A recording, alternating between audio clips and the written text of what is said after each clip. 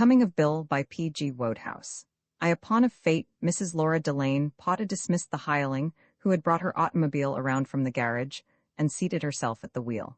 It was her habit to refresh her mind and improve her health by a daily drive between the hours of 2 and 4 in the afternoon. The world knows little of its greatest women, and it is possible that Mrs. Potter's name is not familiar to you. If this is the case, I am pained, but not surprised. It happens only too often that the uplifter of the public mind is balked by a disinclination on the part of the public mind to meet him or her halfway. The uplifter does his share. He produces the uplifting book. But the public, instead of standing still to be uplifted, wanders off to browse on colored supplements and magazine stories. If you are ignorant of Laura Delane Potter's books, that is your affair. Perhaps you are more to be pitied than censured. Nature probably gave you the wrong shape of forehead. Mrs. Potter herself would have put it down to some atavistic tendency or prenatal influence. She put most things down to that. She blamed nearly all the defects of the modern world, from weak intellects to ingrowing toenails, on long-dead ladies and gentlemen who, safe in the family vault, imagined that they had established their alibi. She subpoenaed grandfathers, and even great-grandfathers, to give evidence to show that the reason 20th century Willie squinted or had to spend his winters in Arizona was their own shocking health way back in the days beyond recall. Mrs. Potter's mind worked backward and forward. She had one eye on the past, the other on the future. If she was strong on heredity, she was stronger on the future of the race. Most of her published works dealt with this subject. A careful perusal of them would have enabled the rising generation to select its ideal wife or husband with perfect ease, and in the event of heaven blessing the union, her little volume, entitled The Hygienic Care of the Baby, which was all about germs and how to avoid them, would have ensured the continuance of the direct succession.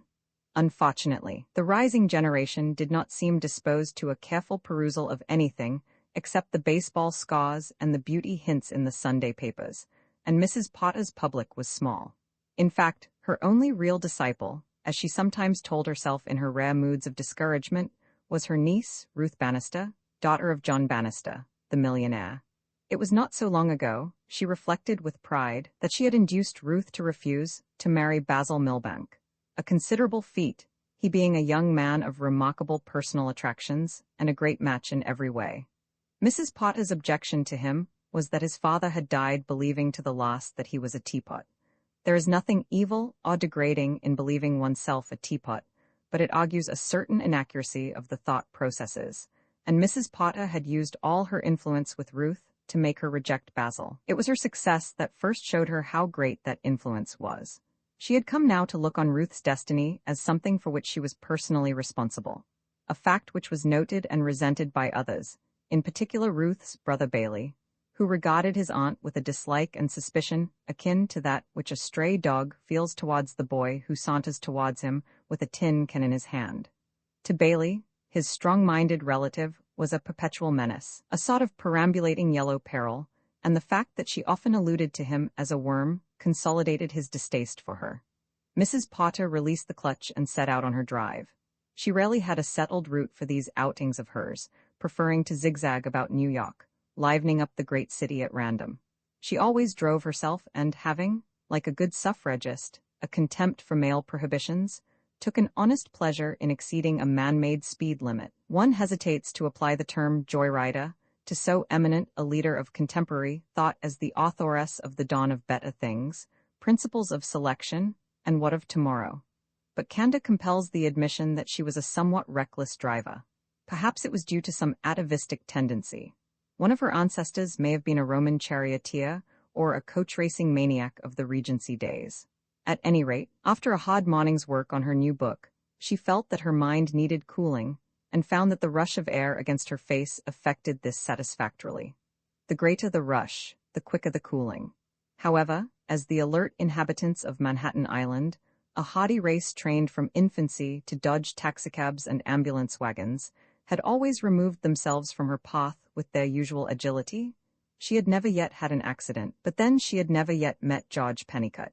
And George, pawn of fate, was even now waiting round the corner to upset her record.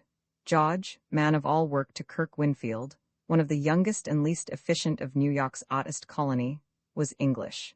He had been in America some little time, but not long enough to accustom his rather unreceptive mind to the fact that, whereas in his native land vehicles kept to the left, in the country of his adoption they kept to the right, and it was still his boneheaded practice, when stepping off the sidewalk, to keep a wary lookout in precisely the wrong direction.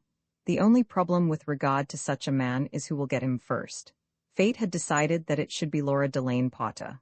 Today, Mrs. Potter, having circled the park in rapid time, turned her car down Central Park West. She was feeling much refreshed by the pleasant air. She was conscious of a glow of benevolence toward her species, not excluding even the young couple she had almost reduced to mincemeat in the neighborhood of 97th Street. They had annoyed her extremely at the time of their meeting by occupying till the last possible moment a part of the road which she wanted herself. On reaching 61st Street, she found her way blocked by a lumbering delivery wagon. She followed it slowly for a while, then, growing tired of being merely a unit in a procession, tugged at the steering wheel and turned to the right. George Pennicott, his anxious eyes raking the middle distance, as usual in the wrong direction, had just stepped off the curb. He received the automobile in the small of the back, uttered a yell of surprise and dismay, performed a few improvised Texas Tommy steps, and fell in a heap. In a situation which might have stimulated another to fervid speech, George Pennicott contented himself with saying, "Goo?" He was a man of few words. Mrs. Potter stopped the car. From all points of the compass, citizens began to assemble, many swallowing their chewing gum in their excitement. One, a devout believer in the inscrutable ways of Providence, told a friend as he ran that only 2 minutes before he had almost robbed himself of this spectacle by going into a moving picture palace. Mrs. Potter was annoyed. She had never run over anything before except a few chickens, and she regarded the incident as a blot on her escutcheon. She was incensed with this idiot who had flung himself before her car, not reflecting in her heat that he probably had a prenatal tendency to this sort of thing, inherited from some ancestor who had played Lost Across in front of hansom cabs in the streets of London. She bent over George and passed experienced hands over his portly form, for this remarkable woman was as competent at first aid as at anything else. The citizens gathered silently round in a circle. "It was your fault," she said to her victim severely. "I accept no liability whatever. I did not run into you. You ran into me. I have a jolly good mind to have you arrested for attempted suicide." This aspect of the affair had not struck Mr. Pennicott. Presented to him in these simple words, it checked the recriminatory speech which, his mind having recovered to some extent from the first shock of the meeting, he had intended to deliver. He swallowed his words, awed. He felt dazed and helpless. Mrs. Potter had that effect upon men. Some more citizens arrived. "No bones broken," reported Mrs. Potter, concluding her examination. "You are exceedingly fortunate. You have a few bruises and one knee is slightly wrenched. Nothing to signify. More frightened than hurt. Where do you live?" "There," said George meekly. "Where?" "Them studios." "No, 90?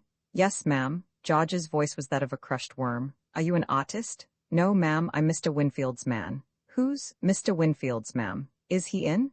"Yes, ma'am, I'll fetch him, and if the policeman comes along and wants to know why you're lying there, mind you tell him the truth that you ran into me." "Yes, ma'am." "Very well, don't forget." "No, ma'am." She crossed the street and rang the bell over which was a card bearing the name of Kirk Winfield. Mr. Pennicott watched her in silence.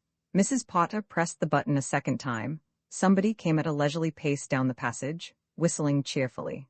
The door opened. It did not often happen to Laura Delane Potter to feel insignificant, least of all in the presence of the opposite sex. She had well-defined views upon man. Yet, in the interval which elapsed between the opening of the door and her first words, a certain sensation of smallness overcame her. The man who had opened the door was not, judged by any standard of regularity of features, handsome. He had a rather boyish face, pleasant eyes set wide apart, and a friendly mouth. He was rather an outsize in young men, and as he stood there, he seemed to fill the doorway. It was this sense of bigness that he conveyed, his cleanness, his magnificent fitness, that for the moment overcame Mrs. Potter. Physical fitness was her gospel. She stared at him in silent appreciation. To the young man, however, her forceful gaze did not convey this quality. She seemed to him to be looking as if she had caught him in the act of endeavoring to snatch her purse. He had been thrown a little off his balance by the encounter. Resource in moments of crisis is largely a matter of preparedness, and a man who, having opened his door in the expectation of seeing a ginger-haired, bow-legged, grinning George Pennicott, is confronted by a masterful woman with eyes like gimlets, may be excused for not guessing that her piercing stare is an expression of admiration and respect. Mrs. Potter broke the silence. It was ever her way to come swiftly to the matter in hand. Mr. Kirk Winfield? Yes. Have you in your employment a red-haired, congenital idiot who ambles about New York in an absent-minded way, as if he were on a desert island? The man I refer to is a short, stout Englishman, clean-shaven, dressed in black. That sounds like George Pennicut. I have no doubt that that is his name. I did not inquire. It did not interest me. My name is Mrs. Laura Delane Potter. This man of yours has just run into my automobile. I beg your pardon? I cannot put it more lucidly. I was driving along the street when this weak-minded person flung himself in front of my car. He is out there now. Kindly come and help him in. Is he hurt? More frightened than hurt. I have examined him. His left knee appears to be slightly wrenched. Kirk Winfield passed a hand over his left forehead and followed her. Like George, he found Mrs. Potter a trifle overwhelming.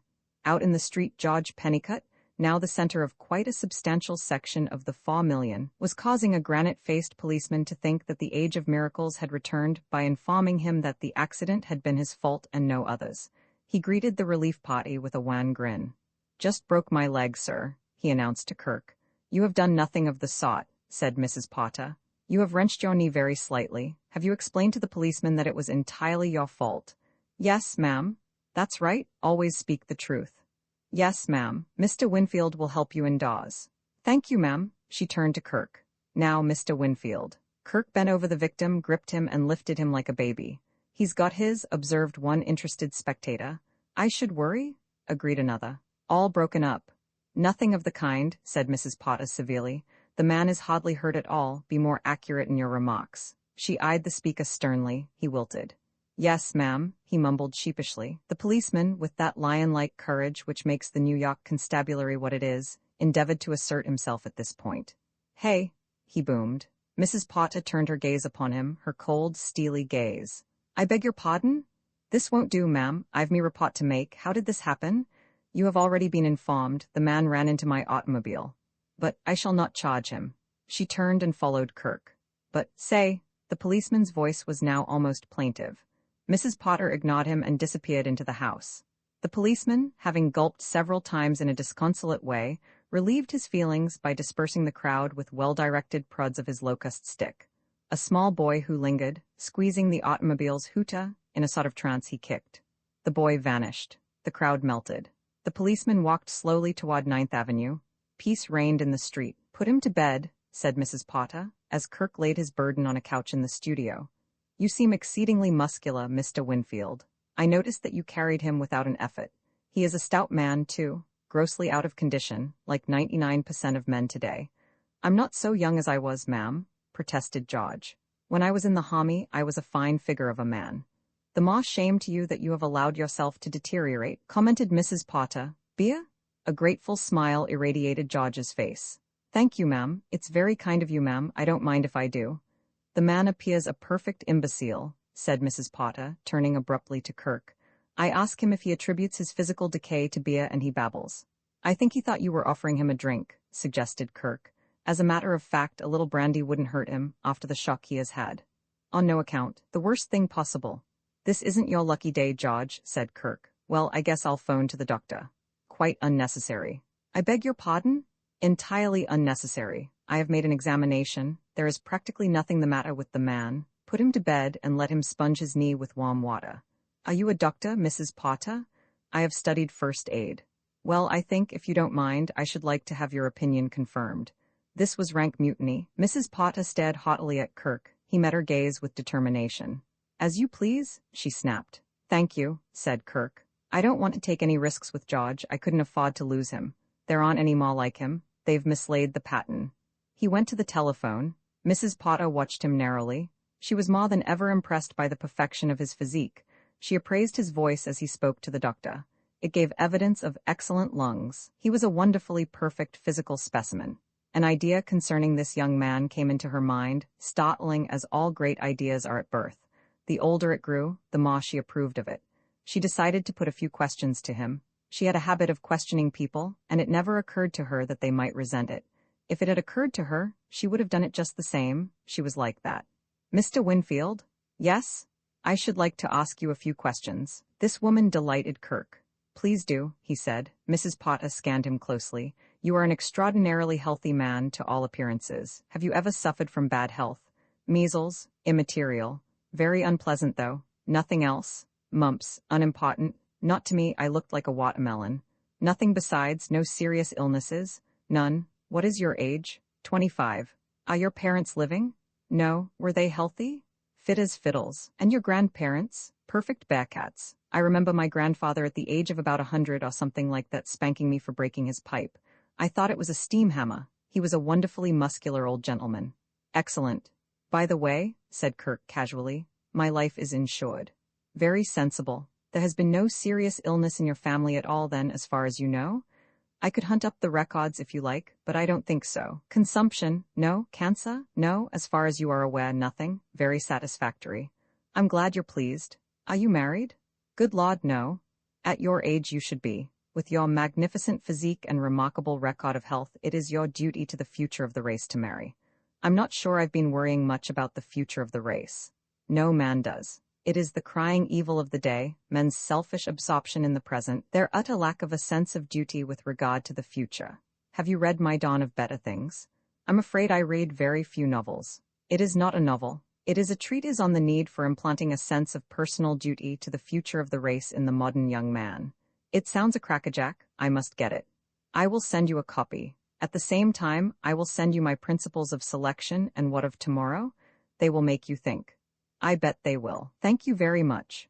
And now, said Mrs. Potter, switching the conversation to the gaping George, you had better put this man to bed. George Pennicut's opinion of Mrs. Potter, to which he was destined to adhere on closer acquaintance, may be recorded. A awful woman, sir, he whispered as Kirk bore him off. Nonsense, George, said Kirk. One of the most entertaining ladies I have ever met. Already I love her like a son, but how she escaped from Bloomingdale beats me. There's been carelessness somewhere. The bedrooms attached to the studio opened off the gallery that ran the length of the east wall. Looking over the edge of the gallery before coming downstairs, Kirk perceived his visitor engaged in a tour of the studio. At that moment, she was examining his masterpiece, Ariadne in Naxos. He had called it that because that was what it had turned into. At the beginning, he had had no definite opinion as to its identity. It was rather a habit with his pictures to start out in a vague spirit of adventure and receive their label on completion. He had an airy and a dashing way in his dealings with the goddess art. Nevertheless, he had sufficient of the artist's soul to resent the fact that Mrs. Potter was standing a great deal too close to the masterpiece to get its full value. You want to stand back a little, he suggested over the rail. Mrs. Potter looked up. Oh, there you are, she said. Yes, here I am, agreed Kirk affably. Is this yours? It is. You painted it? I did. It is poor. It shows a certain feeling for color, but the drawing is weak, said Mrs. Potter. For this wonderful woman was as competent at art criticism as at automobile driving and first aid. Where did you study? In Paris, if you could call it studying. I'm afraid I was not the model pupil. Kindly come down. You are giving me a crick in the neck. Kirk descended. He found Mrs. Potter still regarding the masterpiece with an unfavorable eye. Yes, she said, the drawing is decidedly weak. I shouldn't wonder, assented Kirk. The dealers to whom I've tried to sell it have not said that in so many words, but they've all begged me with tears in their eyes to take the darn thing away, so I guess you're right. Do you depend for a living on the sale of your pictures? Thank heaven, no. I'm the only artist in captivity with a private income. A large income. 'Tis not so deep as a well, nor so wide as a church door, but 'tis enough 'twill serve. All told, about 5,000 iron men per annum. Iron men? Bones? Bones? I should have said dollars. You should. I detest slang. Sorry, said Kirk. Mrs. Potter resumed her tour of the studio. She was interrupted by the arrival of the doctor, a cheerful little old man with the bearing of one sure of his welcome. He was an old friend of Kirk's. Well, what's the trouble? I couldn't come sooner. I was visiting a case. I work. There is no trouble, said Mrs. Potter. The doctor spun round, startled. In the dimness of the studio he had not perceived her. Mr. Winfield's servant has injured his knee very superficially. There is practically nothing wrong with him. I have made a thorough examination. The doctor looked from one to the other. Is the case in other hands? He asked. You bet it isn't, said Kirk. Mrs. Potter just looked in for a family chat and a glimpse of my pictures. You'll find George in bed, first floor on the left upstairs. and a very remarkable sight he is. He is wearing red hair with purple pajamas. Why go abroad when you have not yet seen the wonders of your native land? That night, Laura Delane Potter wrote in the diary which, with that magnificent freedom from human weakness that marked every aspect of her life, she kept all the year round instead of only during the first week in January. This is what she wrote. Worked steadily on my book. It progresses. In the afternoon, an annoying occurrence. An imbecile with red hair placed himself in front of my automobile, fortunately without serious injury to the machine, though the sudden application of the brake cannot be good for the tires. Out of evil, however, came good, for I have made the acquaintance of his employer, a Mr. Winfield, an artist. Mr. Winfield is a man of remarkable physique. I questioned him narrowly, and he appears thoroughly sound. As to his mental attainments, I cannot speak so highly, but all men are fools, and Mr. Winfield is not more so than most. I have decided that he shall marry my dear Ruth. They will make a magnificent pair. An interlude of peace, two events of importance in the small world, which centered round William B. Winfield, occurred at about this time. The first was the entrance of Mamie, the second the exit of Mrs. Potter. Mamie was the last of a series of nurses who came and went in somewhat rapid succession during the early years of the White Hope's life.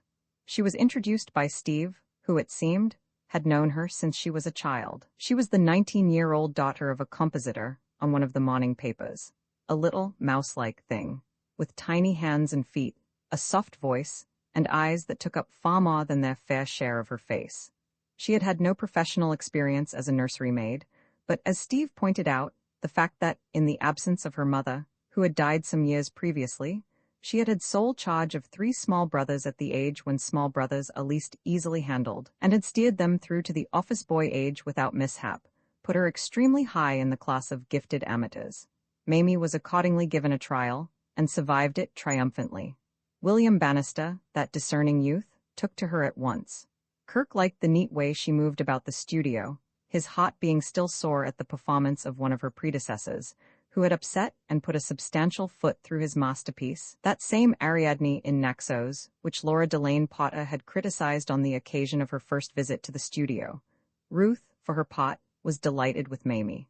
As for Steve, though as an outside member of the firm he cannot be considered to count, he had long ago made up his mind about her. Some time before, when he had found it impossible for him to be in her presence, still less to converse with her, without experiencing a warm, clammy, shooting sensation and a feeling of general weakness similar to that which follows a well-directed blow at the solar plexus, he had come to the conclusion that he must be in love. The furious jealousy which assailed him on seeing her embraced by and embracing a stout person old enough to be her father convinced him of this. The discovery that the stout man actually was her father's brother relieved his mind to a certain extent, but the episode left him shaken. He made up his mind to propose at once and get it over. When Mamie joined the garrison of No. 90 a year later, the dashing feat was still unperformed. There was that about Mamie which unmanned Steve. She was so small and dainty that the ruggedness which had once been his pride seemed to him, when he thought of her, an insuperable defect.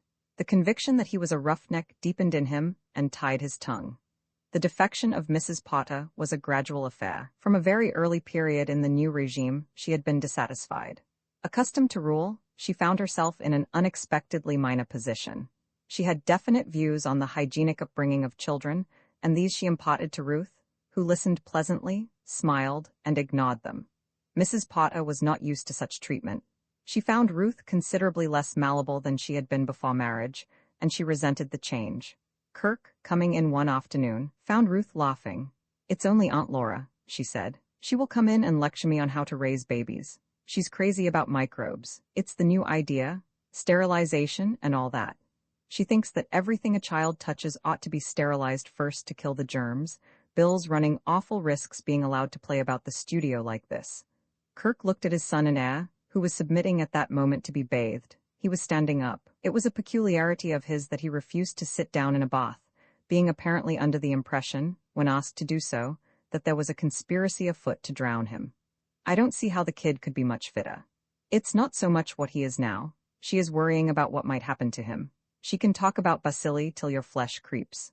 Honestly, if Bill ever did get really ill, I believe Aunt Laura could talk me round to her views about them in a minute. It's only the fact that he is so splendidly well that makes it seem so absurd.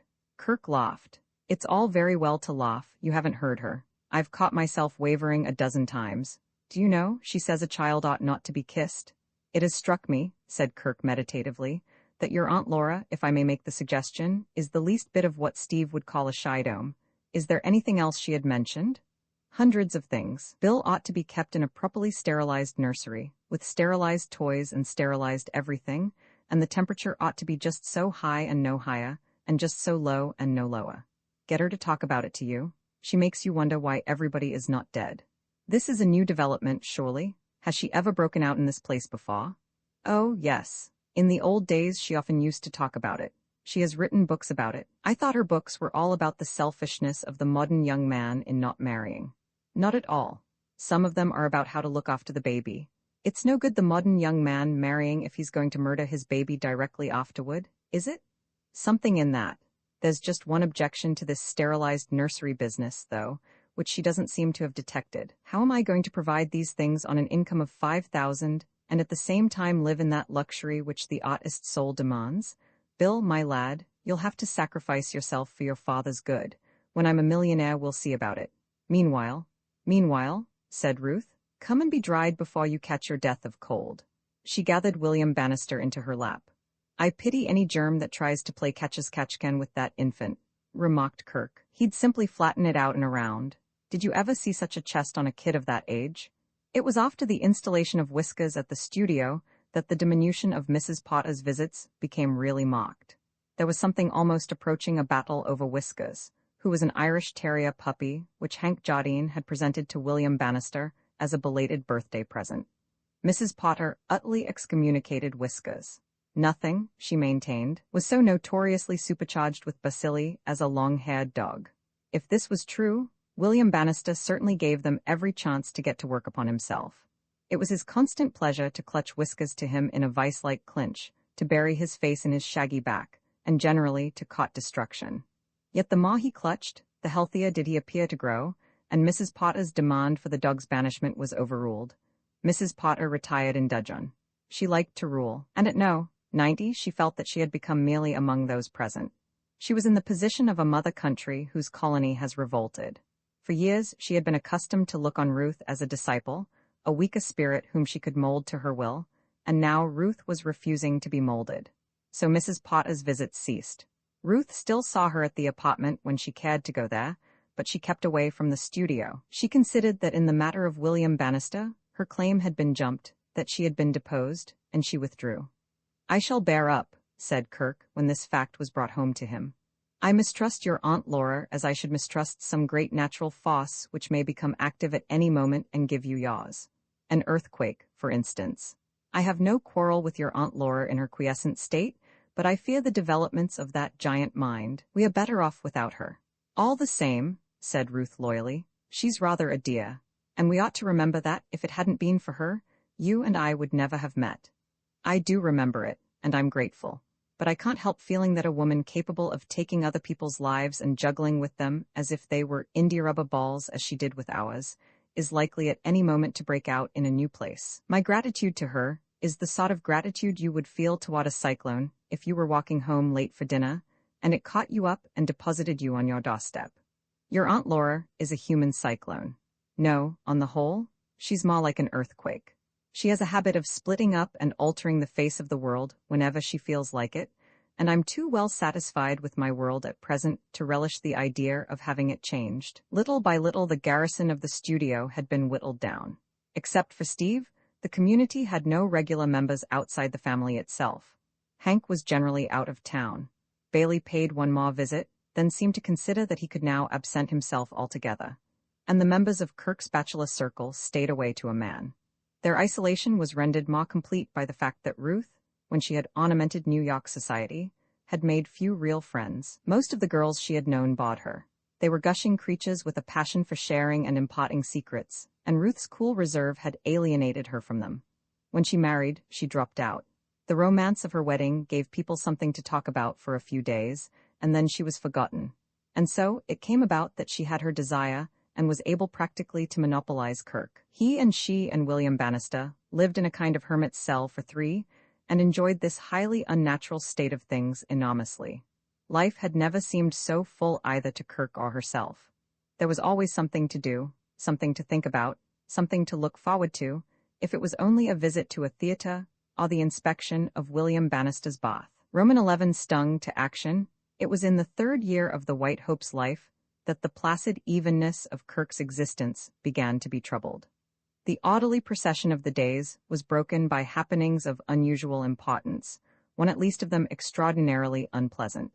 This was the failure of a certain stock in which nearly half of Kirk's patrimony was invested, that capital which had always seemed to him as solid a part of life as the asphalt on which he walked, as unchangeable a part of nature as the air he breathed.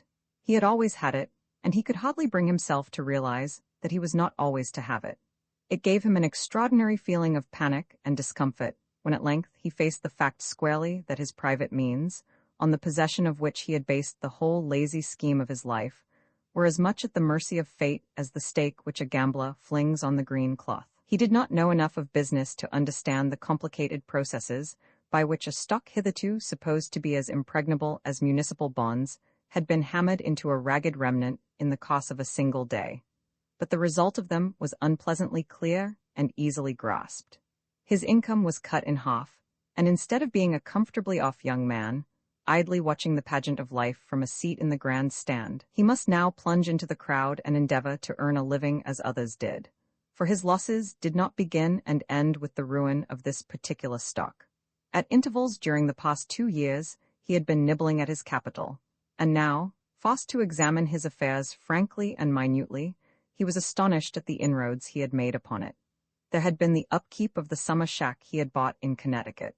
There had been expenses in connection with William Bannister. There had been little treats for Ruth. There had been cigars and clothes and dinners and taxicabs, and all the other trifles which cost nothing but mount up and make a man wander beyond the bounds of his legitimate income. It was borne in upon Kirk, as he reflected upon these things, that the only evidence he had shown of the possession of the artistic temperament had been the joyous carelessness of his extravagance. In that only had he been the artist. It shocked him to think how little honest work he had done during the past 2 years. He had lived in a golden haze into which work had not entered. He was to be shocked still more very soon. Stung to action by his thoughts, he embarked upon a sweeping attack on the stronghold of those who exchange cash for artists' dreams. He ransacked the studio and set out on his mission in a cab bulging with large, small, and medium-sized canvases. Like a wave receding from a breakwater, he returned late in the day, a branded failure. The dealers had eyed his canvases, large, small, and medium-sized, and in direct contravention of their professed object in life, had refused to deal. Only one of them, a man with grimy hands but a moderately golden heart, after passing a sepia thumb over some of the more ambitious works, had offered him $15 for a little sketch which he had made in an energetic moment of William Bannister crawling on the floor. This, the dealer asserted, was the sort of darned mushy stuff the public fell for, and he held it to be worth the 15, but not a cent more. Kirk, humble by now, accepted 3 battered-looking bills and departed. He had a long talk with Ruth that night, and rose from it in the frame of mind which in some men is induced by prayer. Ruth was quite marvelously sensible and sympathetic. "I wanted you," she said in answer to his self-reproaches, "and here we are together. It's simply nonsense to talk about ruining my life and dragging me down. What does it matter about this money? We have got plenty left.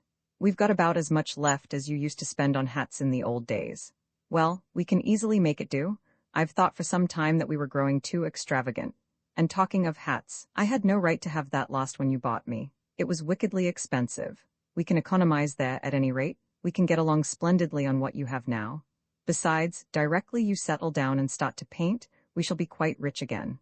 Kirk laughed grimly. "I wish you were a dealer," he said. $15 is what I have managed to extract from them so far. One of the great unwashed on 6th Avenue gave me that for that sketch I did of Bill on the floor, which took you about 3 minutes to do," Ruth pointed out triumphantly. "You see, you're bound to make a fortune if you stick to it." Kirk put his arm round her and gave her a silent hug of gratitude. He had dreaded this talk, and lo, it was putting new life into him. They sat for a few moments in silence. "I don't deserve it," said Kirk at last. Instead of comforting me like this and making me think I'm rather a fine sort of a fellow, you ought to be lashing me with scorpions. I don't suppose any man has ever made such a criminal idiot of himself in this city before. You couldn't tell that this stock was going to fail. No, but I could have done some work these last 3 years and made it not matter whether it failed or not. You can't comfort me out of that knowledge. I knew all along that I was being a waster and a loafer, but I was so happy that I didn't mind. I was so interested in seeing what you and the kid would do next that I didn't seem to have time to work, and the result is that I've gone right back. There was a time when I really could paint a bit. Not much, it's true, but enough to get along with. Well, I'm going to start it again in earnest now, and if I don't make good, well, there's always Hank's offer. Ruth turned a little pale. They had discussed Hank's offer before, but then life had been bright and cloudless and Hank's offer a thing to smile at. Now it had assumed an uncomfortably practical aspect. You will make good, said Ruth. I'll do my best, said Kirk, but even as he spoke his mind was pondering on the proposition which Hank had made. Hank, always flitting from New York into the unknown and back again, had called at the studio one evening, after a long absence, looking sick and tired. He was one of those lean, wiry men whom it is unusual to see in this condition, and Kirk was sympathetic and inquisitive. Hank needed no pressing, he was full of his story. I've been in Colombia, he said. I got back on a fruit steamer this morning. Do you know anything of Colombia? Kirk reflected. Only that there's generally a revolution there, he said. There wasn't anything of that kind this trip except in my interior. Hank pulled thoughtfully at his pipe. The odor of his remarkable brand of tobacco filled the studio. I've had a Hades of a time, he said simply. Kirk looked at him curiously. Hank was in a singularly chastened mood tonight. What took you there? Gold. Gold? Mining? Hank nodded. I didn't know there were gold mines in that part of the world, said Kirk. There are. The gold that filled the holds of Spanish galleons in the 16th century came from Colombia. The place is simply stiff with old Spanish relics, but surely the mines must have been worked out ages ago. Only on the surface. Kirk laughed. How do you mean, only on the surface? Explain. I don't know a thing about gold except that getting it out of picture dealers is like getting blood out of a turnip. It's simple enough. The earth hods its gold in 2 ways. There's auriferous rock and auriferous dirt. If the stuff is in the rock, you crush it. If it's in the dirt, you wash it. It sounds simple. It is. The difficult part is finding it. And you have done that? I have, or I'm practically certain I have. At any rate, I know that I have discovered the ditches made by the Spaniards 300 years ago. If there was gold there in those days, there is apt to be gold there now. Only it isn't on the surface any longer. They cleaned up as far as the surface is concerned, so I have to sink shafts and dig tunnels. I see. It isn't so simple as it used to be. It is, practically, if you have any knowledge of mining. Well, what's your trouble? Asked Kirk. Why did you come back? Why aren't you out there grabbing it with both hands and getting yourself into shape to be a walking gold mine to your friends? I don't like to see this idle spirit in you, Hank. Hank smoked long and thoughtfully. Kirk, he said suddenly. Well, Hank shook his head. No, it's no good. What is no good? What do you mean? I came back, said Hank, suddenly lucid, with a wild notion of getting you to come in with me on this thing. What, go to Colombia with you? Hank nodded. But of course, it's not possible. It's no job for a married man. Why not? If this gold of yours is just lying about in heaps, it seems to me that a married man is exactly the man who ought to be around grabbing it. Or do you believe that old yarn about 2 being able to live as cheaply as 1? Take it from me, it's not so. If there is gold waiting to be gathered up in handfuls, me for it. When do we start? Can I bring Ruth and the kid? I wish we could start. If I could have had you with me these last few months, I'd never have quit. But I guess it's out of the question. You've no idea what sort of an inferno it is, and I won't let you come into it with your eyes shut. But if ever you are in a real tight corner, let me know. It might be worth your while then to take a few risks. Oh, there are risks. Risks? My claims are located along the Atrato River in the Choco district. Does that convey anything to you? Not a thing. The workings are 300 miles inland. Just 300 miles of pure Hades. You can get all the fevers you ever heard of, and a few more. I got most of them last trip. I thought you were looking pretty bad. I ought to be. I've swallowed so much quinine since I saw you last that my ears are buzzing still. And then there are the insects. They all bite. Some bite worse than others, but not much. Darn it. Even the butterflies bite out there. Every animal in the country has some other animal constantly chasing it until a white man comes along, when they call a truce and both chase him. And the vegetation is so thick and grows so quickly that you have to cut down the jungle about the workings every few days or so to avoid being swamped by it. Otherwise, finished Hank, refilling his pipe and lighting it. The place is a pretty good kind of summer resort. And you're going back to it? Back to the quinine and the beasts and the butterflies? Sure, the gold runs up to $20 the cubic yard and is worth $18 an ounce. When are you going? I'm in no hurry. This year, next year, sometime, never. No, not never, call it sometime. And you want me to come too? I would give half of whatever there is in the mine to have you come. But things being as they are, well, I guess we can call it off. Is there any chance in the world, Kirk, of your ever ceasing to be a bloated capitalist? Could any of your stocks go back on you? I doubt it. They're pretty gilt-edged, I fancy, though I've never studied the question of stocks. My little gold mine isn't in the same class with yours, but it's as solid as a rock, and no fevers and insects attached to it, either. And now the gold mine had proved of less than rock-like solidity. The most gilt-edged of all the stocks had failed. The capitalist had become in one brief day the struggling artist. Hank's proposal seemed a good deal less fantastic now to Kirk as he prepared for his second onslaught, the grand attack, on the stronghold of those who bought art with gold. Roman 12, a climax one afternoon. About 2 weeks later, Kirk, returning to the studio from an unprofitable raid into the region of the dealers, found on the table a card bearing the name of Mrs. Robert Wilbur. This had been crossed out, and beneath it, in a straggly hand, the name Miss Wilbur had been written. The phenomenon of a caller at the cell of the two hermits was so strange that he awaited Ruth's arrival with more than his customary impatience. She would be able to identify the visitor. George Pennicutt, questioned on the point, had no information of any value to impart. A very pretty young lady she was, said George, with what you might call a lively manner. She had seemed disappointed at finding nobody at home. No, she had left no message. Ruth, arriving a few moments later, was met by Kirk with the card in his hand. "Can you throw any light on this?" he said. "Who is Miss Wilbur, who has what you might call a lively manner and appears disappointed when she does not find us at home?" Ruth looked at the card. "Sybil Wilbur? I wonder what she wants." "Who is she? Let's get that settled first." "Oh, she's a girl I used to know. I haven't seen her for 2 years. I thought she had forgotten my existence." "Call her up on the phone. If we don't solve this mystery, we shan't sleep tonight. It's like Robinson Crusoe and the footprint." Ruth went to the telephone. After a short conversation, she turned to Kirk with sparkling eyes and the air of one with news to impart. "Kirk, she wants you to paint her portrait." "What? She's engaged to Bailey, just got engaged, and the first thing she does is to insist on his letting her come to you for her portrait." Ruth bubbled with laughter. "It's to be a birthday present for Bailey, and Bailey has got to pay for it. That's so exactly like Sybil." "I hope the portrait will be. She's taking chances. I think it's simply sweet of her. She's a real friend." "At fairly long intervals, apparently. Did you say you had not seen her for 2 years?" "She is an erratic little thing with an awfully good heart. I feel touched at her remembering us." "Oh, Kirk, you must do a simply wonderful portrait, something that everybody will talk about, and then our fortune will be made. You will become the only painter that people will go to for their portraits." Kirk did not answer. His experiences of late had developed in him an unwanted mistrust of his powers. To this was added the knowledge that, except for an impressionist study of Ruth for private exhibition only, he had never attempted a portrait.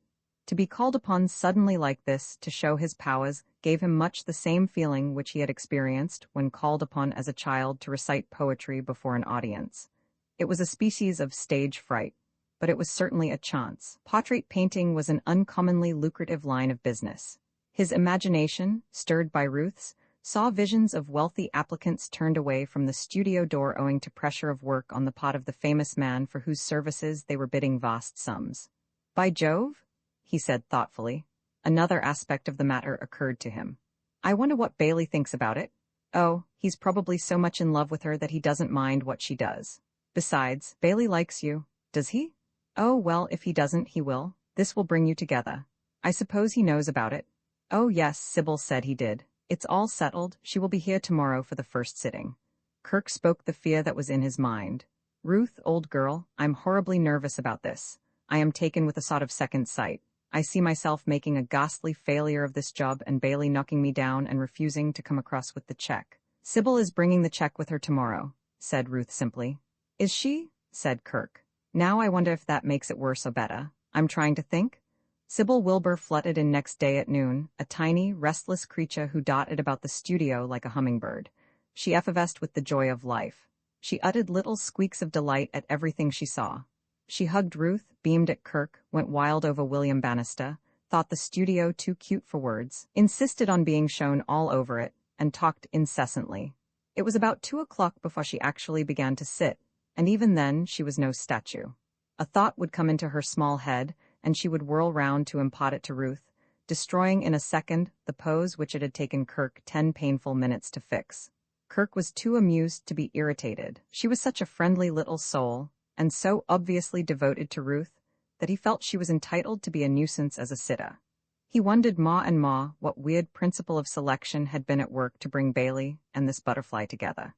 He had never given any deep thought to the study of his brother-in-law's character, but from his small knowledge of him, he would have imagined someone a trifle more substantial and serious as the ideal wife for him.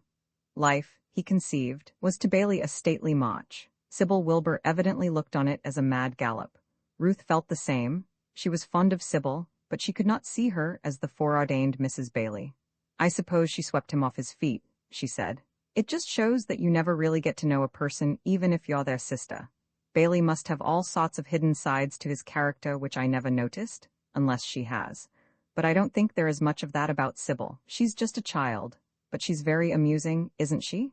She enjoys life so furiously. I think Bailey will find her rather a handful. Does she ever sit still, by the way? If she is going to act right along as she did today, this portrait will look like that cubist picture of the dance at the spring." As the sittings went on, Miss Wilbur consented gradually to simmer down, and the portrait progressed with a fair amount of speed. But Kirk was conscious every day of a growing sensation of panic. He was trying his very hardest, but it was bad work, and he knew it. His hand had never had very much cunning, but what it had lost in the years of his idleness. Every day showed him more clearly that the portrait of Miss Wilbur, on which so much depended, was an amateurish daub. He worked doggedly on, but his heart was cold with that chill that grips the artist when he looks on his work and sees it to be bad. At last it was finished. Ruth thought it splendid. Sybil Wilbur pronounced it cute, as she did most things. Kirk could hardly bear to look at it. In its finished state, it was worse than he could have believed possible. In the old days, he had been a fair painter with one or two bad faults. Now the faults seemed to have grown like weeds, choking whatever of merit he might once have possessed.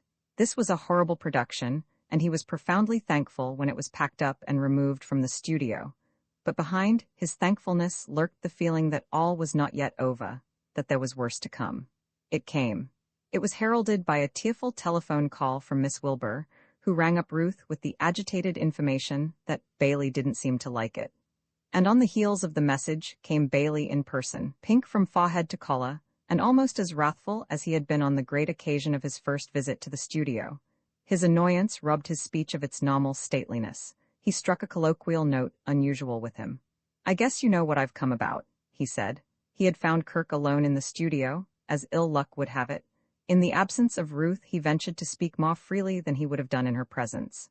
"It's an infernal outrage," he went on. "I've been stung, and you know it." Kirk said nothing. His silence infuriated Bailey. "It's the portrait I'm speaking about, the portrait, if you have the nerve to call it that, of Miss Wilbur. I was against her sitting to you from the first, but she insisted. Now she's sorry." "It's as bad as all that, is it?" said Kirk dully. He felt curiously indisposed to fight. A listlessness had gripped him. He was even a little sorry for Bailey. He saw his point of view and sympathized with it. "Yes," said Bailey fiercely. "It is, and you know it." Kirk nodded. Bailey was quite right, he did know it. "It's a joke," went on Bailey shrilly. "I can't hang it up, people would laugh at it. And to think that I paid you all that money for it. I could have got a real artist for half the price." "That is easily remedied," said Kirk. "I will send you a check tomorrow." Bailey was not to be appeased. The venom of more than 3 years cried out for utterance. He had always held definite views upon Kirk, and heaven had sent him the opportunity of expressing them. "Yes, I dare say," he said contemptuously. "That would settle the whole thing, wouldn't it? What do you think you are, a millionaire, talking as if that amount of money made no difference to you? Where does my sister come in? How about Ruth? You sneak her away from her home and then—" Kirk's lethargy left him. He flushed. "I think that will be about all, Bannister," he said. He spoke quietly, but his voice trembled. But Bailey's long-damned hatred, having at last found an outlet, was not to be checked in a moment. "Will it? Will it? The hell it will. Let me tell you that I came here to talk straight to you, and I'm going to do it. It's about time you had your darned dime novel romance shown up to you the way it strikes somebody else. You think you're a tremendous, dashing 20th-century young Lochinvar, don't you? You thought you had done a pretty smooth bit of work when you sneaked Ruth away. You haven't enough backbone in you even to make a bluff at working to support her. You're just what my father said you were, a loafer who pretends to be an artist. You've got away with it up to now, but you've shown yourself up at last. You damned waster? Kirk walked to the door and flung it open. You're perfectly right, Bannister, he said quietly. Everything you have said is quite true. And now would you mind going? I've not finished yet. Yes, you have. Bailey hesitated. The first time frenzy had left him, and he was beginning to be a little ashamed of himself for having expressed his views in a manner which, though satisfying, was, he felt, less dignified than he could have wished. He looked at Kirk, who was standing stiffly by the door. Something in his attitude decided Bailey to leave well alone. Such had been his indignation, that it was only now that for the first time it struck him that his statement of opinion had not been made without considerable bodily danger to himself. Jawed nerves had stood him in the stead of courage, but now his nerves were soothed and he saw things clearly. He choked down what he had intended to say and walked out. Kirk closed the door softly behind him and began to pace the studio floor as he had done on that night when Ruth had fought for her life in the room upstairs. His mind worked slowly at first. Then, as it cleared, he began to think more and more rapidly, till the thoughts leaped and ran like tongues of fire scorching him. It was all true. That was what hurt. Every word that Bailey had flung at him had been strictly just. He had thought himself a fine, romantic fellow. He was a waster and a loafer who pretended to be an artist. He had thrown away the little talent he had once possessed. He had behaved shamefully to Ruth, shirking his responsibilities and idling through life. He realized it now, when it was too late. Suddenly, through the chaos of his reflections, there shone out clearly one coherent thought, the recollection of what Hank Jardine had offered to him. If ever you are in a real tight corner, his brain cleared. He sat down calmly to wait for Ruth. His mind was made up. Hank's offer was the way out, the only way out, and he must take it. I empty-handed the steamship Santa Barbara, of the United Fruit Line, moved slowly through the glittering water of the bay on her way to dock. Out at quarantine earlier in the morning there had been a mist, through which passing ships loomed up vague and shapeless, but now the sun had dispersed it, and a perfect May morning welcomed the Santa Barbara home. Kirk leaned on the rail, looking with dull eyes on the city he had left a year before. Only a year? It seemed 10. As he stood there he felt an old man. A drummer, a cheery soul who had come aboard at Puerto Rico, sauntered up, beaming with well-being and good fellowship. "Looks pretty good, sir," said he. Kirk did not answer, he had not heard. "Some Borg," ventured the drummer. Again encountering silence, he turned away, hurt. This churlish attitude on the part of one returning to God's country on one of God's own mornings surprised and wounded him. To him all was right with the world. He had breakfasted well, he was smoking a good cigar, and he was strong in the knowledge that he had done well by the firm this trip and that bookcase were due to be handed to him in the office on Lower Broadway. He was annoyed with Kirk for having cast even a tiny cloud upon his contentment. He communicated his feelings to the third officer, who happened to come on deck at that moment. "Say, who is that guy?" he asked complainingly. "The big son of a gun landing on the rail. Seems like he'd got a hangover this morning. Is he deaf and dumb or just plain grouchy?" The third officer eyed Kirk's back with sympathy. "I shouldn't worry him, Freddie," he said. "I guess if you had been up against it like him you'd be shy on the small talk. That's a fellow called Winfield. They carried him on board at Colon. He was about all in. Got fever in Colombia, inland at the mines, and nearly died. His pal did die. Ever met Hank Jardine? Long, thin man." The other nodded. "One of the best. He made 2 trips with us." "And he's dead? Died of fever away back in the interior where there's nothing much else except mosquitoes. He and Winfield went in there after gold. Did they get any?" asked the drummer, interested. The third officer spat disgustedly over the rail. "You ask Winfield, or rather don't, because I guess it's not his pet subject. He told me all about it when he was getting better. There was gold there, all right, in chunks. It only needed to be dug for. And somebody else did the digging. Of all the skin games, it made me pretty hot under the collar, and it wasn't me that was stung. Out there you can't buy land if you're a foreigner. You have to lease it from the natives. Poor old Hank leased his bit, all right, and when he'd got to his claim, he found somebody else working on it. It seemed there had been a flaw in his agreement, and the owners had let it over his head to these other guys, who had slipped them more than what Hank had done. What did he do? He couldn't do anything. They were the right side of the law, or what they call law out there. There was nothing to do except beat it back again 300 miles to the coast. That's where they got the fever which finished Hank. So you can understand, concluded the third officer, that Mr. Winfield isn't in what you can call a sunny mood. If I were you, I'd go and talk to someone else, if conversation's what you need. Kirk stood motionless at the rail, thinking. It was not what was past that occupied his thoughts, as the third officer had supposed, it was the future. The fallen hope had failed. He was limping back to Ruth, wounded and broken. He had sent her a wireless message. She would be at the dock to meet him. How could he face her? Fate had been against him, it was true, but he was in no mood to make excuses for himself. He had failed. That was the beginning and the end of it. He had set out to bring back wealth and comfort to her, and he was returning empty-handed. That was what the immediate future held, the meeting with Ruth. And after? His imagination was not equal to the task of considering that. He had failed as an artist. There was no future for him there. He must find some other work. But he was fit for no other work. He had no training. What could he do in a city where keenness of competition is a tradition? It would be as if an unarmed man should attack a fortress. The thought of the years he had wasted was very bitter. Looking back, he could see how fate had tricked him into throwing away his one talent. He had had promise. With hard work, he could have become an artist, a professional, a man whose work was worth money in the open market. He had never had it in him to be a great artist, but he had had the facility which goes to make a good worker of the second class.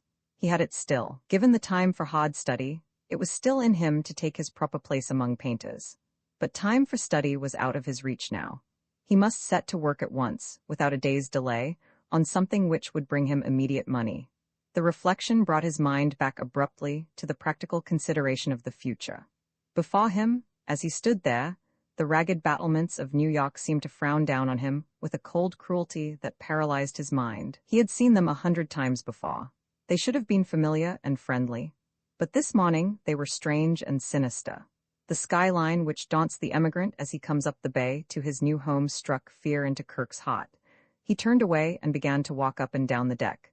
He felt tired and lonely. For the first time he realized just what it meant to him that he should never see Hank again. It had been hard, almost impossible, till now to force his mind to face that fact. He had winced away from it. But now it would not be avoided. It fell upon him like a shadow. Hank had filled a place of his own in Kirk's life. Theirs had been one of those smooth friendships which absence cannot harm. Often they had not seen each other for months at a time. Indeed, now that he thought of it, Hank was generally away, and he could not remember that they had ever exchanged letters. Yet even so there had been a bond between them which had never broken. And now Hank had dropped out. Kirk began to think about death. As with most men of his temperament, it was a subject on which his mind had seldom dwelt, never for any length of time. His parents had died when he was too young to understand, and circumstances had shielded him from the shadow of the great mystery.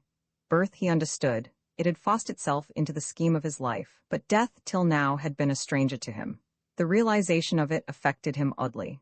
In a sense he found it stimulating, not stimulating as birth had been, but more subtly. He could recall vividly the thrill that had come to him with the birth of his son. For days he had walked as one in a trance. The world had seemed unreal, like an opium smoker's dream. There had been magic everywhere. But death had exactly the opposite effect. It made everything curiously real, himself most of all. He had the sensation, as he thought of Hank, of knowing himself for the first time. Somehow he felt strengthened, braced for the fight, as a soldier might who sees his comrade fall at his side. There was something almost vindictive in the feeling that came to him. It was too vague to be analyzed, but it filled him with a desire to fight, gave him a sense of determination of which he had never before been conscious. It toughened him, and made the old, easygoing Kirk Winfield seem a stranger at whom he could look with detachment and a certain contempt. As he walked back along the deck, the battlements of the city met his gaze once more, but now they seemed less formidable. In the leisurely fashion of the homecoming ship, the Santa Barbara slid into her dock. The gangplank was thrust out. Kirk walked ashore. For a moment he thought that Ruth had not come to meet him. Then his heart leaped madly. He had seen her. There are worse spots in the world than the sheds of the New York customs, but few more desolate. Yet to Kirk just then, the shadowy vastness seemed a sunlit garden. A flame of happiness blazed up in his mind, blotting out in an instant the forebodings which had lurked there like evil creatures in a dark vault. The future, with its explanations and plans, could take care of itself. Ruth was a thing of the present. He put his arms round her and held her. The friendly drummer, who chanced to be near, observed them with interest and a good deal of pleasure. The third officer's story had temporarily destroyed his feeling that all was right with the world, and his sympathetic heart welcomed this evidence that life held compensations even for men who had been swindled out of valuable gold mines. I guess he's not feeling so worse, after all, he mused, and went on his way with an easy mind to be fawned upon by his grateful firm. Ruth was holding Kirk at arm's length, her eyes full of tears at the sight. You poor boy, how thin you are. I had fever. It's an awful place for fever out there. Kirk? Oh, I'm all right now. The voyage set me up. They made a great fuss over me on board. Ruth's hand was clinging to his arm. He squeezed it against his side. It was wonderful to him, this sense of being together again after these centuries of absence. It drove from his mind the thought of all the explanations which sooner or later he had got to make. Whatever might come after, he would keep this moment in his memory golden and untarnished. Don't you worry about me, he said. Now that I've found you again, I'm feeling better than I ever did in my life. You wait till you see me sparring with Steve tomorrow. By the way, how is Steve? Splendid. And Bill? Ruth drew herself up haughtily. You dare to ask about your son after Steve? How clumsy that sounds. I mean, you dare to put Steve before your son? I believe you've only just realized that you have a son. I've only just realized there's anybody or anything in the world except my wife. Well, after that I suppose I've got to forgive you. Since you have asked after Bill at last, I may tell you that he's very well indeed. Kirk's eyes glowed. He ought to be a great kid by now. He is? And Mamie, have you still got her? I wouldn't lose her for a million. And Whiskers? I'm afraid Whiskers is gone. Not dead? No, I gave him away. For heaven's sake, why? Well, dear, the fact is I've come around to Aunt Laura's way of thinking. About germs? Kirk laughed, the first real laugh he had had for a year. That insane fad of hers. Ruth was serious. I have, she said. We're taking a great deal more care of Bill than in the old days. I hate to think of the way I used to let him run around wild then. He might have died. What nonsense? He was simply bursting with health all the time. I had a horrible shock after you left, Ruth went on. The poor little fellow was awfully ill with some kind of a fever. The doctor almost gave him up. Good heavens! Aunt Laura helped me to nurse him, and she made me see how I had been exposing him to all sorts of risks, and well, now we guard against them. There was a silence. I grew to rely on her a great deal, Kirk, when you were away. You know I always used to before we were married. She's so wonderfully strong. And then when your letters stopped coming, there aren't any postal arrangements out there in the interior. It was the worst part of it, not being able to write to you or hear from you. Heavens, what an exile I've been this last year. Anything may have happened. Perhaps something has, said Ruth mysteriously. What do you mean? Wait and see. Oh, I know one thing that has happened. I've been looking at you all this while trying to think what it was. You've grown a beard and it looks perfectly horrid. Sheer laziness. It shall come off this very day. I knew you would hate it. I certainly do. It makes you look so old. Kirk's face clouded. I feel old. For the first time since he had left the ship, the memory of Hank had come back to him. The sight of Ruth had driven it away, but now it swept back on him. The golden moment was over. Life with all its troubles and its explanations and its burdening sense of failure must be faced. What's the matter? Asked Ruth, startled by the sudden change. I was thinking of poor old Hank. Where is Mr. Jardine? Didn't he come back with you? He's dead, dear, said Kirk gently. He died of fever while we were working our way back to the coast. Oh, it was the idea of death that shocked Ruth, not the particular manifestation of it. Hank had not touched her life. She had begun by disliking him, and ended by feeling for him the tolerant sort of affection which she might have bestowed upon a dog or a cat. Hank as a man was nothing to her, and she could not quite keep her indifference out of her voice. It was only later, when he looked back on this conversation, that Kirk realized this. At the moment he was unconscious of it, significant as it was of the fact that there were points at which his mind and Ruth's did not touch. When Ruth spoke again, it was to change the subject. Well, Kirk, she said, have you come back with your trunk crammed with nuggets? You haven't said a word about the mine yet, and I'm dying to know. He groaned inwardly. The moment he had been dreading had arrived more swiftly than he had expected.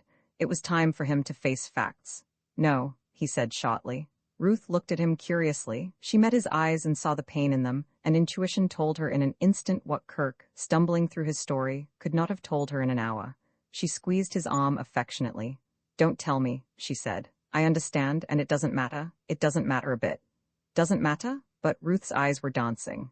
Kirk, dear, I've something to tell you. Wait till we get outside.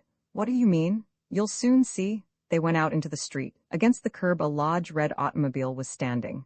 The chauffeur touched his cap as he saw them. Kirk stared at him dumbly. In you get, dear, said Ruth. She met his astonished gaze with a smile of triumph. This was her moment, the moment for which she had been waiting. The chauffeur started the machine. I don't understand. Whose car is this? Mine, yours, ours. Oh, Kirk, darling. I was so afraid that you would come back bulging with a fortune that would make my little one look like nothing. But you haven't, and it's just splendid. She caught his hand and pressed it. It's simply sweet of you to look so astonished. I was hoping you would. This car belongs to us, and there's another just as big besides, and a house, and, oh, everything you can think of. Kirk, dear, we've nothing to worry us any longer. We're rich. Roman 2 an unknown path. Kirk blinked. He closed his eyes and opened them again. The automobile was still there, and he was still in it. Ruth was still gazing at him with the triumphant look in her eyes. The chauffeur, silent emblem of a substantial bank balance, still sat stiffly at the steering wheel. Rich, Kirk repeated. Rich, Ruth assured him. I don't understand. Ruth's smile faded. Poor father? Your father? He died just after you sailed, just before Bill got ill. She gave a little sigh. Kirk, how odd life is. But it was terrible. It was some kind of a stroke. He had been working too hard and taking no exercise. You know, when he sent Steve away that time, he didn't engage anybody else in his place. He went back to his old way of living, which the doctor had warned him against. He worked and worked until one day, Bailey says, he fainted at the office. They brought him home, and he just went out like a burned-out candle. I went to him, but for a long time he wouldn't see me. Oh, Kirk, the hours I spent in the library hoping that he would let me come to him. But he never did till right at the end. Then I went up and he was dying. He couldn't speak. I don't know now how he felt toward me at the last. I kissed him. He was all shrunk to nothing. I had a horrible feeling that I had never been a real daughter to him. But, you know, he made it difficult, awfully difficult. And then he died. Bailey was on one side of the bed and I was on the other, and the nurse and the doctor were whispering outside the door. I could hear them through the transom.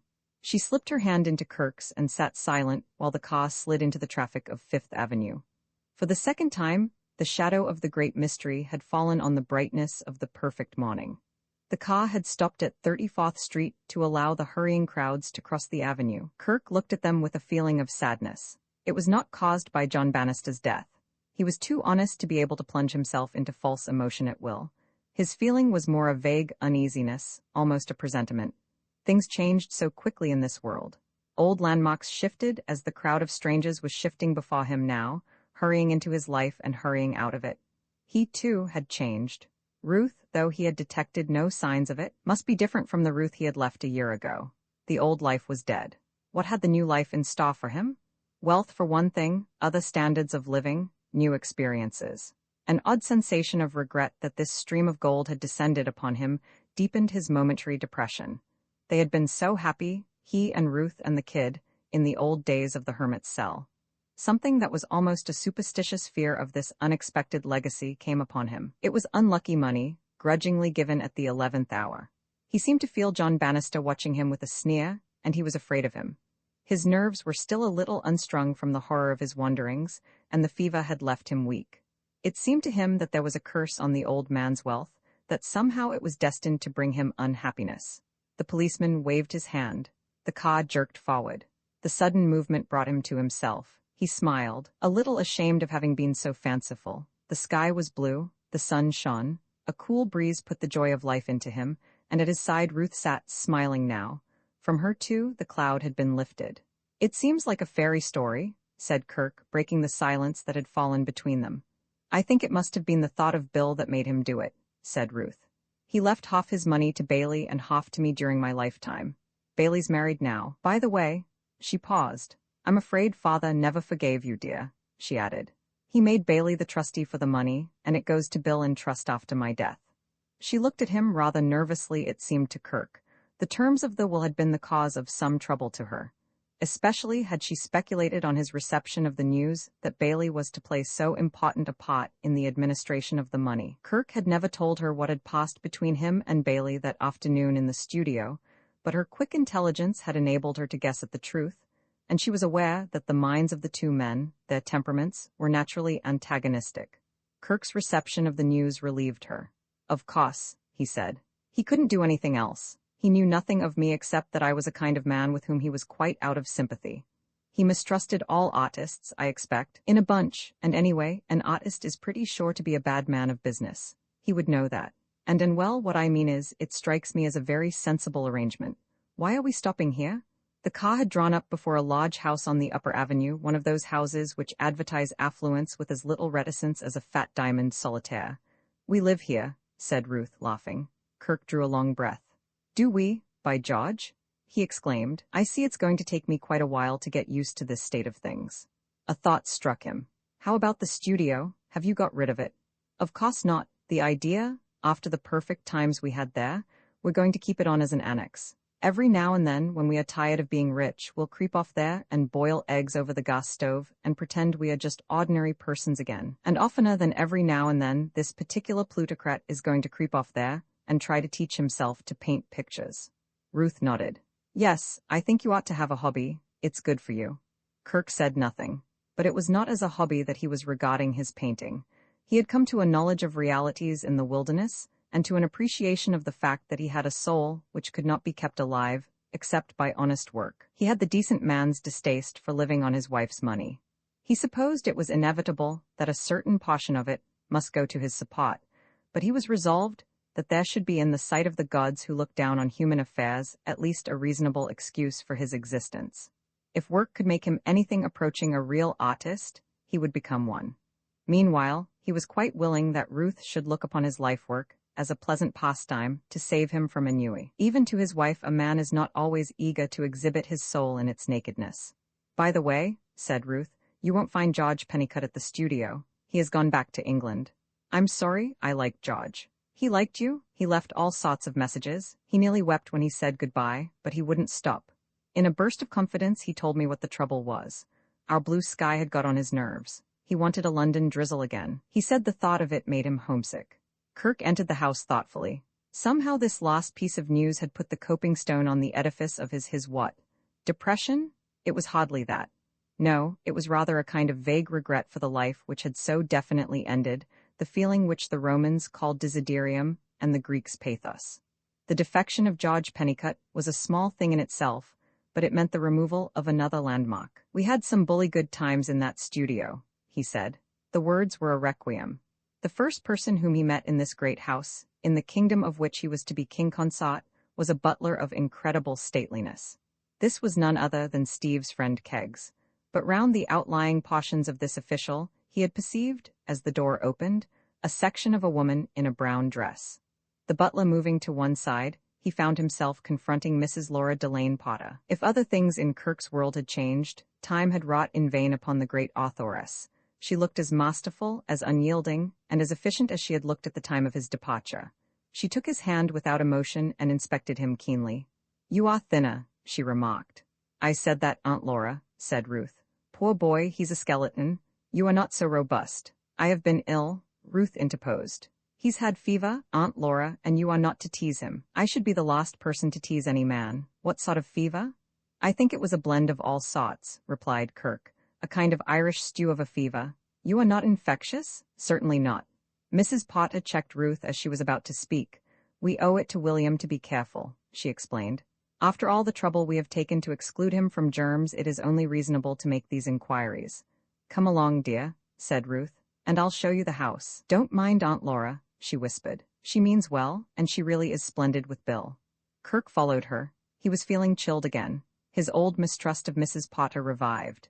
If their brief interview was to be taken as evidence, she seemed to have regained entirely her old ascendancy over Ruth. He felt vaguely uneasy, as a man might who walks in a powder magazine.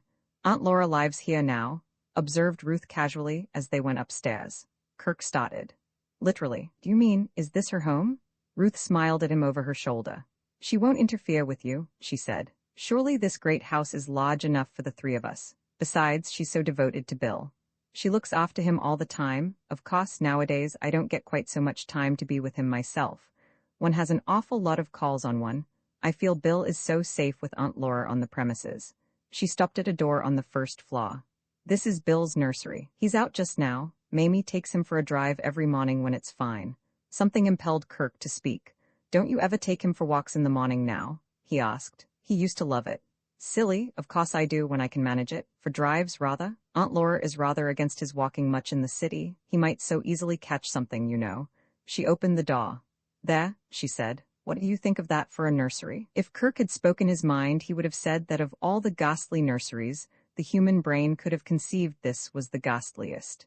It was a large, square room, and to Kirk's startled eyes had much the appearance of an operating theater at a hospital. There was no carpet on the tiled floor. The walls, likewise tiled, were so bare that the eye ached contemplating them. In the corner by the window stood the little white cot. Beside it on the wall hung a large thermometer. Various knobs of brass decorated the opposite wall. At the farther end of the room was a bath, complete with shower and all the other apparatus of a modern tub. It was probably the most horrible room in all New York. "Well, what do you think of it?" demanded Ruth proudly. Kirk gazed at her, speechless. This, he said to himself, was Ruth, his wife, who had housed his son in the spare bedroom of the studio and allowed a shaggy Irish terrier to sleep on his bed, who had permitted him to play by the hour in the dust of the studio floor, who had even assisted him to do so by descending into the dust herself in the role of a bear or a snake. What had happened to this world from which he had been absent but one short year? Was everybody mad, or was he hopelessly behind the times? Well, Ruth reminded him. Kirk eyed the dreadful room. "It looks clean," he said at last.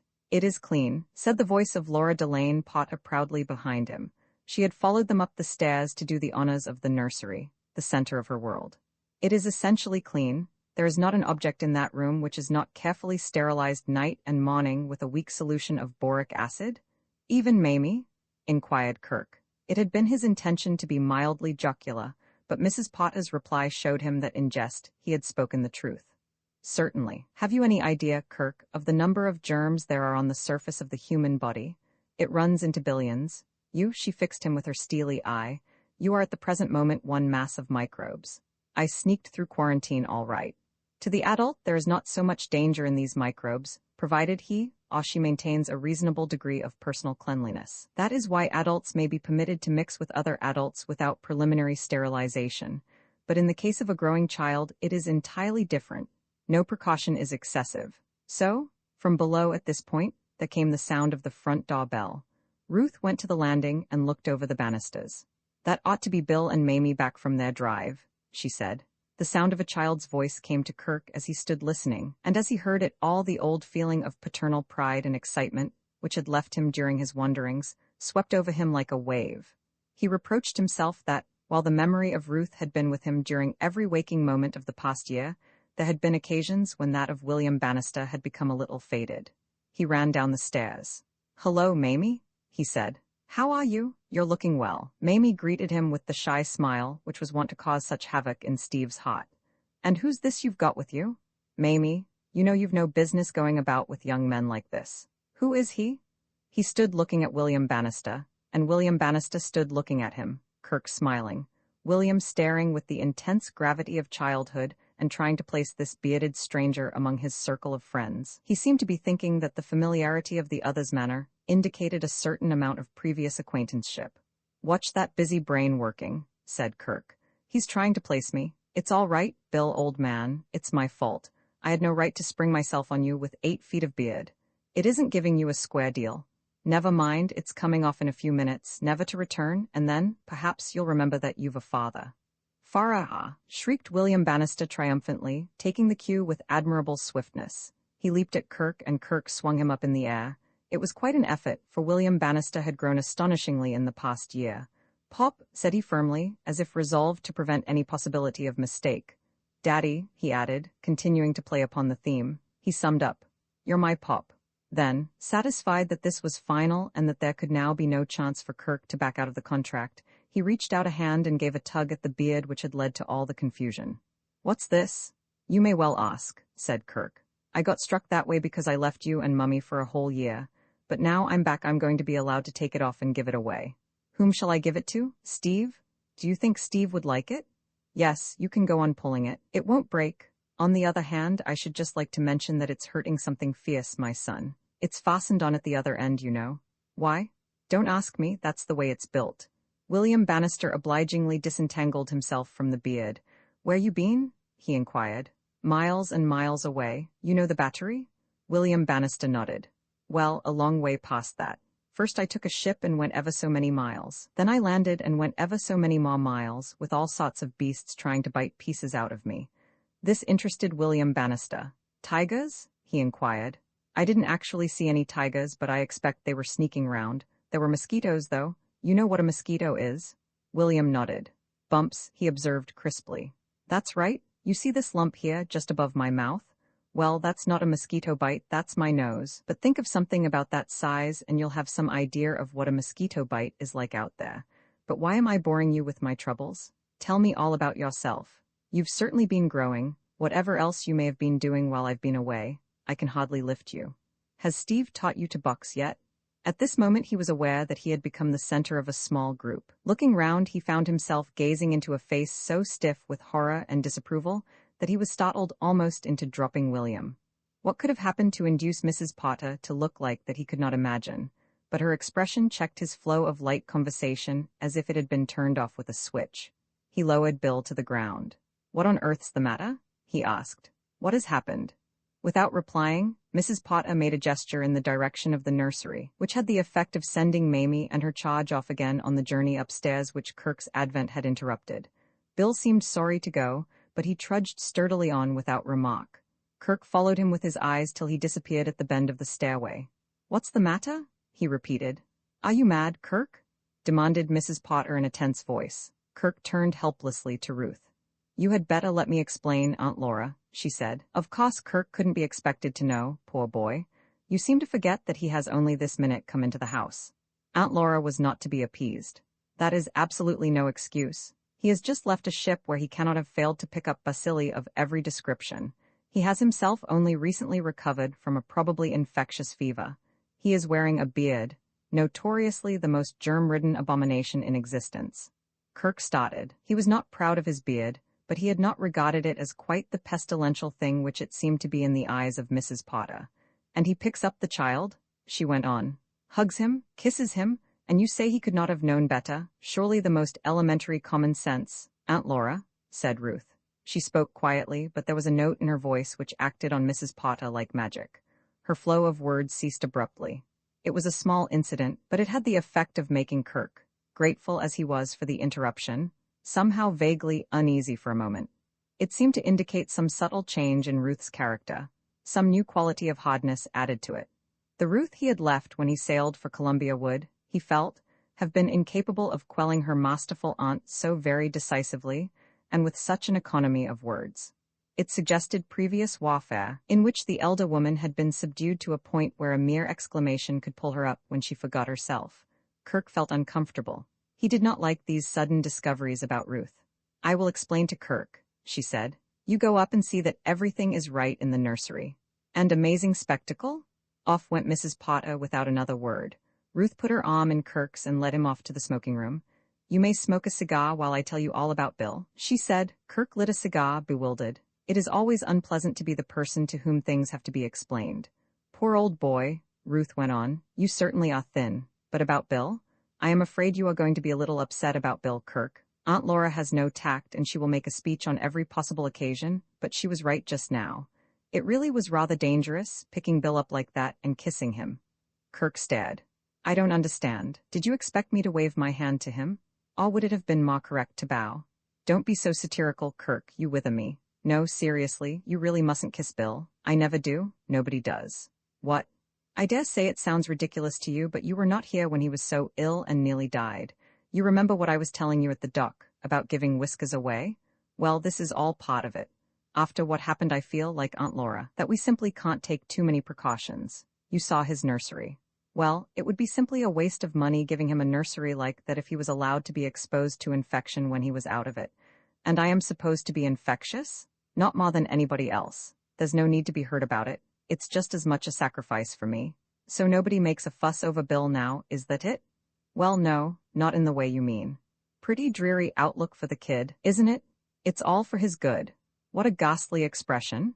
Ruth left her chair and came and sat on the arm of Kirk's. She ruffled his hair lightly with the tips of her fingers. Kirk, who had been disposed to be militant, softened instantly. The action brought back a flood of memories. It conjured up recollections of peaceful evenings in the old studio, for this had been a favorite habit of Ruth's. It made him feel that he loved her more than he had ever done in his life, and, incidentally, he was a brute to try and thwart her in anything whatsoever. "I know it's horrid for you, dear old boy," said Ruth coaxingly, but do be good and not make a fuss about it. Not kissing Bill doesn't mean that you need be any the less fond of him. I know it will be strange at first. I didn't get used to it for ever so long. But, honestly, it is for his good, however ghastly the expression of the thing may sound. It's treating the kid like a wretched invalid, grumbled Kirk. You wait till you see him playing, and then you'll know if he's a wretched invalid or not. May I see him playing? Don't be silly, of course. I thought I had better ask. Being the perambulating plague spot I am, I was not taking any risks. How horribly self-centered you are. You will talk as if you were in some special sort of quarantine. I keep on telling you it's the same for all of us. I suppose when I'm with him I shall have to be sterilized. I don't think it necessary myself, but Aunt Laura does, so it's always done. It humors her, and it really isn't any trouble. Besides, it may be necessary after all. One never knows, and it's best to be on the safe side. Kirk laid down his cigar firmly, the cold cigar which stress of emotion had made him forget to keep alight. Ruth, old girl, he said earnestly, this is pure lunacy. Ruth's fingers wandered idly through his hair. She did not speak for some moments. You will be good about it, won't you, Kirk, dear? She said at last. It is curious what a large pot hair and its treatment may play in the undoing of strong men. The case of Samson may be recalled in this connection. Kirk, with Ruth ruffling the wiry growth that hid his scalp, was incapable of serious opposition. He tried to be morose and resolute, but failed miserably. Oh, very well, he grunted. That's a good boy, and you promise you won't go hugging Bill again? Very well. There's an angel for you. Now I'll fix you a cocktail as a reward. Well, mind you sterilize it carefully. Ruth laughed. Having gained her point she could afford to, she made the cocktail and brought it to him. And now I'll be off and dress, and then you can take me out to lunch somewhere. Aren't you dressed? My goodness, no, not for going to restaurants. You forget that I'm one of the idle rich now. I spend my whole day putting on different kinds of clothes. I've a position to keep up now, Mr. Winfield. Kirk lit a fresh cigar and sat thinking. The old feeling of desolation which had attacked him as he came up the bay had returned. He felt like a stranger in a strange world. Life was not the same. Ruth was not the same. Nothing was the same. The more he contemplated the new regulations affecting Bill the Chilia, and more unfriendly did they seem to him. He could not bring himself to realize Ruth as one of the great army of cranks preaching and carrying out the gospel of Laura Delane Potter. It seemed so at variance with her character as he had known it. He could not seriously bring himself to believe that she genuinely approved of these absurd restrictions. Yet, apparently she did. He looked into the future. It had a gray and bleak aspect. He seemed to himself like a man gazing down an unknown path full of unknown perils. Roman 3, the misadventure of Steve Kirk, was not the only person whom the sudden change in the financial position of the Winfield family had hit hard. The blighting effects of sudden wealth had touched Steve while Kirk was still in Columbia. In a sense, it had wrecked Steve's world. Nobody had told him to stop or even diminish the number of his visits, but the fact remained that, by the time Kirk returned to New York, he had practically ceased to go to the house on Fifth Avenue. For all his roughness, Steve possessed a delicacy which sometimes almost amounted to diffidence, and he did not need to be told that there was a substantial difference, as far as he was concerned, between the new headquarters of the family and the old. At the studio, he had been accustomed to walk in when it pleased him, sure of a welcome, but he had an idea that he did not fit as neatly into the atmosphere of Fifth Avenue as he had done into that of 61st Street, and nobody disabused him of it. It was perhaps the presence of Mrs. Potter that really made the difference. In spite of the compliments she had sometimes paid to his common sense, Mrs. Potter did not put Steve at his ease. He was almost afraid of her. Consequently, when he came to Fifth Avenue, he remained below stairs, talking pugilism with Keggs. It was from Keggs that he first learned of the changes that had taken place in the surroundings of William Bannister. "I've had the privilege of serving in some of the best houses in England," said the butler one evening, as they sat smoking in the pantry, "and I've never seen such goings-on. I don't hold with the pampering of children." "What do you mean, pampering?" asked Steve. "Well, Lord love a duck," replied the butler, who in his moments of relaxation was addicted to homely expletives of the lower London type. "If you don't call it pampering, what do you call pampering? He ain't allowed to touch nothing that ain't been. It's slipped my memory what they call it, but it's got something to do with microbes. They sprinkle stuff on his toys and on his clothes and on his nurse, what's more, and on anyone who comes to see him. And his nursery ain't what I call a nursery at all. It's nothing more or less than a private hospital, with its white tiles and its antiseptics and whatnot, and the temperature just so and no lower nor higher. I don't call it avaying a proper faith in providence, pampering and fussing over a child to that extent. You're stringing me. Not a bit of it, Mr. Dingle. I've seen the nursery with my own eyes, and I ave my information direct from the young person who looks after the child. But say, in the old days that kid was about the dandiest little spot that ever came down the pike. You seen him that day I brought him round to say hello to the old man. He didn't have no nursery at all then, let alone one with white tiles.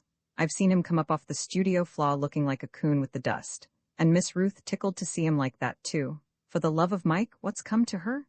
It's all along of this Potter, said Keggs morosely. She's done it all, and if, he went on with sudden heat, she don't break her habit of addressing me in a tone what the humblest dog would resent, I'm liable to forget my place and give her a piece of my mind. Coming round and interfering. Got your goat, has she? Commented Steve, interested. She's what you'd call a tough proposition, that dame. I used to have my eye on her all the time in the old days, waiting for her to start something. But say, I'd like to see this nursery you've been talking about. Take me up and let me lamp it. Keggs shook his head. I daren't, Mr. Dingle. It 'ud be as much as my place is worth. But darn it, I'm the kid's godfather. That wouldn't make no difference to that Potter. She'd pick on me just the same. But if you care to risk it, Mr. Dingle, I'll show you where it is. You'll find the young person up there. She'll tell you more about the child's habits and daily life than I can. Good enough, said Steve. He had not seen Mamie for some time, and absence had made the heart grow fonder. It embittered him that his meetings with her were all too rare nowadays. She seemed to have abandoned the practice of walking altogether, for, whenever he saw her now, she was driving in the automobile with Bill. Kegg's information about the new system threw some light upon this, and made him all the more anxious to meet her now. It was a curious delusion of Steve's that he was always going to pluck up courage and propose to Mamie the very next time he saw her. This had gone on now for over 2 years, but he still clung to it. Repeated failures to reveal his burning emotions never caused him to lose the conviction that he would do it for certain next time. It was in his customary braced-up, do-or-die frame of mind that he entered the nursery now. His visit to Keggs had been rather a late one, and had lasted some time before the subject of the White Hope had been broached, with the result that, when Steve arrived among the white tiles and antiseptics, he found his godson in bed and asleep. In a chair by the cot Mamie sat sewing. Her eyes widened with surprise when she saw who the visitor was, and she put a finger to her lip and pointed to the sleeper. And, as we have to record another of the long list of Steve's failures to propose, we may say here, in excuse, that this reception took a great deal of the edge off the dashing resolution which had been his up to that moment. It made him feel self-conscious from the start. "Whatever brings you up here, Steve?" whispered Mamie. It was not a very tactful remark, perhaps, considering that Steve was the child's godfather, and, as such, might reasonably expect to be allowed a free pass to his nursery. But Mamie, like Keggs, had fallen so under the domination of Laura Delane Potter that she had grown to consider it almost a natural law that no one came to see Bill unless approved of and personally conducted by her. Steve did not answer. He was gaping at the fittings of the place in which he found himself. It was precisely as Keggs had described it, white tiles and all. He was roused from his reflections by the approach of Mamie, or rather, not so much by her approach as by the fact that at this moment she suddenly squirted something at him. It was cold and wet and hit him in the face before, as he put it to Keggs later, he could get his guard up. "For the love of SH," said Mamie warningly. "What's the idea? What are you handing me?" "I've got to. It's to sterilize you. I do it to everyone." "Gee, you've got a swell job. Well, go to it then. Shoot, I'm ready." "It's boric acid," explained Mamie. "I shouldn't wonder. Is this all part of the Potter circus?" "Yes. Where is she?" inquired Steve in sudden alarm. "Is she likely to butt in?" "No, she's out." "Good," said Steve and sat down, relieved, to resume his inspection of the room. When he had finished, he drew a deep breath. "Well," he said softly. "Say, Mamie, what do you think about it?" "I'm not paid to think about it, Steve. That means you agree with me that it's the punkest state of things you ever struck." "Well, you're quite right, it is. It's a shame to think of that innocent kid having this sort of deal handed to him. Why, just think of him at the studio." But Mamie, whatever her private views, was loyal to her employers. She refused to be drawn into a discussion on the subject. "Have you been downstairs with Mr. Keggs, Steve?" "Yes, it was him that told me about all this." "Say, Mame, we ain't seen much of each other lately." "No. Mighty little?" "Yes." Having got as far as this, Steve should, of course, have gone resolutely ahead. After all, it is not a very long step from telling a girl in a hushed whisper with a shake in it that you have not seen much of her lately to hinting that you would like to see a great deal more of her in the future. Steve was on the right lines, and he knew it, but that fatal lack of nerve which had wrecked him on all the other occasions when he had got as far as this undid him now. He relapsed into silence, and Mamie went on sewing. In a way, if you shut your eyes to the white tiles and the thermometer and the brass knobs and the shower bath, it was a peaceful scene, and Steve, as he sat there and watched Mamie sew, was stirred by it. Remove the white tiles, the thermometer, the brass knobs, and the shower bath, and this was precisely the sort of scene his imagination conjured up when the business of life slackened sufficiently to allow him to dream dreams. There he was, sitting in one chair, there was Mamie, sitting in another, and there in the corner was the little white cot. Well, perhaps that was being a shade too prophetic. On the other hand, it always came into these dreams of his. There, in short, was everything arranged just as he pictured it, and all that was needed to make the picture real was for him to propose and Mamie to accept him. It was the disturbing thought that the second condition did not necessarily follow on to the first that had kept Steve from taking the plunge for the last 2 years. Unlike the hero of the poem, he feared his fate too much to put it to the touch, to win or lose it all. Presently the silence began to oppress Steve. Mamie had her needlework, and that apparently served her in lieu of conversation, but Steve had nothing to occupy him, and he began to grow restless. He always despised himself thoroughly for his feebleness on these occasions, and he despised himself now. He determined to make a big effort. "Mamie," he said. As he was nervous and had been silent so long that his vocal cords had gone off duty under the impression that their day's work was over, the word came out of him like a husky gunshot. Mamie started, and the White Hope, who had been sleeping peacefully, stirred and muttered. "SSH?" hissed Mamie. Steve collapsed with the feeling that it was not his lucky night, while Mamie bent anxiously over the cot. The sleeper, however, did not wake. He gurgled, gave a sigh, then resumed his interrupted repose. Mamie returned to her seat. "Yes," she said, as if nothing had occurred, and as if there had been no interval between Steve's remark and her reply. Steve could not equal her calmness. He had been strung up when he spoke, and the interruption had undone him. He reflected ruefully that he might have said something to the point if he had been allowed to go straight on. Now he had forgotten what he had meant to say. "Oh, nothing," he replied. Silence fell once more on the nursery. Steve was bracing himself up for another attack, when suddenly there came a sound of voices from the stairs. One voice was a mere murmur, but the other was sharp and unmistakable, the incisive note of Laura Delane Potter. It brought Steve and Mamie to their feet simultaneously. "What's it matter?" said Steve stoutly, answering the panic in Mamie's eyes. "It's not her house, and I got a perfect right to be here. You don't know her. I shall get into trouble." Mamie was pale with apprehension. She knew her Laura Delane Potter, and she knew what would happen if Steve were to be discovered there. It was, as Keggs put it, as much as her place was worth. For a brief instant, Mamie faced a future in which she was driven from Bill's presence into outer darkness, dismissed, and told never to return. That was what would happen. Sitting and talking with Steve in the sacred nursery at this time of night was a crime, and she had known it all the time. But she had been glad to see Steve again after all this while, if Steve had known how glad, he would certainly have found courage and said what he had so often failed to say, and, knowing that Mrs. Potter was out, she had thought the risk of his presence worth taking. Now, with discovery imminent, panic came upon her. The voices were quite close now. There was no doubt of the destination of the speakers. They were heading slowly but directly for the nursery. Steve, not being fully abreast of the new rules and regulations of the sacred apartment, could not read Mamie's mind completely. He did not know that, under Mrs. Potter's code, the admission of a visitor during the hours of sleep was a felony in the first degree, punishable by instant dismissal. But Mamie's face and her brief reference to trouble were enough to tell him that the position was critical, and with the instinct of the trapped he looked round him for cover. But the White Hope's nursery was not constructed with a view to providing cover for bulky gentlemen who should not have been there. It was as bare as a billiard table as far as practicable hiding places were concerned, and then his eye caught the waterproof sheet of the shower bath. Behind that, there was just room for concealment. With a brief nod of encouragement to Mamie, he leaped at it. The door opened as he disappeared. Mrs. Potter's rules concerning visitors, though stringent as regarded Mamie, were capable of being relaxed when she herself was the person to relax them. She had a visitor with her now, a long, severe-looking lady with a sharp nose surmounted by spectacles, who, taking in the white tiles, the thermometer, the cot, and the brass knobs in a single comprehensive glance, observed. Admirable? Mrs. Potter was obviously pleased with this approval. Her companion was a woman doctor of great repute among the advanced apostles of hygiene, and praise from her was praise indeed. She advanced into the room with an air of suppressed pride. These tiles are thoroughly cleaned twice each day with an antiseptic solution. Just so, said the spectacled lady. You notice the thermometer? Exactly. Those knobs you see on the wall have various uses. Quite.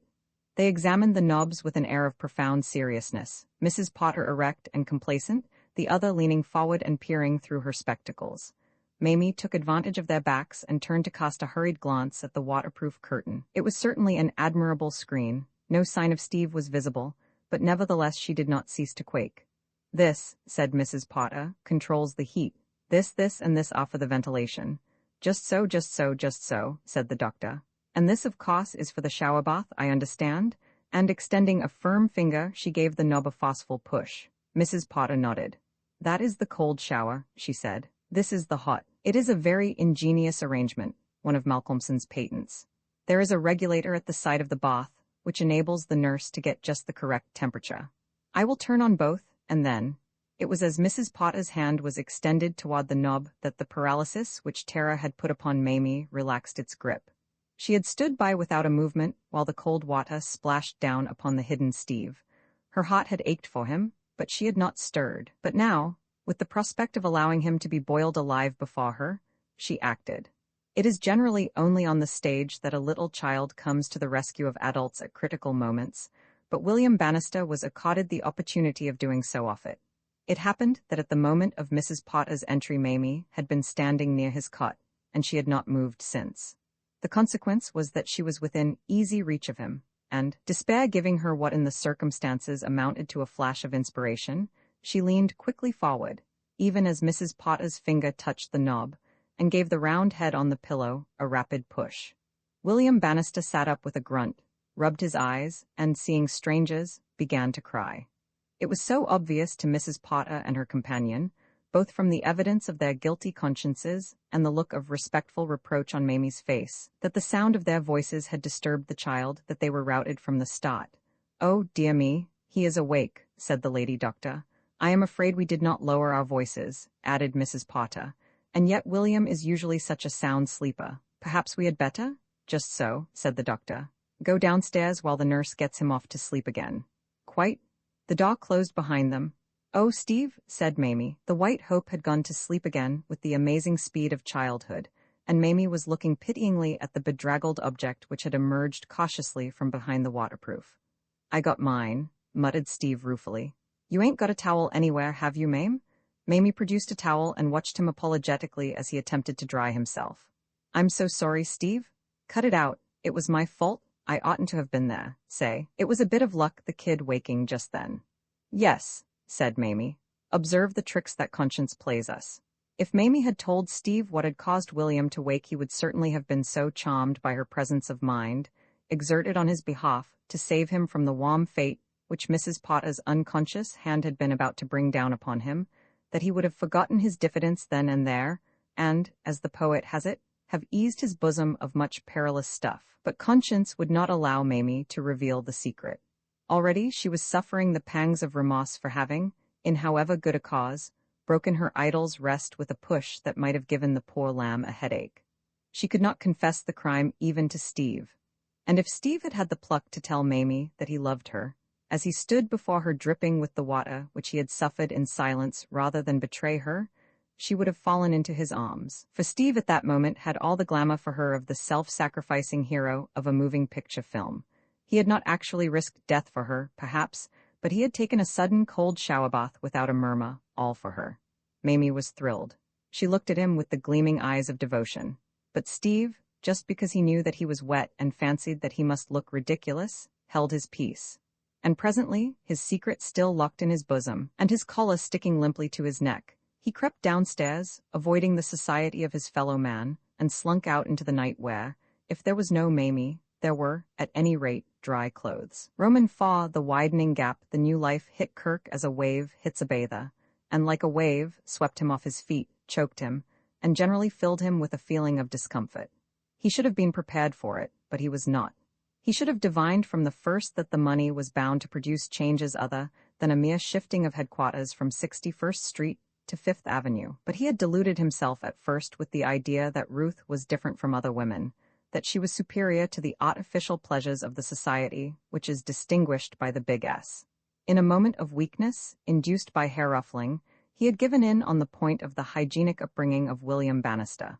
But there, he had imagined, his troubles were to cease. He had supposed that he was about to resume the old hermit cell life of the studio and live in a world which contained only Ruth, Bill, and himself. He was quickly undeceived. Within 2 days he was made aware of the fact that Ruth was in the very center of the social whirlpool, and that she took it for granted that he would join her there. There was nothing of the hermit about Ruth now. She was amazingly undomestic. Her old distaste for the fashionable life of New York seemed to have vanished absolutely. As far as Kirk could see, she was always entertaining or being entertained. He was pitched headlong into a world where people talked incessantly of things which bored him and did things which seemed to him simply mad. And Ruth, whom he had thought he understood, reveled in it all. At first he tried to get at her point of view, to discover what she found to enjoy in this lunatic existence of aimlessness and futility. One night, as they were driving home from a dinner which had bored him unspeakably, he asked the question point-blank. It seemed to him incredible that she could take pleasure in an entertainment which had filled him with such depression. "Ruth," he said impulsively as the car moved off, "what do you see in this sort of thing? How can you stand these people?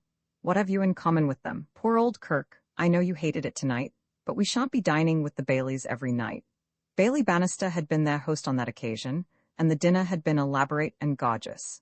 Mrs. Bailey was now one of the leaders of the younger set. Bailey, looking much more than a year older than when Kirk had seen him last, had presided at the head of the table with great dignity, and the meeting with him had not contributed to the pleasure of Kirk's evening. "Were you awfully bored? You seem to be getting along quite well with Sybil." "I like her, she's good fun." "She's certainly having good fun. I'd give anything to know what Bailey really thinks of it. She is the most shockingly extravagant little creature in New York. You know the Wilburs were quite poor, and poor Sybil was kept very short. I think that marrying Bailey and having all this money to play with has turned her head." It struck Kirk that the criticism applied equally well to the critic. "She does the most absurd things. She gave a freak dinner when you were away that cost I don't know how much. She is always doing something. Well, I suppose Bailey knows what he is about, but at her present pace, she must be keeping him busy making money to pay for all her fads. You ought to paint a picture of Bailey, Kirk, as the typical patient American husband. You couldn't get a better model. Suggest it to him, and let me hide somewhere where I can hear what he says. Bailey has his own opinion of my pictures." Ruth laughed a little nervously. She had always wondered exactly what had taken place that day in the studio, and the subject was one which she was shy of exhuming. She turned the conversation. "What did you ask me just now? Something about?" "I asked you what you had in common with these people." Ruth reflected. "Oh, well, it's rather difficult to say if you put it like that. They're just people, you know? They are amusing sometimes. I used to know most of them. I suppose that is the chief thing which brings us together. They happen to be there, and if you're traveling on a road, you naturally talk to your fellow travelers. But why? Don't you like them? Which of them didn't you like?" It was Kirk's turn to reflect. "Well, that's hard to answer, too. I don't think I actively liked or disliked any of them. They seem to me just not worthwhile. My point is rather, why are we wasting a perfectly good evening mixing with them? What's the use? That's my case in a nutshell. If you put it like that, what's the use of anything? One must do something. We can't be hermits." A curious feeling of being infinitely far from Ruth came over Kirk. She dismissed his dream as a whimsical impossibility not worthy of serious consideration. Why could they not be hermits? They had been hermits before, and it had been the happiest period of both their lives. Why, just because an old man had died and left them money, must they rule out the best thing in life as impossible and plunge into a nightmare which was not life at all? He had tried to deceive himself, but he could do so no longer. Ruth had changed. The curse with which his sensitive imagination had invested John Bannister's legacy was, after all, no imaginary curse. Like a golden wedge, it had forced Ruth and himself apart. Everything had changed. He was no longer the center of Ruth's life. He was just an encumbrance, a nuisance who could not be got rid of and must remain a permanent handicap, always in the way. So thought Kirk morbidly as the automobile passed through the silent streets. It must be remembered that he had been extremely bored for a solid 3 hours, and was predisposed, consequently, to gloomy thoughts. Whatever his faults, Kirk rarely whined. He had never felt so miserable in his life, but he tried to infuse a tone of lightness into the conversation. After all, if Ruth's intuition fell short of enabling her to understand his feelings, nothing was to be gained by parading them. "I guess it's my fault," he said, "that I haven't got abreast of the society game as yet. You had better give me a few pointers. My trouble is that, being new to them, I can't tell whether these people are types or exceptions. Take Clarence Grayling, for instance. Are there any more at home like Clarence?" "My dear child, all Bailey's special friends are like Clarence, exactly like. I remember telling him so once." "Who was the specimen with the little black mustache who thought America crude and said that the only place to live in was southern Italy? Is he an isolated case or an epidemic?" "He is scarcer than Clarence, but he's quite a well-marked type. He is the millionaire's son who has done Europe and doesn't mean you to forget it." There was a chesty person with a wave of hair coming down over his forehead. A sickeningly handsome fellow who looked like a poet. I think they called him Basil. Does he run around in flocks, or is he unique? Ruth did not reply for a moment. Basil Milbank was a part of the past which, in the year during which Kirk had been away, had come rather startlingly to life. There had been a time when Basil had been very near and important to her. Indeed, but for the intervention of Mrs. Potter, described in an earlier passage, she would certainly have married Basil. Then Kirk had crossed her path and had monopolized her. During the studio period, the recollection of Basil had grown faint. After that, just at the moment when Kirk was not there to lend her strength, he had come back into her life. For nearly a year she had seen him daily, and gradually, at first almost with fear, she had realized that the old fascination was by no means such a thing of the past as she had supposed. She had hoped for Kirk's return as a general, sorely pressed, hopes for reinforcements.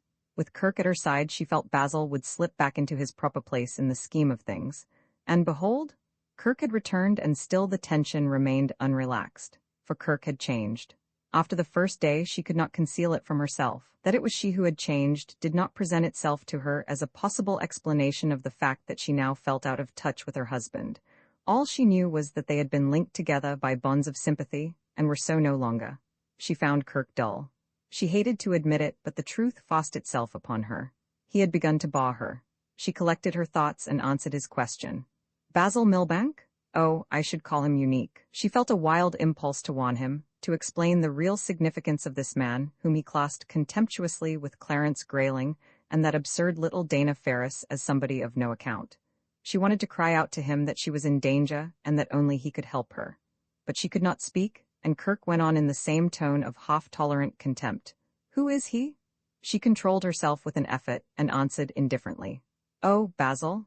Well, you might say he's everything. He plays polo, leads cotillions, yachts, shoots, plays the piano wonderfully, everything. People usually like him very much." She paused, women especially. She had tried to put something into her tone which might serve to awaken him, something which might prepare the way for what she wanted to say, and what, if she did not say it now, when the mood was on her, she could never say, but Kirk was deaf. "He looks that sort of man," he said, and, as he said it, the accumulated boredom of the past 3 hours found vent in a vast yawn. Ruth set her teeth. She felt as if she had received a blow. When he spoke again, it was on the subject of street paving defects in New York City. It was true, as Ruth had said, that they did not dine with the Baileys every night, but that seemed to Kirk, as the days went on, the one and only bright spot in the new state of affairs. He could not bring himself to treat life with a philosophical resignation. His was not open revolt. He was outwardly docile, but inwardly he rebelled furiously. Perhaps the unnaturally secluded life which he had led since his marriage had unfitted him for mixing in society, even more than nature had done. He had grown out of the habit of mixing. Crowds irritated him. He hated doing the same thing at the same time as 100 other people. Like most bohemians, he was at his best in a small circle. He liked his friends as single spies, not in battalions. He was a man who should have had a few intimates and no acquaintances, and his present life was bounded north, south, east, and west by acquaintances. Most of the men to whom he spoke he did not even know by name. He would seek information from Ruth as they drove home. Who was the pop-eyed second-story man with the bald head and the convex waistcoat who glued himself to me tonight? If you mean the fine old gentleman with the slightly prominent eyes and rather thin hair, that was Brock Mason, the vice president of Consolidated Groceries. You mustn't even think disrespectfully of a man as rich as that. He isn't what you would call a sparkling talker. He doesn't have to be. His time is worth $100 a minute, or a second, I forget which. Put me down for a nickel's worth next time. And then they began to laugh over Ruth's suggestion that they should save up and hire Mr. Mason for an afternoon and make him keep quiet all the time, for Ruth was generally ready to join him in ridiculing their new acquaintances. She had none of that reverence for the great and the near-great which, running to seed, becomes snobbery. It was this trait in her which kept alive, long after it might have died, the hope that her present state of mind was only a phase, and that, when she had tired of the new game, she would become the old Ruth of the studio. But when he was honest with himself, he was forced to admit that she showed no signs of ever tiring of it. They had drifted apart. They were out of touch with each other. It was not an uncommon state of things in the circle in which Kirk now found himself. Indeed, it seemed to him that the semi-detached couple was the rule rather than the exception. But there was small consolation in this reflection. He was not at all interested in the domestic troubles of the people he mixed with. His own hit him very hard. Ruth had criticized little Mrs. Bailey, but there was no doubt that she herself had had her head turned quite as completely by the new life. The first time that Kirk realized this was when he came upon an article in a Sunday paper, printed around a blurred caricature, which professed to be a photograph of Mrs. Kirk Winfield, in which she was alluded to, with reverence and gusto, as one of society's leading hostesses. In the course of the article, reference was made to no fewer than 3 freak dinners of varying ingenuity, which she had provided for her delighted friends. It was this that staggered Kirk. That Mrs. Bailey should indulge in this particular form of insanity was intelligible, but that Ruth should have descended to it was another thing altogether. He did not refer to the article when he met Ruth, but he was more than ever conscious of the gap between them, the gap which was widening every day. The experiences he had undergone during the year of his wandering had strengthened Kirk considerably, but nature is not easily expelled, and the constitutional weakness of character which had hampered him through life prevented him from making any open protests or appeal. Moreover, he could understand now her point of view, and that disarmed him. He saw how this state of things had come about. In a sense, it was the natural state of things. Ruth had been brought up in certain surroundings. Her love for him, new and overwhelming, had enabled her to free herself temporarily from these surroundings and to become reconciled to a life for which, he told himself, she had never been intended. Fate had thrown her back into her natural sphere, and now she reveled in the old environment as an exile revels in the life of the homeland from which he has been so long absent. That was the crux of the tragedy. Ruth was at home. He was not. Ruth was among her own people. He was a stranger among strangers, a prisoner in a land where men spoke with an alien tongue. There was nothing to be done. The gods had played one of their practical jokes, and he must join in the laugh against himself and try to pretend that he was not hurt. The real thing. Kirk sat in the nursery with his chin on his hands, staring gloomily at William Bannister. On the floor, William Bannister played some game of his own invention with his box of bricks. They were alone. It was the first time they had been alone together for 2 weeks. As a rule, when Kirk paid his daily visit, Laura Delane Potter was there, watchful and forbidding, prepared, on the slightest excuse, to fall upon him with rules and prohibitions. Today she was out, and Kirk had the field to himself, for Mamie, whose duty it was to mount guard, and who had been threatened with many terrible things by Mrs. Potter if she did not stay on guard, had once more allowed her too sympathetic nature to get the better of her and had vanished. Kirk was too dispirited to take advantage of his good fortune. He had a sense of being there on parole, of being on his honor not to touch. So he sat in his chair and looked at Bill, while Bill, crooning to himself, played decorously with bricks. The truth had been a long time in coming home to Kirk, but it had reached him at last. Ever since his return he had clung to the belief that it was a genuine conviction of its merits that had led Ruth to support her aunt's scheme for Bill's welfare. He himself had always looked on the exaggerated precautions for the maintenance of the latter's health as ridiculous and unnecessary, but he had acquiesced in them because he thought that Ruth sincerely believed them indispensable. After all, he had not been there when Bill so nearly died, and he could understand that the shock of that episode might have distorted the judgment even of a woman so well-balanced as Ruth. He was quite ready to be loyal to her in the matter, however distasteful it might be to him. But now he saw the truth. A succession of tiny incidents had brought light to him. Ruth might or might not be to some extent genuine in her belief in the new system, but her chief motive for giving it her support was something quite different. He had tried not to admit to himself, but he could do so no longer. Ruth allowed Mrs. Potter to have her way because it suited her to do so, because, with Mrs. Potter on the premises, she had more leisure in which to amuse herself. Because, to put it in a word, the child had begun to bore her. Everything pointed to that. In the old days, it had been her chief pleasure to be with the boy. Their walks in the park had been a daily ceremony with which nothing had been allowed to interfere. But now, she always had some excuse for keeping away from him. Her visits to the nursery, when she did go there, were brief and perfunctory. And the mischief of it was that she always presented such admirable reasons for abstaining from Bill's society, when it was suggested to her that she should go to him, that it was impossible to bring her out into the open and settle the matter once and for all. Patience was one of the virtues which set off the defects in Kirk's character, but he did not feel very patient now as he sat and watched Bill playing on the floor. "Well, Bill, old man, what do you make of it all?" he said at last. The child looked up and fixed him with unwinking eyes. Kirk winced. They were so exactly Ruth's eyes. That wide-open expression when somebody, speaking suddenly to her, interrupted a train of thought was one of her 100 minor charms. Bill had reproduced it to the life. He stared for a moment, then, as if there had been some telepathy between them, said, "I want Mummy." Kirk laughed bitterly. "You aren't the only one. I want Mummy too. Where is Mummy?" "I couldn't tell you exactly. At a luncheon party somewhere." "What's luncheon party?" "A sort of entertainment where everybody eats too much and talks all the time without ever saying a thing that's worth hearing." Bill considered this gravely. "Why? Because they like it, I suppose." "Why do they like it?" "Goodness knows. Does Mummy like it?" "I suppose so. Does Mummy eat too much?" "She doesn't, the others do." "Why?" William Bannister's thirst for knowledge was at this time perhaps his most marked characteristic. No encyclopedia could have coped with it. Kirk was accustomed to do his best, cheerfully yielding up what little information on general subjects he happened to possess, but he was like Mrs. Pottington sweeping back the Atlantic Ocean with her broom. "Because they've been raised that way," he replied to the last question. "Bill, old man, when you grow up, don't you ever become one of these fellows who can't walk 2 blocks without stopping 3 times to catch up with their breath? If you get like that mutt Dana Ferris, you'll break my heart. And you're heading that way, poor kid." "What's Ferris?" "He's a man I met at dinner the other night. When he was your age, he was the richest child in America, and everybody fussed over him till he grew up into a wretched little creature with a black mustache and 2 chins. You ought to see him. He would make you laugh, and you don't get much to laugh at nowadays. I guess it isn't hygienic for a kid to laugh. Bill, honestly, what do you think of things? Don't you ever want to hurl one of those sterilized bricks of yours at a certain lady? Or has she taken all the heart out of you by this time?" This was beyond Bill, as Kirk's monologues frequently were. He changed the subject.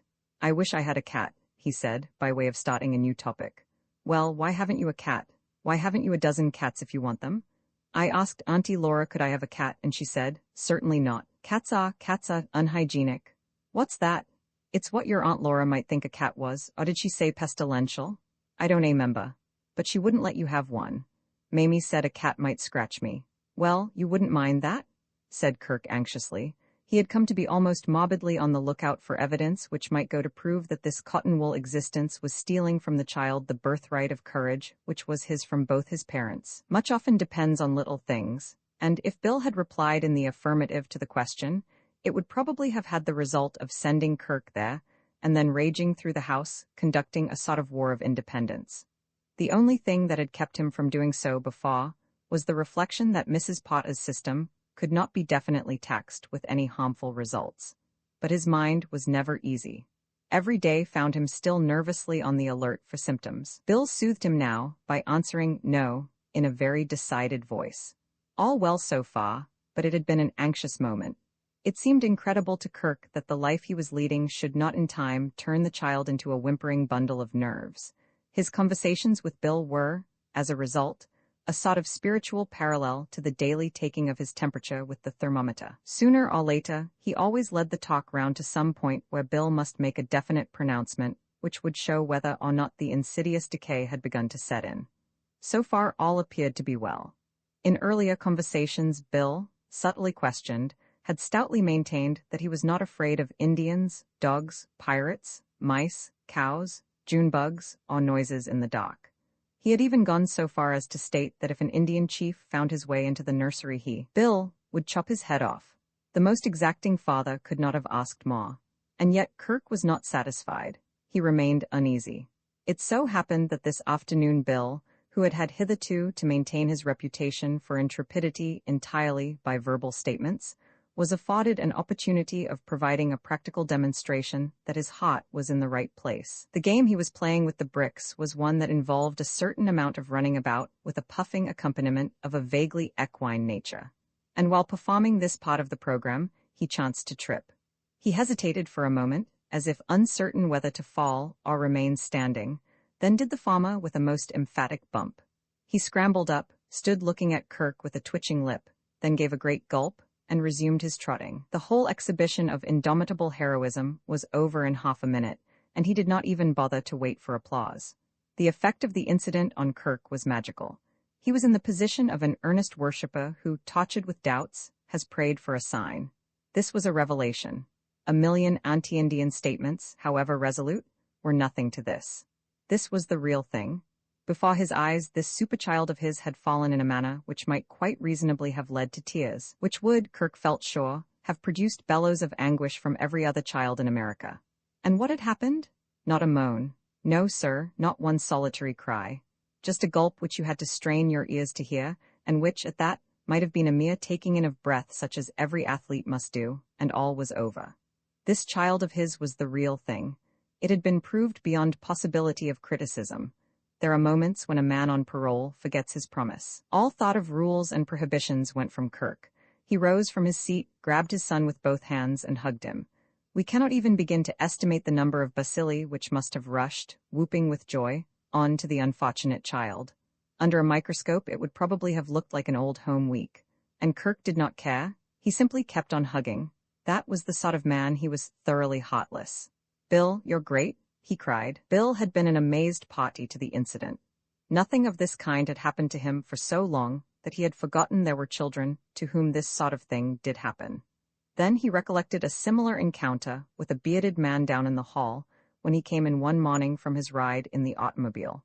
A moment later he had connected his facts. This man who had no beard was the same man as the man who had a beard, and this behavior was a personal eccentricity of his. The thought crossed his mind that Auntie Laura would not approve of this. And then, surprisingly, there came the thought that he did not care whether Auntie Laura approved or not. He liked it, and that was enough for him. The seeds of revolt had been sown in the bosom of William Bannister. It happened that Ruth, returning from her luncheon party, looked in at the nursery on her way upstairs. She was confronted with the spectacle of Bill seated on Kirk's lap, his face against Kirk's shoulder. Kirk, though he had stopped speaking as the door opened, appeared to be in the middle of a story, for Bill, after a brief glance at the newcomer, asked, "What happened then?" "Kirk, really?" said Ruth. Kirk did not appear in the least ashamed of himself. "Ruth, this kid is the most amazing kid. Do you know what happened just now? He was running along and he tripped and came down flat, and he didn't even think of crying. He just picked himself up and... That was very brave of you, Billy. But, seriously, Kirk, you shouldn't hug him like that. Think what Aunt Laura would say?" "Aunt Laura bother Aunt Laura." "Well, I won't give you away. If she heard, she would write a book about it, and she was just starting to come up when I was downstairs. We came in together. You had better fly while there's time." It was sound advice, and Kirk took it. It was not till some time later, going over the incident again in his mind, he realized how very lightly Ruth had treated what, if she really adhered to Mrs. Potter's views on hygiene, should have been to her a dreadful discovery. The reflection was pleasant to him for a moment. It seemed to draw Ruth and himself closer together.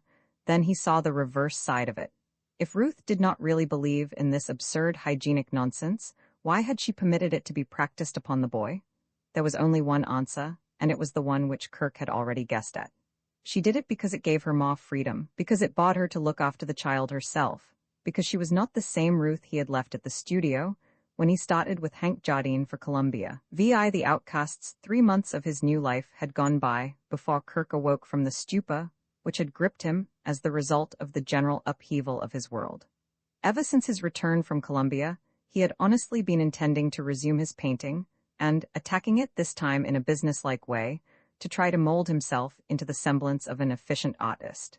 His mind had been full of fine resolutions. He would engage a good teacher, some competent artist whom fortune had not treated well and who would be glad of the job. Washington Square and its neighborhood were full of them, and settle down grimly, working regular hours, to recover lost ground. But the rush of life, as lived on the upper avenue, had swept him away. He had been carried along on the rapids of dinners, parties, dances, theaters, luncheons, and the rest, and his great resolve had gone bobbing away from him on the current. He had recovered it now, and climbed painfully ashore, feeling bruised and exhausted, but determined. Among the motley crowd which had made the studio a home in the days of Kirk's bachelorhood had been an artist, one might almost say an ex-artist, named Robert Dwight Penway. An overfondness for rye whiskey at the Brevoort Café had handicapped Robert as an active force in the world of New York art. As a practical worker, he was not greatly esteemed, least of all by the editors of magazines, who had paid advance checks to him for work which, when delivered at all, was delivered too late for publication. These, once bitten, were now twice shy of Mr. Penway.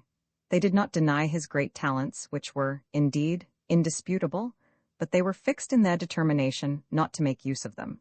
Fate could have provided no more suitable ally for Kirk. It was universally admitted around Washington Square, and grudgingly, downtown, that in the matter of theory Mr. Penway excelled.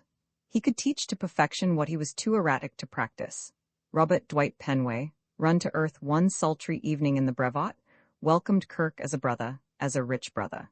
Even when his first impression, that he was to have the run of the house on Fifth Avenue and mix freely with touchable multimillionaires, had been corrected, his altitude was still brotherly. He parted from Kirk with many solemn promises to present himself at the studio daily and teach him enough art to put him clear at the top of the profession. Way above all these other dubs, asserted Mr. Penway. Robert Dwight Penway's attitude toward his contemporaries in art bore a striking resemblance to Steve's estimate of his successes in the middleweight department of the American prize ring. Surprisingly to those who knew him, Mr. Penway was as good as his word. Certainly Kirk's terms had been extremely generous, but he had thrown away many a contract of equal value in his palmy days. Possibly, his activity was due to his liking for Kirk, or it may have been that the prospect of sitting by with a cigar while somebody else worked, with nothing to do all day except offer criticism and advice, appealed to him. At any rate, he appeared at the studio on the following afternoon, completely sober and excessively critical. He examined the canvases which Kirk had hauled from shelves and corners for his inspection. One after another, he gazed upon them in an increasingly significant silence. When the last one was laid aside, he delivered judgment. "Golly," he said. Kirk flushed. It was not that he was not in complete agreement with the verdict. Looking at these paintings, some of which he had in the old days thought extremely good, he was forced to admit that "golly" was the only possible criticism. He had not seen them for a long time, and absence had enabled him to correct first impressions.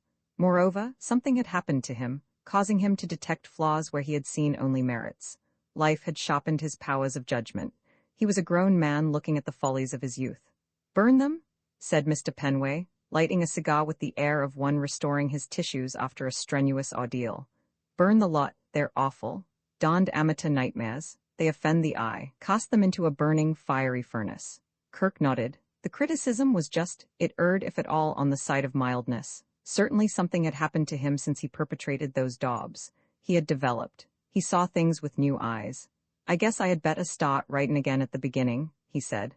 "Earlier than that," amended Mr. Penway.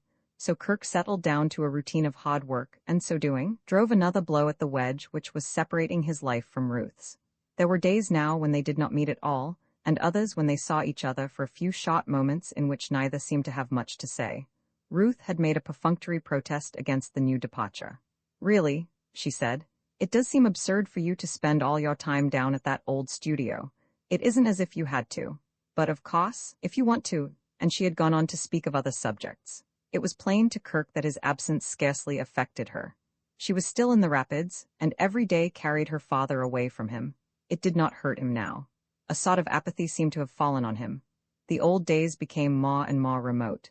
Sometimes he doubted whether anything remained of her former love for him, and sometimes he wondered if he still loved her. She was so different that it was almost as if she were a stranger. Once they had had everything in common.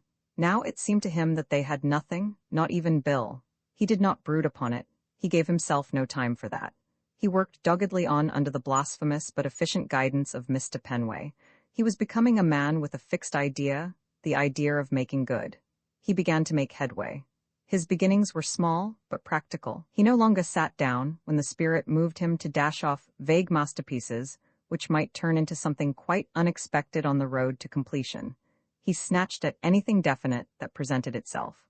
Sometimes it was a couple of illustrations to a short story in one of the minor magazines, sometimes a picture to go with an eulogy of a patent medicine. Whatever it was, he seized upon it and put into it all the talent he possessed. And thanks to the indefatigable coaching of Robert Dwight Penway, a certain merit was beginning to creep into his work. His drawing was growing firmer. He no longer shirked difficulties. Mr. Penway was good enough to approve of his progress. Being free from any morbid distaste for himself, he attributed that progress to its proper sauce. As he said once in a moment of expansive candor, he could, given a free hand and something to drink and smoke while doing it, make an artist out of 2 sticks and a lump of coal. "Why, I've made you turn out things that are like something on earth, my boy," he said proudly. "And that," he added, as he reached out for the bottle of bourbon which Kirk had provided for him, "is going some." Kirk was far too grateful to resent the slightly unflattering note a more spirited man might have detected in the remark. Only once during those days did Kirk allow himself to weaken and admit to himself how wretched he was. He was drawing a picture of Steve at the time, and Steve had the sympathy which encourages weakness in others. It was a significant sign of his changed attitude towards his profession that he was not drawing Steve as a figure in an allegorical picture, or as Apollo or the toiler, but simply as a well-developed young man who had had the good sense to support his nether garments with Middleton's undeniable suspenders. The picture, when completed, would show Steve smirking down at the region of his waistline and announcing with pride and satisfaction, "They're Middleton's." Kirk was putting all he knew into the work, and his face, as he drew, was dark and gloomy. Steve noted this with concern. He had perceived for some time that Kirk had changed. He had lost all his old, boyish enjoyment of their sparring bouts, and he threw the medicine ball with an absent gloom almost equal to Bailey's. It had not occurred to Steve to question Kirk about this. If Kirk had anything on his mind which he wished to impart, he would say it. Meanwhile, the friendly thing for him to do was to be quiet and pretend to notice nothing. It seemed to Steve that nothing was going right these days. Here was he, chafing at his inability to open his heart to Mamie. Here was Kirk, obviously in trouble. And a smaller thing, but of interest, as showing how universal the present depression was. There was Bailey Bannister, equally obviously much worried over something or other. For Bailey had reinstated Steve in the place he had occupied before old John Bannister had dismissed him, and for some time past Steve had mocked him down as a man with a secret trouble. He had never been of a riotously cheerful disposition, but it had been possible once to draw him into conversation at the close of the morning's exercises. Now he hardly spoke. And often, when Steve arrived in the morning, he was informed that Mr. Bannister had started for Wall Street early on important business. These things troubled Steve. His simple soul abhorred a mystery. But it was the case of Kirk that worried him most, for he half guessed that the latter's gloom had to do with Ruth. And he worshipped Ruth. Kirk laid down his sketch and got up. "I guess that'll do for the moment, Steve," he said. Steve relaxed the attitude of proud satisfaction which he had assumed in order to do justice to the undeniable suspenders. He stretched himself and sat down. "You certainly are working to beat the band just now, Squire," he remarked. "It's a pretty good thing work, Steve," said Kirk. "If it does nothing else, it keeps you from thinking." He knew it was feeble of him, but he was powerfully impelled to relieve himself by confiding his wretchedness to Steve. He need not say much, he told himself plausibly, only just enough to lighten the burden a little. He would not be disloyal to Ruth. He had not sunk to that, but, after all, Steve was Steve. It was not like blurting out his troubles to a stranger. It would harm nobody, and do him a great deal of good if he talked to Steve. He relit his pipe, which had gone out during a tense spell of work on the suspenders. "Well, Steve," he said, "what do you think of life? How is this best of all possible worlds treating you?" Steve deposed that life was pretty punk. "You're a great describer, Steve. You've hit it first time. Punk is the word. It's funny if you look at it properly. Take my own case. The superficial observer, who is apt to be a bonehead, would say that I ought to be singing psalms of joy. I am married to the woman I wanted to marry. I have a son who, not to be fulsome, is a perfectly good sort of son. I have no financial troubles. I eat well. I have ceased to tremble when I see a job of work. In fact, I have advanced in my art to such an extent that shrewd businessmen like Middleton put the pictorial side of their undeniable suspenders in my hands and go off to play golf with their minds easy. having perfect confidence in my skill and judgment. If I can't be merry and bright, who can? Do you find me merry and bright, Steve? I've seen you in better shape, said Steve cautiously. I've felt in better shape. Steve coughed. The conversation was about to become delicate. What's eating you, Colonel? He asked presently. Kirk frowned in silence at the undeniable for a few moments. Then the pent-up misery of months exploded in a cascade of words. He jumped up and began to walk restlessly about the studio. Damn it, Steve, I ought not to say a word, I know. It's weak and cowardly and bad taste and everything else you can think of to speak of it, even to you. One's supposed to stand this sort of roasting at the stake with a grin, as if one enjoyed it. But after all, you are different. It's not as if it was anyone. You are different, aren't you? Sure. Well, you know what's wrong as well as I do. Surest thing you know, it's hit me too. How's that? Well, things ain't the same. That's about what it comes to. Kirk stopped and looked at him. His expression was wistful. I ought not to be talking about it. You go right ahead, Squire, said Steve soothingly. I know just how you feel, and I guess talking's not going to do any harm. Act as if I wasn't here. Look on it as a monologue. I don't amount to anything. When did you go to the house last, Steve? Steve reflected. About a couple of weeks ago, I reckon. See the kid? Steve shook his head. Seeing his nibs ain't my long suit these days. I may be wrong, but I got the idea there was a deadline for me about 3 blocks away from the nursery. I asked Keggs was the coast clear, but he said the pot o' dame was in the ring, so I kind of thought I'd bet her away. I don't seem to fit in with all them white tiles and thermometers. You used to see him every day when we were here, and you didn't seem to contaminate him, as far as anyone could notice. There was a silence. Do you see him often, Colonel? Kirk laughed. Oh yes, I'm favored. I pay a state visit every day. Think of that? I sit in a chair at the other end of the room while Mrs. Potter stands between to see that I don't start anything. Bill plays with his sterilized bricks. Occasionally he and I exchange a few civil words. It's as jolly and sociable as you could want. We have great times. Say, on the level, I wonder you stand for it. I've got to stand for it. He's your kid. Not exclusively. I have a partner, Steve. Steve snotted dolefully. Ain't it hell the way things break loose in this world? He sighed. Who'd have thought 2 years ago? Do you make it only 2? I should have put it at about 2,000. Honest, Squire, if anyone had told me then that Miss Ruth had it in her to take up with all these fool stunts, well, I can't say I was prepared for it. Steve coughed again. Kirk was in an expansive mood this afternoon, and the occasion was ideal for the putting forward of certain views which he had long wished to impart. But on the other hand, the subject was a peculiarly delicate one. It has been well said that it is better for a third party to quarrel with a buzzsaw than to interfere between husband and wife, and Steve was constitutionally averse to anything that savored of butting in. Still, Kirk had turned the talk into this channel. He decided to risk it. If I were you, he said, I'd get busy and start something. Such as what? Steve decided to abandon caution and speak his mind. Him, almost as much as Kirk, the existing state of things had driven to desperation. Though in a sense he was only a spectator, the fact that the altered conditions of Kirk's life involved his almost complete separation from Mamie gave him what might be called a stake in the affair. The brief and rare glimpses which he got of her nowadays made it absolutely impossible for him to conduct his wooing on a businesslike basis. A diffident man cannot possibly achieve any success in odd moments. Constant propinquity is his only hope. That fact alone, he considered, almost gave him the right to interfere. And apart from that, his affection for Kirk and Ruth gave him a claim. Finally, he held what was practically an official position in the family councils, on the strength of being William Bannister Winfield's godfather. He loved William Bannister as a son, and it had been one of his favorite daydreams to conjure up a vision of the time when he should be permitted to undertake the child's physical training. He had toyed lovingly with the idea of imparting to this promising pupil all that he knew of the greatest game on earth. He had watched him in the old days staggering about the studio, and had pictured him grown to his full strength, his muscles trained, his brain full of the wisdom of one who, if his mother had not kicked, would have been middleweight champion of America. He had resigned himself to the fact that the infant's social status made it impossible that he should be the real White Hope whom he had once pictured beating all comers in the roped ring. But after all, there was a certain mild fame to be acquired even by an amateur, and now that dream was over, unless Kirk could be goaded into strong action in time. Why don't you sneak the kid away somewhere? He suggested.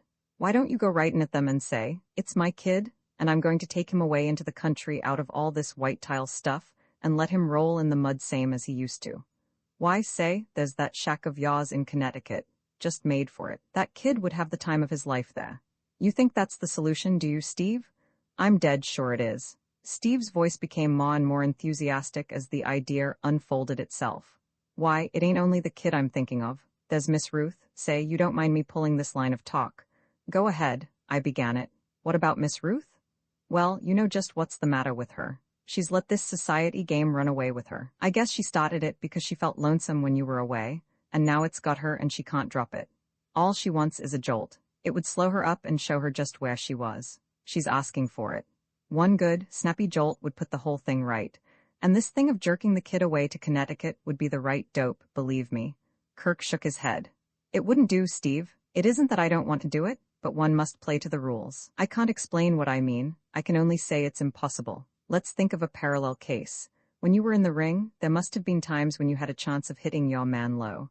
Why didn't you do it? It would have jolted him all right. Why, I'd have lost on a foul. Well, so should I lose on a foul if I started the sort of roughhouse you suggest? I don't get you. Well, if you want it in plain English, Ruth would never forgive me. Is that clear enough? You're dead wrong, boss, said Steve excitedly. I know her. I thought I did. Well, anyway, Steve, thanks for the suggestion, but believe me, nothing doing.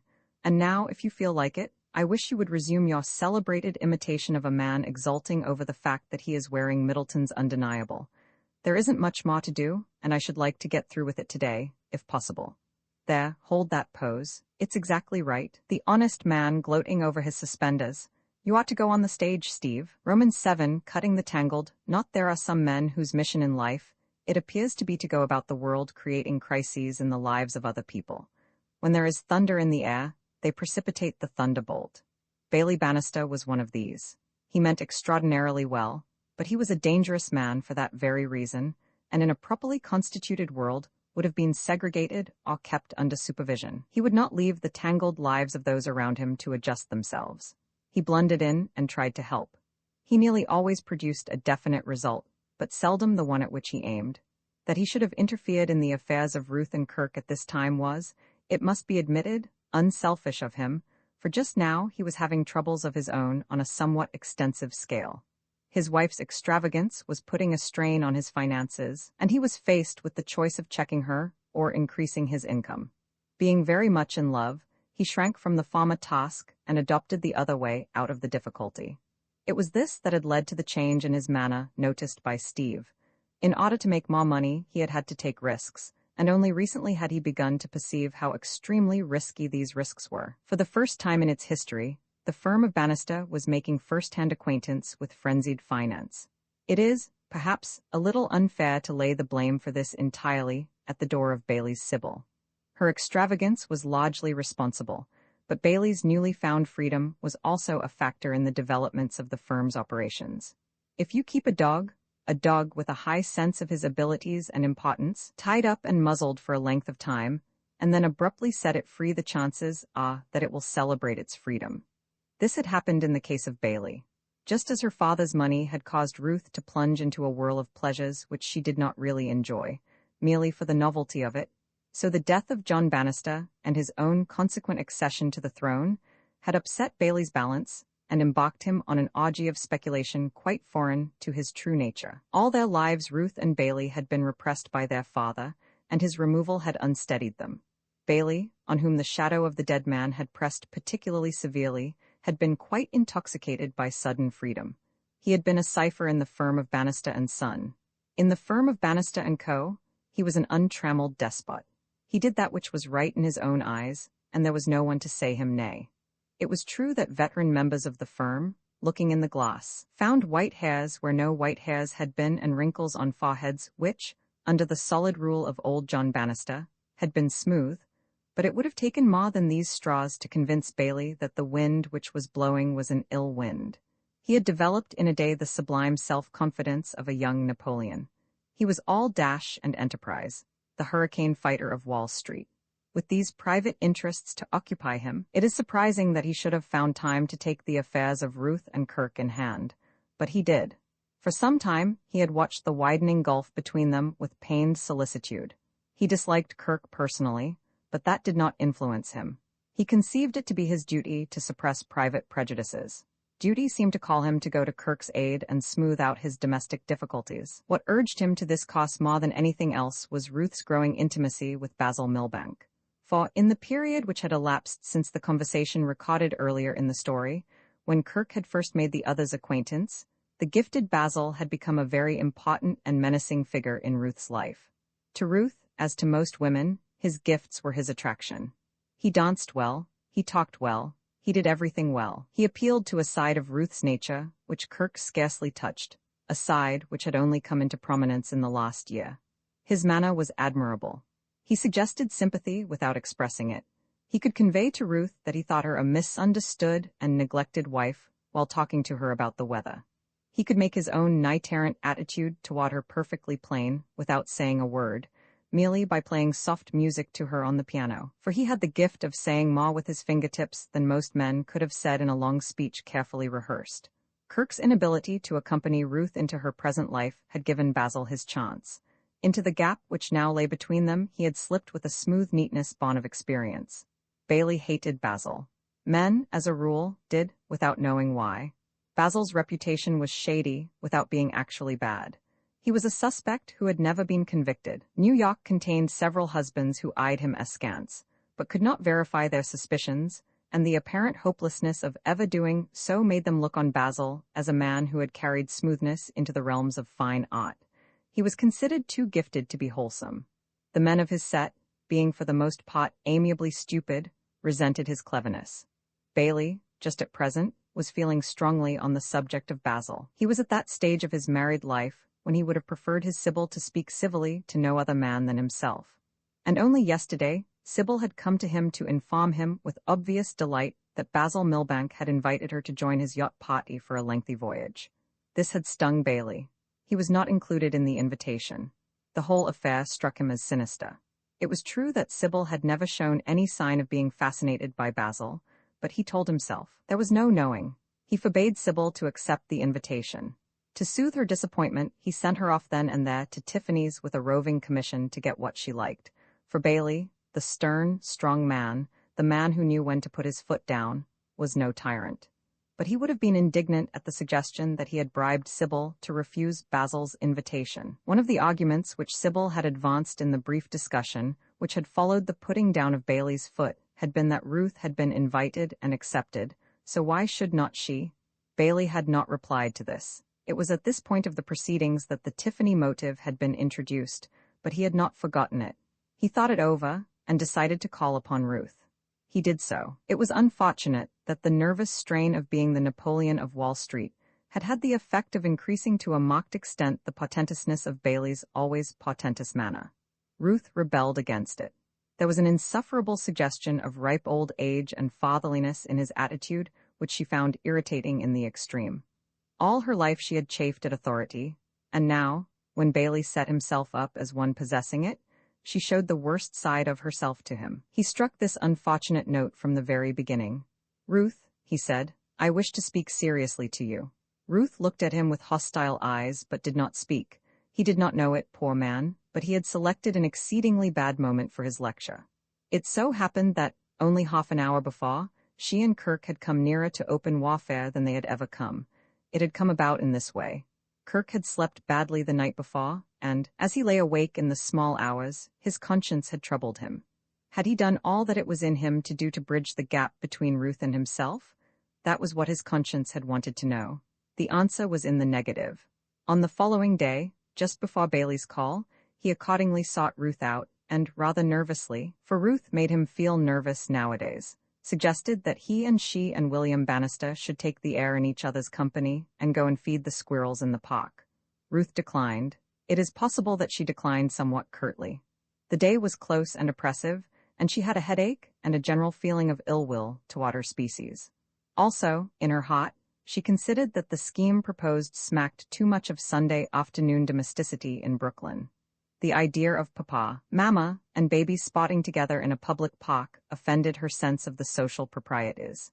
She did not reveal these thoughts to Kirk because she was more than a little ashamed of them. A year ago, she knew, she would not have objected to the idea. A year ago such an expedition would have been a daily occurrence with her. Now she felt if William Bannister wished to feed squirrels, Mamie was his proper companion. She could not put all this baldly to Kirk, so she placed the burden of her refusal on the adequate shoulders of Laura Delane Potter. Aunt Laura, she said, would never hear of William Bannister wandering at large in such an unhygienic fashion. Upon which Kirk, whose patience was not so robust as it had been, and who, like Ruth, found the day oppressive and making for irritability, had cursed Aunt Laura haughtily, given it as his opinion that between them, she and Ruth were turning the child from a human being into a sort of spineless, effeminate exhibit in a museum, and had taken himself off to the studio muttering disjointed things. Ruth was still quivering with the indignation of a woman who has been cheated of the last word when Bailey appeared and announced that he wished to speak seriously to her. Bailey saw the hostility in her eyes and winced a little before it. He was not feeling altogether at his ease. He had had experience of Ruth in this mood, and she had taught him to respect it, but he was not going to shirk his duty. He resumed, "I am only speaking for your own good," he said. "I know that it is nothing but thoughtlessness on your part, but I am naturally anxious." "Bailey," interrupted Ruth, "get to the point." Bailey drew a long breath. "Well then," he said, balked of his preamble and rushing on his fate, "I think you see too much of Basil Milbank." Ruth raised her eyebrows. Oh, the mildness of her tone deceived Bailey. "I do not like to speak of these things," he went on more happily, "but I feel that I must. It is my duty. Basil Milbank has not a good reputation. He is not the sort of man who, in fact, he has not a good reputation. Oh, I understand that he has invited you to form one of his yacht party." "How did you know?" "Sybil told me. He invited her. I refused to allow her to accept the invitation." "And what did Sybil say?" "She was naturally a little disappointed, of course, but she did as I requested. I wonder she didn't pack her things and go straight off." "My dear Ruth? That is what I should have done. You don't know what you are saying."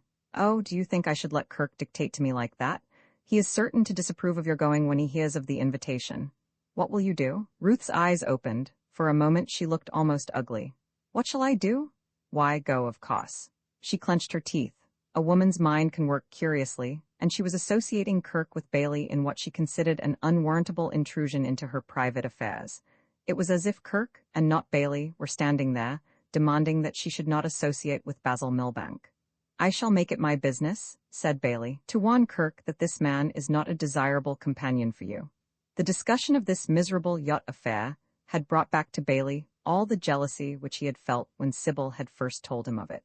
All the vague stories he had ever heard about Basil were surging in his mind like waves of some corrosive acid. He had become a leading member of the extreme wing of the anti-Milbank party. He regarded Basil with the aversion which a dignified pigeon might feel for a circling hawk, and he was now looking on this yacht party as a deadly peril from which Ruth must be saved at any cost. "I shall speak to him very strongly," he added. Ruth's suppressed anger blazed up in the sudden way which before now had disconcerted her brother. "Bailey, what do you mean by coming here and saying this sort of thing? You're becoming a perfect old woman. You spend your whole time prying into other people's affairs. I'm sorry for Sybil." Bailey cast one reproachable look at her and left the room with pained dignity. Something seemed to tell him that no good could come to him from a prolongation of the interview. Ruth, in this mood, always had been too much for him, and always would be. Well, he had done his duty as far as he was concerned. It now remained to do the same by Kirk. He hailed a taxi and drove to the studio. Kirk was busy and not anxious for conversation, least of all with Bailey. He had not forgotten their last tete-a-tete. Bailey, however, was regarding him with a feeling almost of friendliness. They were bound together by a common grievance against Basil Milbank. "I came here, Winfield," he said, after a few moments of awkward conversation on neutral topics, "because I understand that this man Milbank has invited Ruth to join his yacht party." "What yacht party?" "This man Milbank is taking a party for a cruise shortly in his yacht." "Who is Milbank? Surely you have met him?" "Yes, he was at my house one night when you and Ruth dined there shortly after your return." "I don't remember him. However, it doesn't matter. But why does the fact that he has asked Ruth on his yacht excite you? Are you nervous about the sea?" "I dislike this man Milbank very much, Winfield. I think Ruth sees too much of him." Kirk stiffened. His eyebrows rose the fraction of an inch. "Oh," he said. It seemed to Bailey for an instant that he had been talking all his life to people who raised their eyebrows and said, "Oh?" But he continued manfully, "I do not think that Ruth should know him, Winfield. Wouldn't Ruth be rather a good judge of that?" His tone nettled Bailey, but the man conscious of doing his duty acquires an artificial thickness of skin, and he controlled himself, but he had lost that feeling of friendliness, of sympathy with a brother in misfortune which he had brought in with him. "I disagree with you entirely," he said. "Another thing," went on Kirk. "If this man Milbank, I still can't place him, is such a thug, or whatever it is that he happens to be, how did he come to be at your house the night you say I met him?" Bailey winced. He wished the world was not perpetually reminding him that Basil and Sybil were on speaking terms. Sybil invited him. I may say he has asked Sybil to make one of the yacht party. I absolutely forbade it. But heavens, what's wrong with the man? He has a bad reputation. Has he indeed? And I wish my wife to associate with him as little as possible, and I should advise you to forbid Ruth to see more of him than she can help. Kirk laughed. The idea struck him as comic. My good man, I don't forbid Ruth to do things. Bailey, objecting to being called anyone's good man, especially Kirk's, permitted his temper to get the better of him. Then you should, he snapped. I have no wish to quarrel with you. I came in here in a friendly spirit to warn you, but I must say that for a man who married a girl, as you married Ruth, in direct opposition to the wishes of her family, you take a curious view of your obligations. Ruth has always been a headstrong, impulsive girl, and it is for you to see that she is protected from herself. If you are indifferent to her welfare, then all I can say is that you should not have married her. You appear to think otherwise. Good afternoon. He stalked out of the studio, leaving Kirk uncomfortably conscious that he had had the worst of the argument. Bailey had been officious, no doubt, and his pompous mode of expression was not soothing, but there was no doubt that he had had right on his side. Marrying Ruth did not involve obligations. He had never considered her in that light, but perhaps she was a girl who had to be protected from herself. She was certainly impulsive. Bailey had been right there, if nowhere else. Who was this fellow Milbank who had sprung suddenly from nowhere into the position of a menace? What were Ruth's feelings toward him? Kirk threw his mind back to the dinner party at Bailey's and tried to place him. Was it the man? Yes, he had it now. It was the man with the wave of hair over his forehead, the fellow who looked like a poet. Memory came to him with a rush. He recalled his instinctive dislike for the fellow. So that was Milbank, was it? He got up and put away his brushes. There would be no more work for him that afternoon. He walked slowly home. The heat of the day had grown steadily more oppressive. It was one of those airless, stifling afternoons which afflict New York in the summer. He remembered seeing something about a record in the evening paper which he had bought on his way to the studio, a whole column about heat and humidity. It certainly felt unusually warm, even for New York. It was one of those days when nerves are strained, when molehills become mountains, and mountains are all Everests. He had felt it when he talked with Ruth about Bill and the squirrels, and he felt it now. He was conscious of being extraordinarily irritated, not so much with any particular person as with the world in general. The very vagueness of Bailey's insinuations against Basil Milbank increased his resentment. What a pompous ass Bailey was! What a fool he had been to give Bailey such a chance of snubbing him! What an extraordinarily futile and unpleasant world it was altogether! He braced himself with an effort. It was this heat which was making him magnify trifles. Bailey was a fool. Probably there was nothing whatever wrong with this fellow Milbank. Probably he had some personal objection to the man, and that was all. And yet the image of Basil which had come back to his mind was not reassuring. He had mistrusted him that night, and he mistrusted him now. What should he do? Ruth was not Sybil. She was not the sort of woman a man could forbid to do things. It would require tact to induce her to refuse Basil's invitation. As he reached the door, an idea came to him, so simple that he wondered that it had not occurred to him before. It was, perhaps, an echo of his conversation with Steve. He would get Ruth to come away with him to the shack in the Connecticut woods. As he dwelt on the idea, the heat of the day seemed to become less oppressive, and his heart leaped. How cool and pleasant it would be out there. They would take Bill with them and live the simple life again, in the country, this time instead of in town. Perhaps out there, far away from the overcrowded city, he and Ruth would be able to come to an understanding and bridge over that ghastly gulf. As for his work, he could do that as well in the woods as in New York. And anyhow, he had earned a vacation. For days, Mr. Penway had been hinting that the time had arrived for a folding of the hands. Mr. Penway's views on New York and its record humidity were strong and crisply expressed. His idea, he told Kirk, was that some spot with a heart should loan him a couple of $100 and let him beat it to the seashore before he melted. In the drawing room, Ruth was playing the piano softly, as she had done so often at the studio. Kirk went to her and kissed her. A mocked coolness in her reception of the kiss increased the feeling of nervousness which he had felt at the sight of her. It came back to him that they had potted that afternoon, for the first time, on definitely hostile terms. He decided to ignore the fact. Something told him that Ruth had not forgotten, but it might be that cheerfulness now would blot out the resentment of past irritability. But in his embarrassment, he was more than cheerful. As Steve had been on the occasion of his visit to old John Bannister, he was breezy with an effort that was as painful to Ruth as it was to himself, breezy with a horrible musical comedy breeziness. He could have adopted no more fatal tone with Ruth at that moment. All the afternoon she had been a complicated tangle of fretted nerves. Her quarrel with Kirk, Bailey's visit, a conscience that would not lie down and go to sleep at her orders, but insisted on running riot. All these things had unfitted her to bear up amiably under sudden, self-conscious breeziness. And the heat of the day, charged now with the oppressiveness of long-overdue thunder, completed her mood. When Kirk came in and began to speak, the softest notes of the human voice would have jarred upon her. And Kirk, in his nervousness, was almost shouting. His voice rang through the room, and Ruth winced away from it like a stricken thing. From out of the hell of nerves and heat and interfering brothers there materialized itself, as she sat there, a very vivid hatred of Kirk. Kirk, meanwhile, uneasy, but a little guessing at the fury behind Ruth's calm face, was expounding his great scheme, his panacea for all the ills of domestic misunderstandings and potted lives. Ruth, old girl. Ruth shuddered. Ruth, old girl, I've had a bully good idea. It's getting too warm for anything in New York. Did you ever feel anything like it is today? Why shouldn't you and I pop down to the shack and camp out there for a week or so? And we would take Bill with us. Just we three with somebody to do the cooking. It would be great. What do you say? What Ruth said languidly was, it's quite impossible. It was damping, but Kirk felt that at all costs he must refuse to be damped. He clutched at his cheerfulness and held it. Nonsense, he retorted. Why is it impossible? It's a great idea. Ruth half hid a yawn. She knew she was behaving abominably, and she was glad of it. It's impossible as far as I'm concerned. I have 100 things to do before I can leave New York. Well, I could do with a day or two to clear up a few bits of work I have on hand. Why couldn't we start this day week? It is out of the question for me. About then I shall be on Mr. Milbank's yacht. He has invited me to join his party. The actual day is not settled, but it will be in about a week's time. Oh, said Kirk. Ruth said nothing. Have you accepted the invitation? I have not actually answered his letter. I was just going to when you came in. But you mean to accept it?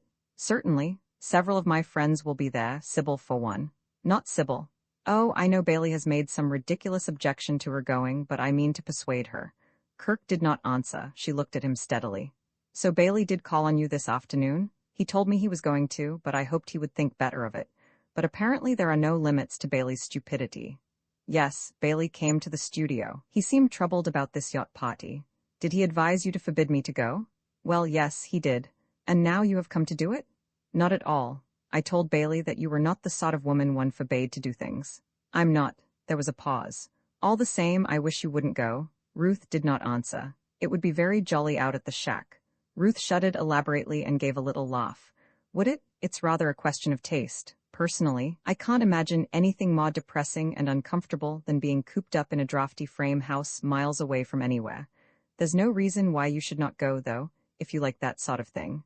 Of course, you must not take Bill. Why not? Kirk spoke calmly enough, but he was very near the breaking point. All his good resolutions had vanished under the acid of Ruth's manner. I couldn't let him rough it like that. Aunt Laura would have a fit. Conditions being favorable, it only needs a spark to explode a powder magazine, and there are moments when a word can turn an outwardly calm and patient man into a raging maniac. This introduction of Mrs. Potter's name into the discussion at this particular point broke down the last remnants of Kirk's self-control.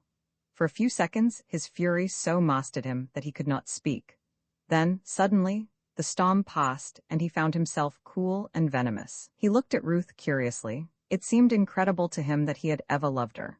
We had better get this settled, he said in a hard, quiet voice. Ruth started. She had never heard him speak like this before. She had not imagined him capable of speaking in that way. Even in the days when she had loved him most, she had never looked up to him. She had considered his nature weak, and she had loved his weakness. Except in the case of her father, she had always dominated the persons with whom she mixed, and she had taken it for granted that her will was stronger than Kirk's. Something in his voice now told her that she had underestimated him. Get what settled? she asked, and was furious with herself because her voice shook. Is Mrs. Potter the mother of the child, or are you? What has Mrs. Potter to do with it? Why should I ask her permission? How does it happen to be any business of Mrs. Potter's at all? Ruth felt baffled. He was giving her no chance to take the offensive. There was nothing in his tone which she could openly resent. He was not shouting at her, he was speaking quietly.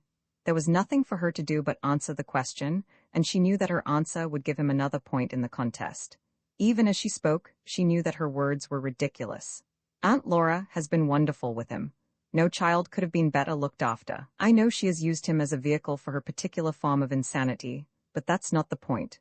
What I am asking is why she was introduced at all. I told you. When you were away, Bill Neely died. I know, I'm not forgetting that. And naturally for a time you were frightened. It is just possible that for the moment you lost your head and honestly thought that Mrs. Potter's methods were the only chance for him. But that state of mind could not last all the time with you. You are not a crank like your aunt. You are a perfectly sensible, level-headed woman, and you must have seen the idiocy of it all long before I came back. Why did you let it go on? Ruth did not answer. I will tell you why. Because it saved you trouble. Because it gave you more leisure for the sort of futile waste of time which seems to be the only thing you care for nowadays. Don't trouble to deny it. Do you think I haven't seen in these last few months that Bill bores you to death? Oh, I know you always have some perfect excuse for keeping away from him. It's too much trouble for you to be a mother to him, so you hedge with your conscience by letting Mrs. Potter pamper him and sterilize his toys and all the rest of it, and try to make yourself think that you have done your duty to him.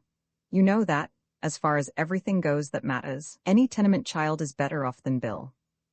You had better let me finish what I have got to say. I will be as brief as I can. That is my case as regards Bill.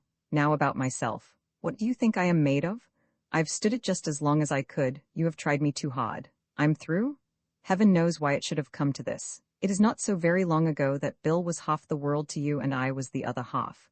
Now, apparently, there's not room in your world for either of us. Ruth had risen, she was trembling. I think we had better end this. He broke in on her words. End it? Yes, you're right, one way or the other. Either go back to the old life or start a new one. What we are living now is a horrible burlesque. What do you mean, how start a new life? I mean exactly what I say. In the life you are living now I am an anachronism. I'm a survival. I'm out of date and in the way. You would be freer without me. That's absurd. Is the idea so novel? Is our marriage the only failure in New York? Do you mean that we ought to separate? Only a little more, a very little more than we are separated now. Never see each other again instead of seeing each other for a few minutes every day. It's not a very big step to take. Ruth sat down and rested her chin on her hand, staring at nothing. Kirk went to the window and looked out. Over the park the sky was black. In the room behind him the light had faded till it seemed as if night were come. The air was heavy and stifling. A flicker of lightning came and went in the darkness over the trees. He turned abruptly. It is the only reasonable thing to do. Our present mode of life is a farce. We are drifting farther apart every day. Perhaps I have changed. I know you have. We are two strangers chained together. We have made a muddle of it, and the best thing we can do is to admit it. I am no good to you. I have no part in your present life. You're the queen and I'm just the prince consort, the fellow who happens to be Mrs. Winfield's husband. It's not a pleasant part to have to play, and I have had enough of it. We had better separate before we hate each other. You have your amusements, I have my work. We can continue them apart. We shall both be better off. He stopped. Ruth did not speak. She was still sitting in the same attitude. It was too dark to see her face. It formed a little splash of white in the dusk. She did not move. Kirk went to the door. I'm going up to say goodbye to Bill. Have you anything to say against that? And I shall say goodbye to him in my own way. She made no sign that she had heard him. Goodbye, he said again. The door closed. Up in the nursery Bill crooned to himself as he played on the floor. Mamie sat in a chair, sewing. The opening of the door caused them to look up simultaneously. Hello, said Bill. His voice was cordial without being enthusiastic. He was glad to see Kirk, but tin soldiers were tin soldiers and demanded concentrated attention. When you are in the middle of intricate maneuvers, you cannot allow yourself to be more than momentarily distracted by anything. Mamie, said Kirk hoarsely, go out for a minute, will you? I shan't be long. Mamie obediently departed. Later, when Keggs was spreading the news of Kirk's departure in the servants' hall, she remembered that his manner had struck her as strange. Kirk sat down in the chair she had left and looked at Bill. He felt choked. There was a mist before his eyes. Bill, the child, absorbed in his game, did not look up. "Bill, old man, come here a minute, I've something to say." Bill looked up, nodded, moved a couple of soldiers, and got up. He came to Kirk's side. His chosen mode of progression at this time was a kind of lurch. He was accustomed to breathe heavily during the journey, and on arrival at the terminus usually shouted triumphantly. Kirk put an arm round him. Bill stared gravely up into his face. There was a silence. From outside came a sudden rumbling crash. Bill jumped. "Thunder?" he said in a voice that shook a little. "Not afraid of thunder, are you?" said Kirk. Bill shook his head stoutly. "Bill." "Yes, Daddy." Kirk fought to keep his voice steady.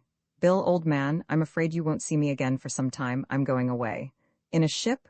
"No, not in a ship. In a train?" "Perhaps. Take me with you, Daddy." "I'm afraid I can't, Bill." "Shan't I ever see you again?"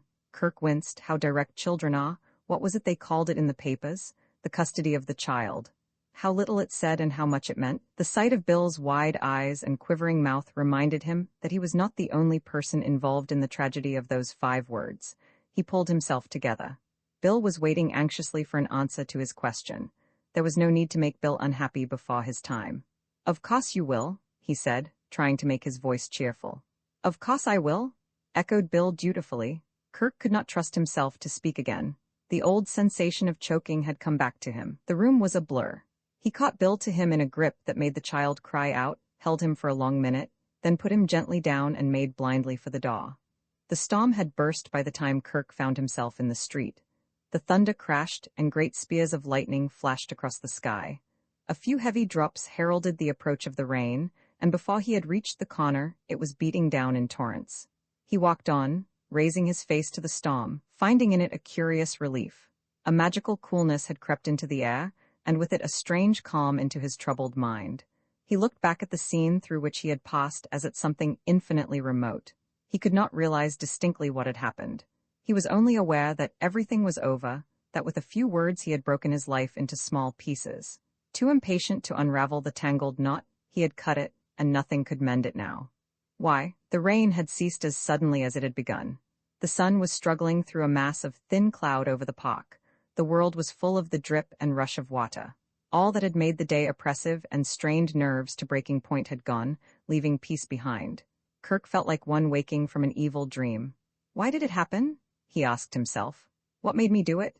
A distant rumble of thunder answered the question. Roman II Ruth states her intentions at about the time when Laura Delane Potter was cross-examining Kirk Winfield.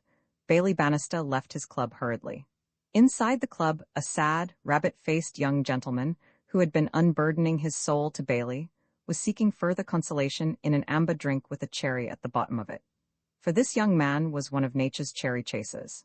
It was the only thing he did really well. His name was Grayling, his height 5'3", his socks pink, and his income enormous. So much for Grayling.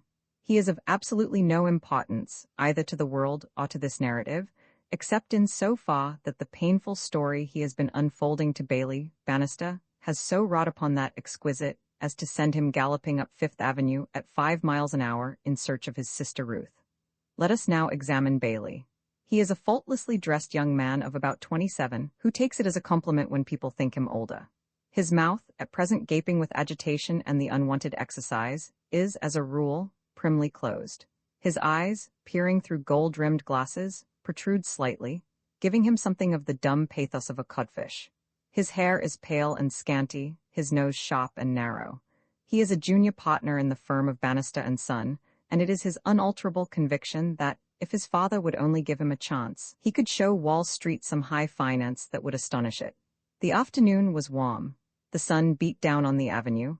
Bailey had not gone 2 blocks before it occurred to him that swifter and more comfortable progress could be made in a taxicab than on his admirably trousered legs.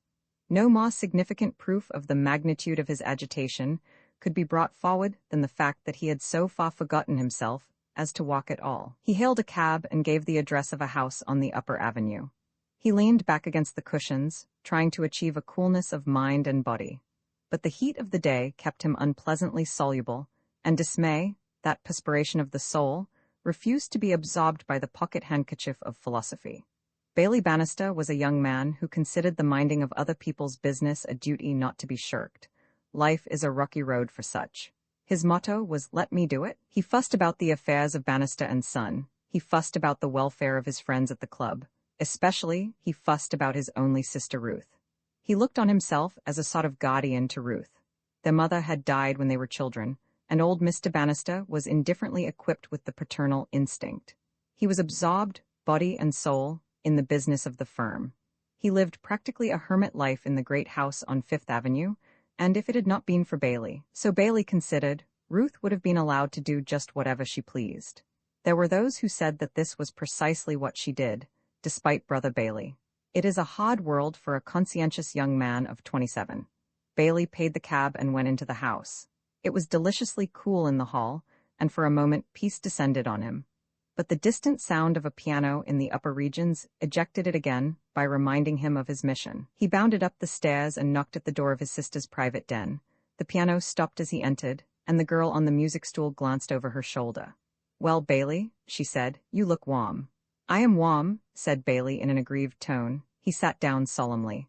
"I want to speak to you, Ruth." Ruth shut the piano and caused the music stool to revolve till she faced him. "Well," she said, Ruth Bannister was an extraordinarily beautiful girl, a daughter of the gods, divinely tall and most divinely fair. From her mother she had inherited the dark eyes and ivory complexion which went so well with her mass of dark hair. From her father, a chin of peculiar determination and perfect teeth. Her body was strong and supple. She radiated health. To her friends, Ruth was a source of perplexity. It was difficult to understand her. In the set in which she moved, girls married young, yet season followed season, and Ruth remained single, and this so obviously of her own free will that the usual explanation of such a state of things broke down as soon as it was tested. In shoals during her first 2 seasons, and lately with less unanimity, men of every condition, from a prince, somewhat battered, but still a prince, to the Bannisters' English butler, a good man, but at the moment under the influence of tawny pot, had laid their hearts at her feet. One and all, they had been compelled to pick them up and take them elsewhere. She was generally kind on these occasions, but always very firm. The determined chin gave no hope that she might yield to importunity. The eyes that backed up the message of the chin were pleasant, but inflexible. Generally, it was with a feeling akin to relief that the rejected, when time had begun to heal the wound, contemplated their position. There was something about this girl, they decided, which no fellow could understand. She frightened them. She made them feel that their hands were large and red, and their minds weak and empty. She was waiting for something. What it was they did not know, but it was plain that they were not it, and off they went to live happily ever after with girls who ate candy and read bestsellers. And Ruth went on her way, cool and watchful and mysterious, waiting. The room which Ruth had taken for her own gave, like all rooms when intelligently considered, a clue to the character of its owner. It was the only room in the house furnished with any taste or simplicity. The furniture was exceedingly expensive, but did not look so. The keynote of the color scheme was green and white. All round the walls were books. Except for a few prints, there were no pictures, and the only photograph visible stood in a silver frame on a little table. It was the portrait of a woman of about 50, square-jawed, tight-lipped, who stared almost threateningly out of the frame, exceedingly handsome, but, to the ordinary male, too formidable to be attractive. On this was written in a bold hand, bristling with emphatic downstrokes and wholly free from feminine flourish, "To my dear Ruth from her Aunt Laura." And below the signature, in what printers call quotes, a line that was evidently an extract from somebody's published works. "Bear the torch and do not falter." Bailey inspected this photograph with disfavor. It always irritated him. The information, conveyed to him by amused friends, that his Aunt Laura had once described Ruth as a jewel in a dustbin, seemed to him to carry an offensive innuendo directed at himself and the rest of the dwellers in the Bannister home. Also, she had called him a worm. Also, again, his actual encounters with the lady, though few, had been memorably unpleasant. Furthermore, he considered that she had far too great an influence on Ruth. And lastly, that infernal sentence about the torch, which he found perfectly meaningless, had a habit of running in his head like a catchphrase, causing him the keenest annoyance. He pursed his lips disapprovingly and averted his eyes. "Don't sniff at Aunt Laura, Bailey," said Ruth. "I've had to speak to you about that before. What's the matter? What has sent you flying up here?" "I have had a shock," said Bailey. "I have been very greatly disturbed. I have just been speaking to Clarence Grayling." He eyed her accusingly through his gold-rimmed glasses. She remained tranquil. "And what had Clarence to say?" "A great many things. I gather he told you I had refused him." "If it were only that?" Ruth rapped the piano sharply. Bailey, she said, wake up. Either get to the point or go or read a book or do some tatting or talk about something else. You know perfectly well that I absolutely refuse to endure your impressive manner. I believe when people ask you the time you look pained and important and make a mystery of it. What's troubling you? I should have thought Clarence would have kept quiet about insulting me, but apparently he has no sense of shame. Bailey gaped. Bailey was shocked and alarmed. Insulting you? What do you mean? Clarence is a gentleman. He is incapable of insulting a woman. Is he? He told me I was a suitable wife for a wretched dwarf with the miserably inadequate intelligence which nature gave him reduced to practically a minus quantity by alcohol. At least he implied it. He asked me to marry him. I have just left him at the club. He is very upset. I should imagine so. A soft smile played over Ruth's face. I spoke to Clarence. I explained things to him. I lit up Clarence's little mind like a searchlight. Bailey rose, tremulous with just wrath. You spoke to him in a way that I can only call outrageous and improper and, outrageous. He paced the room with agitated strides. Ruth watched him calmly. If the overflowing emotion of a giant soul in torment makes you knock over a table or smash a chair, she said, I shall send the bill for repairs to you. You had far better sit down and talk quietly. What is worrying you, Bailey? Is it nothing? Demanded her brother, that my sister should have spoken to a man as you spoke to Clarence Grayling. With an impassioned gesture, he sent a flower vase crashing to the floor. I told you so, said Ruth. Pick up the bits and don't let the water spoil the carpet. Use your handkerchief. I should say that would cost you about $6, dear. Why will you let yourself be so temperamental? Now let me try and think what it was I said to Clarence. As far as I can remember, it was the mere ABC of eugenics. Bailey, on his knees, picking up broken glass, raised a flushed and accusing face. Ah, eugenics, you admit it? I think, went on Ruth placidly. I asked him what sort of children he thought we were likely to have if we married. A nice girl ought not to think about such things. I don't think about anything else much. A woman can't do a great deal, even nowadays, but she can have a conscience and feel that she owes something to the future of the race. She can feel that it is her duty to bring fine children into the world. As Aunt Laura says, she can carry the torch and not falter. Bailey shied like a startled horse at the hated phrase. He pointed furiously at the photograph of the great thinker. You're talking like that damned woman? Bailey Precious, you mustn't use such wicked, wicked words. Bailey rose, pink and wrathful. If you're going to break another vase, said Ruth, you will really have to go. Ever since that, cried Bailey. Ever since Aunt Laura, Ruth smiled indulgently. That's more like my little man, she said. He knows as well as I do how wrong it is to swear. Be quiet? Ever since Aunt Laura got hold of you, I say you have become a sort of gramophone, spouting her opinions. But what sensible opinions? It's got to stop, Aunt Laura, my God, who is she? Just look at her record. She disgraces the family by marrying a grubby newspaper fellow called Potter. He has the sense to die, I will say that for him. She thrusts herself into public notice by a series of books and speeches on subjects of which a decent woman ought to know nothing. And now she gets hold of you, fills you up with her disgusting nonsense, makes a sort of disciple of you, gives you absurd ideas, poisons your mind, and, Bailey, this is positive eloquence. It's got to stop. It's bad enough in her, but everyone knows she is crazy and makes allowances. But in a young girl like you, he choked. In a young girl like me, prompted Ruth in a low, tragic voice. It's not right, it's not proper. He drew a long breath. It's all wrong, it's got to stop. He's perfectly wonderful, murmured Ruth. He just opens his mouth and the words come out, but I knew he was somebody, directly I saw him. By his forehead, like a dome? Bailey mopped the dome. Perhaps you don't know it, he said, but you're getting yourself talked about. You go about saying perfectly impossible things to people. You won't marry, you have refused nearly every friend I have. Ruth shuddered. Your friends are awful, Bailey. They are all turned out on a pattern like a flock of sheep. They bleat.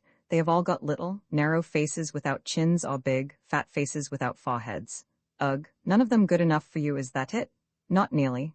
Emotion rendered Bailey, for him, almost vulgar. I guess you hate yourself? He snapped. No, sir, beamed Ruth. I think I'm perfectly beautiful. Bailey grunted. Ruth came to him and gave him a sisterly kiss. She was very fond of Bailey, though she declined to reverence him. Cheer up, Bailey boy, she said. Don't you worry yourself. There's a method in my madness. I'll find him sooner or later, and then you'll be glad I waited. Him? What do you mean? Why, him, of course, the ideal young man. That's who, or is it whom?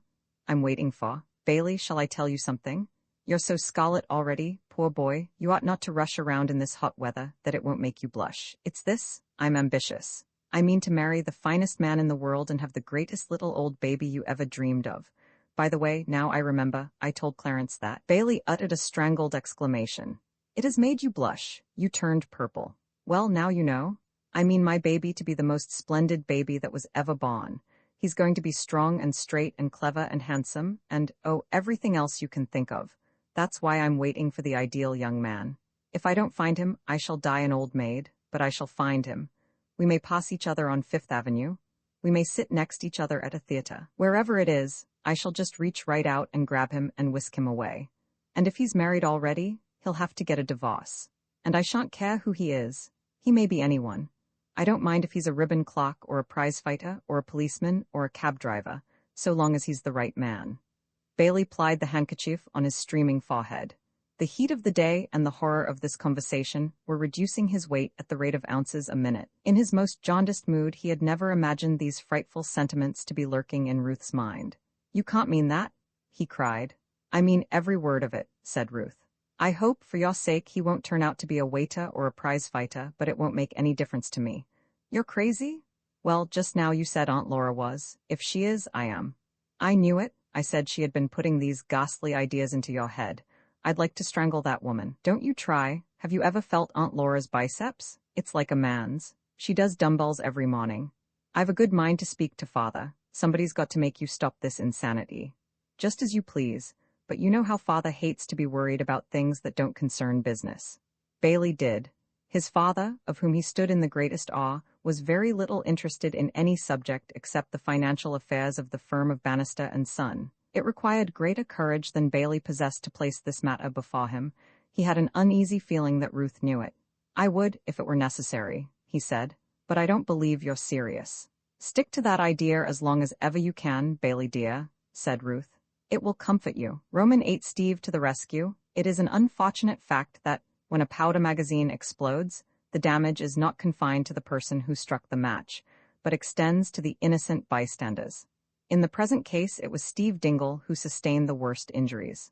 Of the others who might have been affected, Mrs. Laura Delane Potter was bomb-proof. No explosion in her neighborhood could shake her. She received the news of Kirk's outbreak with composure. Privately, in her eugenic heart, she considered his presence superfluous now that William Bannister was safely launched upon his career. In the drama of which she was the self-appointed stage director, Kirk was a mere super supporting the infant star. Her great mind, occupied almost entirely by the past and the future, took little account of the present. So long as Kirk did not interfere with her management of Bill, he was at liberty, so far as she was concerned, to come or go as he pleased. Steve could not imitate her admirable detachment. He was a poor philosopher, and all that his mind could grasp was that Kirk was in trouble and that Ruth had apparently gone mad. The affair did not come to his ears immediately.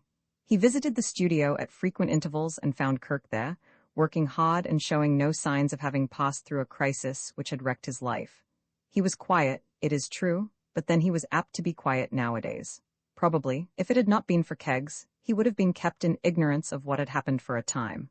Walking one evening up Broadway, he met Keggs taking the air and observing the nightlife of New York like himself. Keggs greeted Steve with enthusiasm.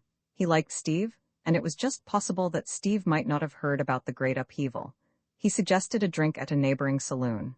"We have not seen you at our house lately, Mr. Dingle," he remarked, having pecked at his glass of beer like an old, wise bird. He looked at Steve with a bright eye, somewhat puffy at the lids but full of life. "No," said Steve. "That's right, guess I must have been busy." Keggs uttered a senile chuckle and drank more beer. "They're rum uns," he went on. "I've been in some queer places, but this beats 'em all." "What do you mean?" inquired Steve as a second chuckle escaped his companion. "Why, it's come to an eed, things has, Mr. Dingle. That's what I mean. You won't have forgotten all about the pampering of that child what I told you of quite recent. Well, it's been and come to an eed." "Yes, continue, Colonel. This listens good. You ain't eared?" "Not a word." Keggs smiled a happy smile and sipped his beer. It did the old man good finding an entirely new audience like this. "Why, Mr. Winfield is packed up and left." Steve gasped. "Left?" he cried. "Not quit, not gone for good?" "For his own good, I should say. Finds himself better off away from it all, if you ask me. But hadn't you really heard, Mr. Dingle? God bless my soul. I thought it was public property by now, that little bit of news. Why, Mr. Winfield hasn't been living with us for the matter of a week or more. For the love of Mike? I'm telling you the honest truth, Mr. Dingle. 2 weeks ago come next Saturday, Mr. Winfield meets me in the all looking wild and arrest. It was the same day there was that big thunderstorm, and he looks at me, glassy-like, and says to me, Kegs, ave my bag packed and my boxes, too. I'm going away for a time. I'll send a messenger for him. And out he goes into the rain, which begins to come down cats and dogs the moment he was in the street. I start to go out after him with his raincoat, thinking he'd get wet before he could find a cab, they being so scarce in this city, not like London, where you simply ave to raise yaw, and to ave a dozen flocking round you, but he don't stop. He just goes walking off through the rain and all, and I gets back into the house, not wishing to be wetted myself on account of my rheumatism, which is always troublesome in the damp weather. And I says to myself, ullo, what's all this? See what I mean? I could tell as plain as if I'd been in the room with them that they had been having words. And since that day, he ain't been near the ooze, and where he is now is more than I can tell you, Mr. Dingle. Why, he's at the studio. At the studio, is he? Well, I shouldn't wonder if he wasn't better off. He didn't strike me as a man what was used to the ways of society. He's happier where he is, I expect. And having summed matters up in this philosophical manner, Keggs drained his glass and cocked an expectant eye at Steve. Steve obeyed the signal and ordered a further supply of the beer, for which Mr. Keggs had a plebeian and unbutler-like fondness. His companion turned the conversation to the prospects of one of that group of inefficient middleweights whom Steve so heartily despised, between whom and another of the same degraded band, a 10-round contest had been arranged and would shortly take place. Ordinarily, this would have been a subject on which Steve would have found plenty to say, but his mind was occupied with what he had just heard, and he sat silent while the silver-haired patron of Spot opposite prattled on respecting current form. Steve felt stunned. It was unthinkable that this thing had really occurred. Mr. Keggs, sipping beer, discussed the coming fight. He weighed the alleged left hook of one principal against the much-advertised right swing of the other. He spoke with apprehension of a yellow streak, which certain purists claimed to have discovered in the gladiator on whose chances he proposed to invest his cash. Steve was not listening to him. A sudden thought had come to him, filling his mind to the exclusion of all else. The recollection of his talk with Kirk at the studio had come back to him. He had advised Kirk, as a solution of his difficulties, to kidnap the child and take him to Connecticut. Well, Kirk was out of the running now, but he, Steve, was still in it. He would do it himself. The idea thrilled him. It was so in keeping with his theory of the virtue of the swift and immediate punch, administered with the minimum of preliminary sparring. There was a risk attached to the scheme which appealed to him. Above all, he honestly believed that it would achieve its object, the straightening out of the tangle which Ruth and Kirk had made of their lives. When once an idea had entered Steve's head, he was tenacious of it. He had come to the decision that Ruth needed what he called a jolt to bring her to herself, much as a sleepwalker is aroused by the touch of a hand, and he clung to it. He interrupted Mr. Keggs in the middle of a speech touching on his man's alleged yellow streak. "Will you be at home tonight, Colonel?" he asked. "I certainly will, Mr. Dingle. Mind if I look in?" "I shall be delighted. I can offer you a cigar that I think you'll appreciate, and we can continue this little chat at our leisure. Mrs. Winfield's dining out, and that their potter, thank God, has gone to Boston." Roman 9 at 1 in the morning, William Bannister Winfield slept the peaceful sleep of childhood in his sterilized cot. The light gleamed faintly on the white tiles. It lit up the brass knobs on the walls, the spotless curtains, the large thermometer. An intruder, interested in these things, would have seen by a glance at this last that the temperature of the room was exactly that recommended by doctors as the correct temperature for the nursery of a sleeping child, no higher, no lower. The transom over the door was closed, but the window was open at the top to precisely the extent advocated by the authorities, due consideration having been taken for the time of year and the condition of the outer atmosphere. The hour was 1 in the morning. Childhood is a readily adaptable time of life, and William Bannister, after a few days of blank astonishment, varied by open mutiny, had accepted the change in his surroundings and daily existence with admirable philosophy. His memory was not far-reaching, and as time went on and he began to accommodate himself to the new situation, he had gradually forgotten the days at the studio. As it is to be supposed, he had forgotten the clouds of glory which he had trailed on his entry into this world. If memories of past bear hunts among the canvases on the dusty floor ever came to him now, He never mentioned it. A child can weave romance into any condition of life in which fate places him, and William Bannister had managed to interest himself in his present existence with a considerable gusto. Scraps of conversation between Mrs. Potter and Mamie, overheard and digested, had given him a good working knowledge of the system of hygiene of which he was the center. He was vague as to details, but not vaguer than most people. He knew that something called sterilizing was the beginning and end of life, and that things known as germs were the great peril. He had expended much thought on the subject of germs.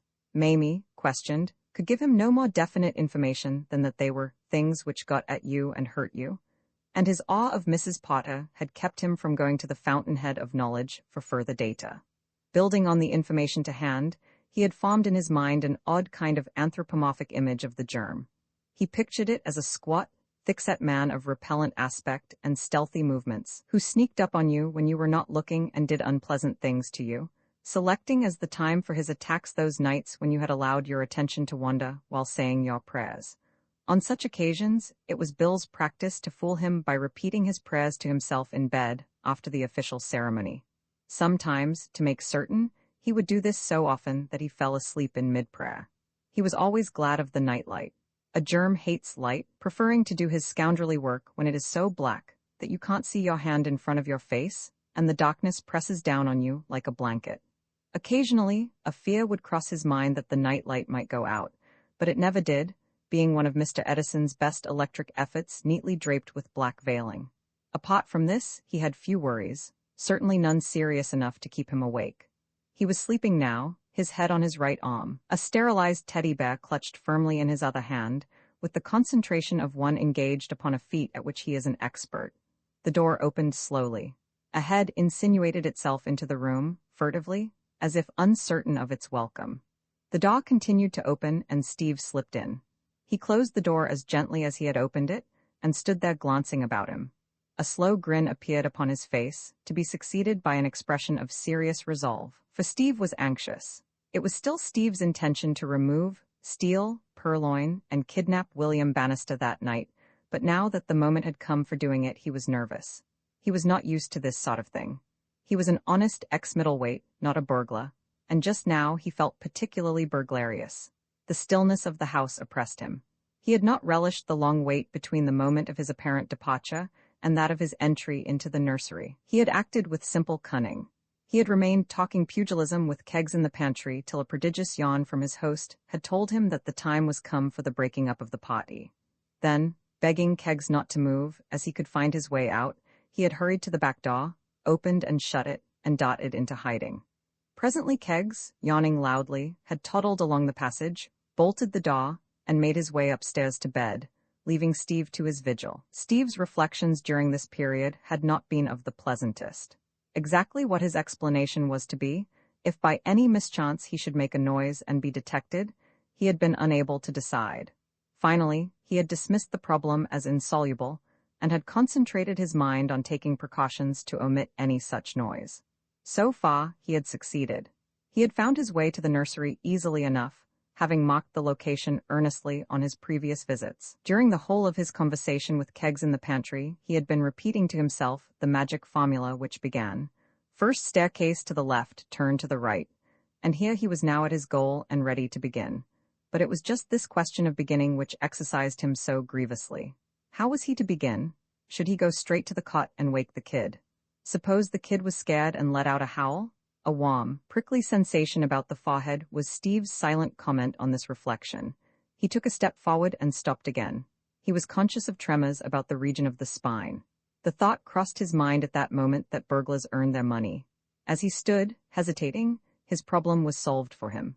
There came a heavy sigh from the direction of the cot, which made him start as if a pistol had exploded in his ear, and then he was aware of two large eyes staring at him. There was a tense pause. A drop of perspiration rolled down his cheekbone and anchored itself stickily on the angle of his jaw. It tickled abominably, but he did not dare to move for fear of unleashing the scream which brooded over the situation like a cloud. At any moment now, a howl of terror might rip the silence and bring the household on the run. And then, the explanations? A second drop of perspiration started out in the wake of the first. The large eyes continued to inspect him. They were clouded with sleep. Suddenly a frightened look came into them, and as he saw it, Steve braced his muscles for the shock. "Here it comes," he said miserably to himself. "Oh, Lord, we're off." He searched in his brain for speech desperately, as the best man at a wedding searches for that ring while the universe stands still, waiting expectantly. He found no speech. The child's mouth opened. Steve eyed him, fascinated. No bird, encountering a snake, was ever so incapable of movement as he. "Are you a germ?" inquired William Bannister. Steve tottered to the cot and sat down on it. The relief was too much for him. "Gee, kid," he said, "you had my goat then. I've got to hand it to you." His sudden approach had confirmed William Bannister's worst suspicions. This was precisely how he had expected the germ to behave. He shrank back on the pillow, gulping. "Why, for the love of Mike," said Steve. "Don't you know me, kid? I'm not a potch climber. Don't you remember Steve who used to raise Hades with you at the studio?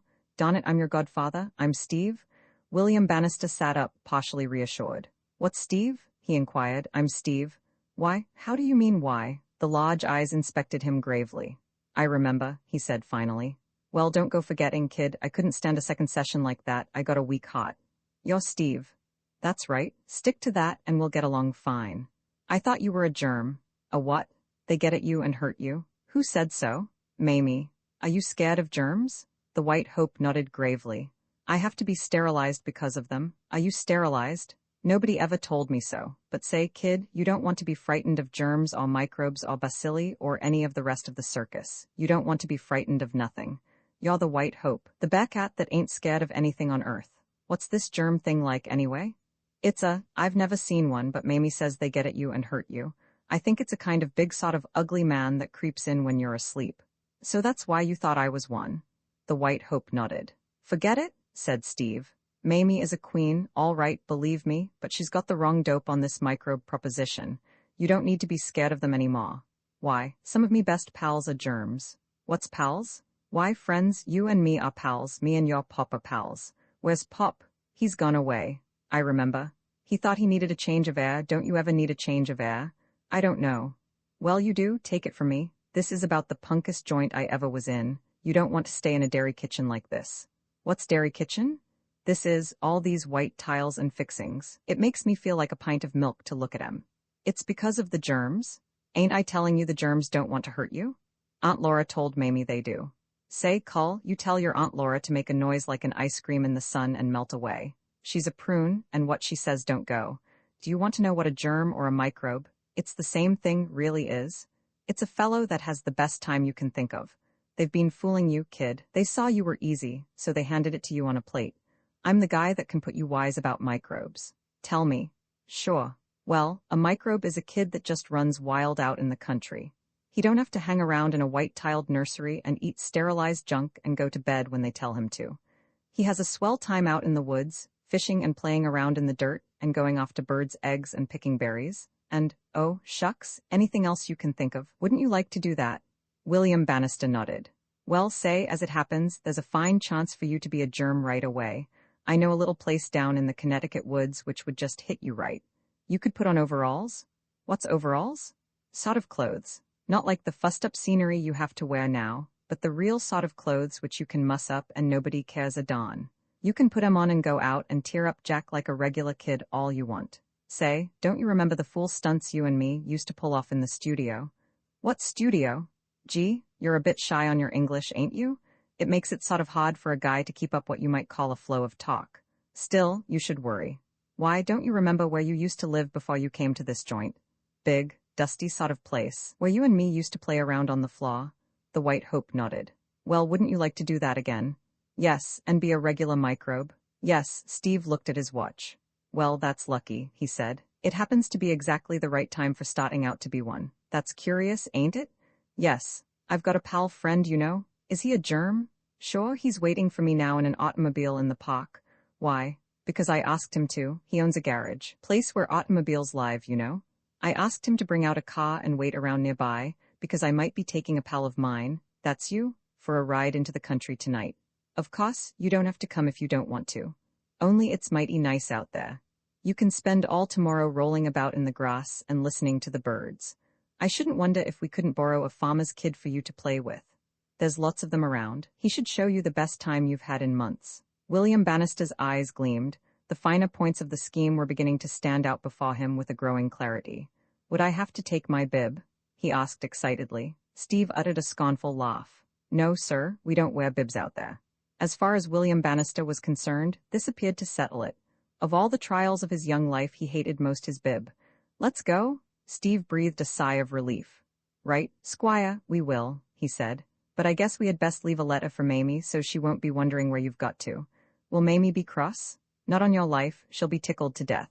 He scribbled a few lines on a piece of paper and left them on the cot from which William Bannister had now scrambled. "Can you dress yourself?" asked Steve. Oh, yes. It was an accomplishment of which the White Hope was extremely proud. "Well, go to it then." "Steve." "Hello. Won't it be a surprise for Mamie?" "You bet it will, and she won't be the only one at that." "Will Mother be surprised?" "She sure will." "And Pop?" "You bet." William Bannister chuckled delightedly. "Ready?" said Steve. "Yes. Now listen, we've got to get out of this joint as quiet as mice. It would spoil the surprise if they was to hear us and come out and ask what we were doing. Get that?" "Yes." "Well, see how quiet you can make it. You don't want even to breathe more than you can help." They left the room and crept down the dark stairs. In the hall, Steve lit a match and switched on the electric light. He unbolted the door and peered out into the avenue. Close by, under the trees, stood an automobile, its headlights staring into the night. "Quick!" cried Steve. He picked up the White Hope, closed the door, and ran. Accepting the gifts of the gods, it was fortunate, considering the magnitude of the shock which she was to receive, that circumstances had given Steve's Mamie unusual powers of resistance in the matter of shocks. For years before her introduction into the home of the Winfield family, her life had been one long series of crises. She had never known what the morrow might bring forth, though experience had convinced her that it was pretty certain to bring forth something agitating which would call for all her well-known ability to handle disaster. The sole care of 3 small brothers and a weak-minded father gives a girl exceptional opportunities of cultivating poise under difficult conditions. It had become second nature with Mamie to keep her head though the heavens fell. Consequently, when she entered the nursery next morning and found it empty, she did not go into hysterics. She did not even scream. She read Steve's note twice very carefully, then sat down to think what was her best plan of action. Her ingrained habit of looking on the bright side of things, the result of a life which, had pessimism been allowed to rule it, might have ended prematurely with what the papers are fond of calling a rash act, led her to consider first those points in the situation which she labeled in her meditations as bits of luck. It was a bit of luck that Mrs. Potter happened to be away for the moment. It gave her time for reflection. It was another bit of luck that, as she had learned from Keggs, whom she met on the stairs on her way to the nursery, a mysterious telephone call had caused Ruth to rise from her bed some 3 hours before her usual time and depart hurriedly in a cab. This also helped. Keggs had no information to give as to Ruth's destination or the probable hour of her return. She had vanished without a word, except a request to Keggs to tell the driver of her taxi to go to the 33rd Street subway. Musta add bad news, Keggs thought, because she were looking white as a sheet. Mamie was sorry that Ruth had had bad news, but her departure certainly helped to relieve the pressure of an appalling situation. With the absence of Ruth and Mrs. Potter, the bits of luck came to an end. Try as she would, Mamie could discover no other silver linings in the cloud bank, and even these ameliorations of the disaster were only temporary. Ruth would return. Worse, Mrs. Potter would return. Like 2 Mother Hubbards, they would go to the cupboard, and the cupboard would be bare, and to her, Mamie, would fall the task of explanation. The only explanation that occurred to her was that Steve had gone suddenly mad. He had given no hint of his altruistic motives in the hurried scrawl which she had found on the empty cot. He had merely said that he had taken away William Bannister, but that it was all right. Why Steve should imagine that it was all right baffled Mamie. Anything less all right she had never come across in a lifetime of disconcerting experiences. She was aware that things were not as they should be between Ruth and Kirk, and the spectacle of the broken home had troubled her gentle heart. But she failed to establish a connection between Kirk's departure and Steve's midnight raid. After devoting some 10 minutes to steady brainwork, she permitted herself the indulgence of a few tears. She did not often behave in this shockingly weak way, her role in life hitherto having been that of the one calm person in a disrupted world.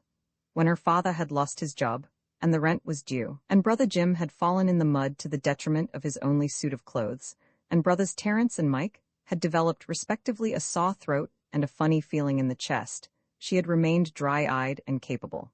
Her father had cried, her brother Jim had cried, her brother Terence had cried, and her brother Mike had cried in a manner that made the weeping of the rest of the family seem like the uncanny stillness of a summer night, but she had not shed a tear. Now, however, she gave way. She buried her little face on the pillow which so brief a while before had been pressed by the round head of William Bannister, and moaned like a modern Niobe. At the end of 2 minutes she rose, sniffing but courageous, herself again. In her misery an idea had come to her. It was quite a simple and obvious idea, but till now it had eluded her. She would go round to the studio and see Kirk. After all, it was his affair as much as anybody else's, and she had a feeling that it would be easier to break the news to him than to Ruth and Mrs. Potter. She washed her eyes, put on her hat, and set out. Luck, however, was not running her way that morning. Arriving at the studio, she rang the bell, and rang again without result except a marked increase in her already substantial depression. When it became plain to her that the studio was empty, she desisted. It is an illustration of her remarkable force of character that at this point, refusing to be crushed by the bludgeoning of fate, she walked to Broadway and went into a moving picture palace. There was nothing to be effected by staying in the house and worrying, so she resolutely declined to worry. From this point onward her day divided itself into a series of 3 movements repeated at regular intervals. From the moving pictures, she went to the house on 5th Avenue. Finding that neither Ruth nor Mrs. Potter had returned, she went to the studio. Ringing the bell there and getting no answer, she took in the movies once more. Mamie was a philosopher. The atmosphere of the great house was still untroubled on her second visit. The care of the White Hope had always been left exclusively in the hands of the women, and the rest of the household had not yet detected his absence. It was not their business to watch his comings in and his goings out. Besides, they had other things to occupy them. The unique occasion of the double absence of Ruth and Mrs. Potter was being celebrated by a sort of saturnalia, or slaves' holiday. It was true that either or both might return at any moment, but there was a disposition on the part of the domestic staff to take a chance on it. Keggs, that sinful butler, had strolled round to an apparently untenanted house on 41st Street, where those who knew their New York could, by giving the signal, obtain admittance and the privilege of losing their money at the pleasing game of roulette with a double zero. George, the footman, in company with Henriette, the lady's maid, and Rollins, the chauffeur, who had butted in absolutely uninvited to George's acute disgust, were taking the air in the park. The rest of the staff, with the exception of a housemaid, who had been bribed with $2 and an old dress which had once been Ruth's and was now the property of Henriette, to stand by the ship, were somewhere on the island, amusing themselves in the way that seemed best to them. For all practical purposes, it was a safe and sane Foth provided out of a blue sky by the god of chance. It was about 5 o'clock when Mamie, having, at a modest estimate, seen 500 persecuted heroes, 1,000 ill-used heroines, several regiments of cowboys, and perhaps 2,000 comic men pursued by angry mobs, returned from her usual visit to the studio. This time there were signs of hope in the shape of a large automobile opposite the door. She rang the bell, and there came from within the welcome sound of footsteps. An elderly man of a somewhat dissipated countenance opened the door. "I want to see Mr. Winfield," said Mamie. Mr. Penway, for it was he, gave her the approving glance which your man of taste and discrimination does not fail to bestow upon youth and beauty, and bawled over his shoulder, "Kirk?" Kirk came down the passage. He was looking brown and healthy. He was in his shirt-sleeves. "Oh, Mr. Winfield, I'm in such trouble." "Why, Mamie, what's the matter? Come in." Mamie followed him into the studio, eluding Mr. Penway, whose arm was hovering in the neighborhood of her waist. "Sit down," said Kirk. "What's the trouble? Have you been trying to get at me before? We've been down to Long Beach." "A delightful spot," observed Mr. Penway, who had followed. "Sandy, but replete with squabs. Why didn't you come earlier? We could have taken you." "May I talk privately with you, Mr. Winfield?" "Sure." Kirk looked at Mr. Penway, who nodded agreeably. "Outside for Robert?" he inquired amiably. "Very well. There is no Butinsky blood in the Penway family. Let me just fix myself a highball and borrow one of your cigars, and I'll go and sit in the car and commune with nature. Take your time." "Just a moment, Mamie," said Kirk when he had gone. He picked up a telegram which lay on the table. "I'll read this and see if it's important, and then we'll get right down to business. We only got back a moment before you arrived, so I'm a bit behind with my correspondence." As he read the telegram, a look of astonishment came into his face. He sat down and read the message a second time. Mamie waited patiently. "Good Lord," he muttered. A sudden thought struck Mamie. "Mr. Winfield, is it from Steve?" she said. Kirk started and looked at her incredulously. "How on earth did you know? Good heavens, are you in this, Mamie, too?" Mamie handed him her note. He read it without a word. When he had finished, he sat back in his chair, thinking. "I thought Steve might have telegraphed to you," said Mamie. Kirk roused himself from his thoughts. "Was this what you came to see me about?" "Yes. What does Ruth? What do they think of it up there?" "They don't know anything about it. Mrs. Winfield went away early this morning. Mr. Keggs said she had had a telephone call. Mrs. Potter is in Boston. She will be back today sometime. What are we to do?" "Do?" Kirk jumped up and began to pace the floor. "I'll tell you what I'm going to do. Steve has taken the boy up to my shack in Connecticut. I'm going there as fast as the auto can take me. Steve's mad." "Is he? Steve's the best pal I've got. For 2 years I've been aching to get at this boy, and Steve has had the sense to show me the way." He went on as if talking to himself. "Steve's a man. I'm just a fool who hangs round without the nerve to act. If I had had the pluck of a rabbit, I'd have done this myself 6 months ago. But I've hung round doing nothing while that damned Potter woman played the fool with the boy. I'll be lucky now if he remembers who I am." He turned abruptly to Mamie. "Mamie, you can tell them whatever you please when you get home. They can't blame you, it's not your fault. Tell them that Steve was acting for me with my complete approval. Tell them that the kid's going to be brought up right from now on. I've got him, and I'm going to keep him." Mamie had risen and was facing him, a very determined midget, pink and resolute. "I'm not going home, Mr. Winfield." "What? If you are going to Bill, I am coming with you." "Nonsense. That's my place with him." "But you can't. It's impossible. Not more impossible than what has happened already." "I won't take you." "Then I'll go by train. I know where your house is. Steve told me." "It's out of the question."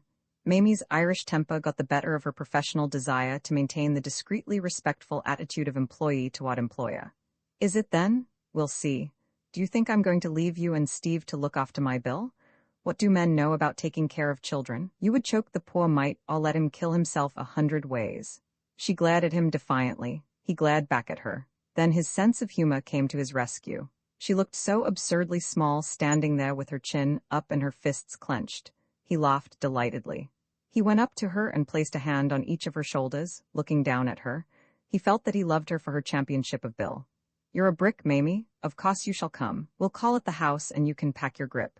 But by George, if you put that infernal thermometer in, I'll run the automobile up against a telegraph pole, and then Bill will lose us both."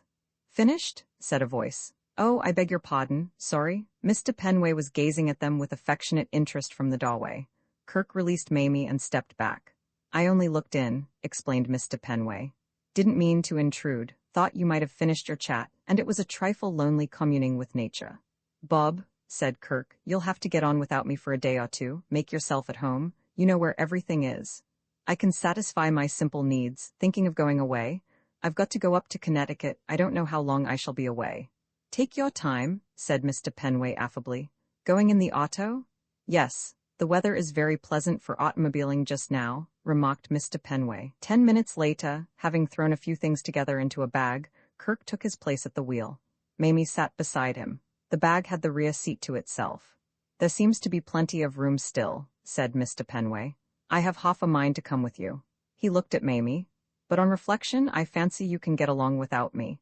He stood at the door, gazing after the motor as it moved down the street. When it had turned the corner, he went back into the studio and mixed himself a highball.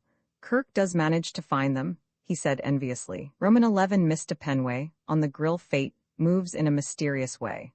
Luck comes hand in hand with misfortune. What we lose on the swings, we make up on the roundabouts. If Keggs had not seen 25 of his hard-earned dollars pass at one swoop into the clutches of the croupier at the apparently untenanted house on 41st Street, and become disgusted with the pleasing game of roulette, he might have delayed his return to the house on Fifth Avenue till a later hour, in which case he would have missed the remarkable and stimulating spectacle of Kirk driving to the door in an automobile with Mamie at his side, of Mamie jumping out and entering the house, of Mamie leaving the house with a suitcase, of Kirk helping her into the automobile, and of the automobile disappearing with its interesting occupants up the avenue at a high rate of speed. Having lost his money, as stated, and having returned home, he was enabled to be a witness, the only witness, of these notable events, and his breast was filled with a calm joy in consequence. This was something special. This was exclusive, a scoop. He looked forward to the return of Mrs. Potter with an eagerness which, earlier in the day, he would have considered impossible. Somehow Ruth did not figure in his picture of the delivery of the sensational news that Mr. Winfield had eloped with the young person engaged to look after her son. Mrs. Potter's was one of those characters which monopolize any stage on which they appear. Besides, Keggs disliked Mrs. Potter, and the pleasure of the prospect of giving her a shock left no room for other thoughts. It was nearly 7 o'clock when Mrs. Potter reached the house. She was a little tired from the journey, but in high good humor. She had had a thoroughly satisfactory interview with her publishers. Satisfactory, that is to say, to herself. The publishers had other views. "Is Mrs. Winfield in?" she asked Keggs as he admitted her. Ruth was always sympathetic about her guerrilla warfare with the publishers. She looked forward to a cozy chat, in the course of which she would trace, step by step, the progress of the late campaign which had begun overnight and had culminated that morning in a sort of Gettysburg, from which she had emerged with her arms full of captured flags and all the other trophies of conquest. "No, madam," said Keggs. "Mrs. Winfield has not yet returned." Keggs was an artist in tragic narration. He did not give away his climax. He led up to it by degrees as slow as his audience would permit. "Returned? I did not know she intended to go away. Her yacht party is next week, I understand." "Yes, madam." "Where has she gone?" "To Tuxedo, madam." "Tuxedo. Mrs. Winfield has just rung us up from there upon the telephone to request that necessaries for an indefinite stay be dispatched to her. She is visiting Mrs. Bailey Bannister." If Mrs. Potter had been Steve, she would probably have said, "For the love of Mike?" At this point, being herself, she merely repeated the butler's last words. "If I may be allowed to say so, madam, I think that there must have been trouble at Mrs. Bannister's." A telephone call came from her very early this morning from Mrs. Winfield, which caused Mrs. Winfield to rise and leave in a taxicab in an extreme hurry. If I might be allowed to suggest it, it is probably a case of serious illness. Mrs. Winfield was looking very disturbed. "H.M.?" said Mrs. Potter. The exclamation was one of disappointment rather than of apprehension. Sudden illnesses at the Bailey home did not stir her, but she was annoyed that her recital of the squelching of the publishers would have to wait. She went upstairs.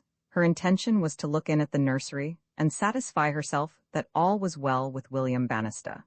She had given Mamie specific instructions as to his care on her departure, but you never knew. Perhaps her keen eye might be able to detect some deviation from the rules she had laid down. It detected one at once. The nursery was empty. According to schedule, the child should have been taking his bath. She went downstairs again. Keggs was waiting in the hall. He had foreseen this return. He had allowed her to go upstairs with his story, but half-heard because that appealed to his artistic sense. This story, to his mind, was too good to be bolted at a sitting. It was the ideal serial. Keggs. "Madam? Where is Master William?" "I fear I do not know, madam." "When did he go out?" "It is 7 o'clock. He should have been in an hour ago." "I have been making inquiries, madam, and I regret to inform you that nobody appears to have seen Master William all day." "What?" "It not being my place to follow his movements, I was unaware of this until quite recently, but from conversation with the other domestics, I find that he seems to have disappeared." Disappeared. A glow of enjoyment such as he had sometimes experienced when the ticker at the Cadillac Hotel informed him that the man he had backed in some San Francisco fight had upset his opponent for the count began to permeate Keggs. "Disappeared, madam," he repeated. "Perhaps Mrs. Winfield took him with her to Tuxedo." "No, madam. Mrs. Winfield was alone. I was present when she drove away." "Send Mamie to me at once," said Mrs. Potter. Keggs could have whooped with delight had not such an action seemed to him likely to prejudice his chances of retaining a good situation.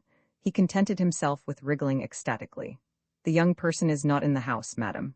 "Not in the house? What business has she to be out? Where is she?" "I could not tell you, madam." Keggs paused, reluctant to deal the final blow, as a child lingers lovingly over the lost lick of ice cream in a cone. "I last saw her at about 5 o'clock, driving off with Mr. Winfield in an automobile." "What?" Keggs was content. His climax had not missed fire. Its staggering effect was plain on the face of his hearer. For once Mrs. Potter's poise had deserted her. Her one word had been a scream. "She did not tell me her destination, madam," went on Keggs, making all that could be made of what was left of the situation after its artistic finish. "She came in and packed a suitcase and went out again and joined Mr. Winfield in the automobile, and they drove off together." Mrs. Potter recovered herself. This was a matter which called for silent meditation. not for chit-chat with a garrulous butler. That will do, Keggs. Very good, madam. Keggs withdrew to his pantry, well pleased. He considered that he had done himself justice as a raconteur. He had not spoiled a good story in the telling. Mrs. Potter went to her room and sat down to think. She was a woman of action, and she soon reached a decision. The errant pair must be followed, and at once. Her great mind, playing over the situation like a searchlight, detected a connection between this elopement and the disappearance of William Bannister. She had long since marked Kirk down as a malcontent, and she now labeled the absent Mamie as a snake in the grass who had feigned submission to her rule, while meditating all the time the theft of the child and the elopement with Kirk. She had placed the same construction on Mamie's departure with Kirk as had Mr. Penway, showing that it is not only great minds that think alike. A latent conviction as to the immorality of all artists, which had been one of the maxims of her late mother, sprang into life. She blamed herself for having allowed a nurse of such undeniable physical attractions to become a member of the household. Mamie's very quietness and apparent absence of bad qualities became additional evidence against her now, Mrs. Potter arguing that these things indicated deep deceitfulness. She told herself, what was not the case, that she had never trusted that girl. But Laura Delane Potter was not a woman to waste time in retrospection. She had not been in her room 5 minutes before her mind was made up. It was improbable that Kirk and his guilty accomplice had sought so near and obvious a haven as the studio, but it was undoubtedly there that pursuit must begin. She knew nothing of his way of living at that retreat, but she imagined that he must have appointed some successor to George Pennicut as general factotum, and it might be that this person would have information to impart. The task of inducing him to impart it did not daunt Mrs. Potter. She had a just confidence in her powers of cross-examination. She went to the telephone and called up the garage where Ruth's automobiles were housed. Her plan of action was now complete. If no information were forthcoming at the studio, she would endeavor to find out where Kirk had hired the car in which he had taken Mamie away. He would probably have secured it from some garage nearby, but this detective work would be a last resource. Like a good general, she did not admit of the possibility of failing in her first attack. And, luck being with her, it happened that at the moment when she set out, Mr. Penway, feeling pretty comfortable where he was, abandoned his idea of going out for a stroll along Broadway and settled himself to pass the next few hours in Kirk's armchair. Mr. Penway's first feeling when the bell rang, rousing him from his peaceful musings, was one of mild vexation. A few minutes later, when Mrs. Potter had really got to work upon him, he would not have recognized that tepid emotion as vexation at all. Mrs. Potter wasted no time. She perforated Mr. Penway's spine with her eyes, reduced it to the consistency of summer squash, and drove him before her into the studio, where she took a seat and motioned him to do the same. For a moment she sat looking at him, by way of completing the work of subjection, while Mr. Penway writhed uneasily on his chair and thought of past sins. "My name is Mrs. Potter," she began abruptly. "Mine's Penway," said the miserable being before her. It struck him as the only thing to say. "I have come to inquire about Mr. Winfield." As she paused, Mr. Penway felt it incumbent upon him to speak again. "Dear old Kirk," he mumbled. "Nothing of the kind," said Mrs. Potter sharply. "Mr. Winfield is a scoundrel of the worst type, and if you are as intimate a friend of his as your words imply, it does not augur well for your respectability." Mr. Penway opened his mouth feebly and closed it again. Having closed it, he reopened it and allowed it to remain ajar, as it were. It was his idea of being conciliatory. "Tell me."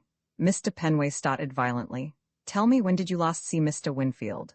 "We went to Long Beach together this afternoon." "In an automobile?" "Yes." "Ah, were you here when Mr. Winfield left again?" For the life of him, Mr. Penway had not the courage to say no. There was something about this woman's stare which acted hypnotically upon his mind, never at its best as early in the evening. He nodded. "There was a young woman with him?" pursued Mrs. Potter.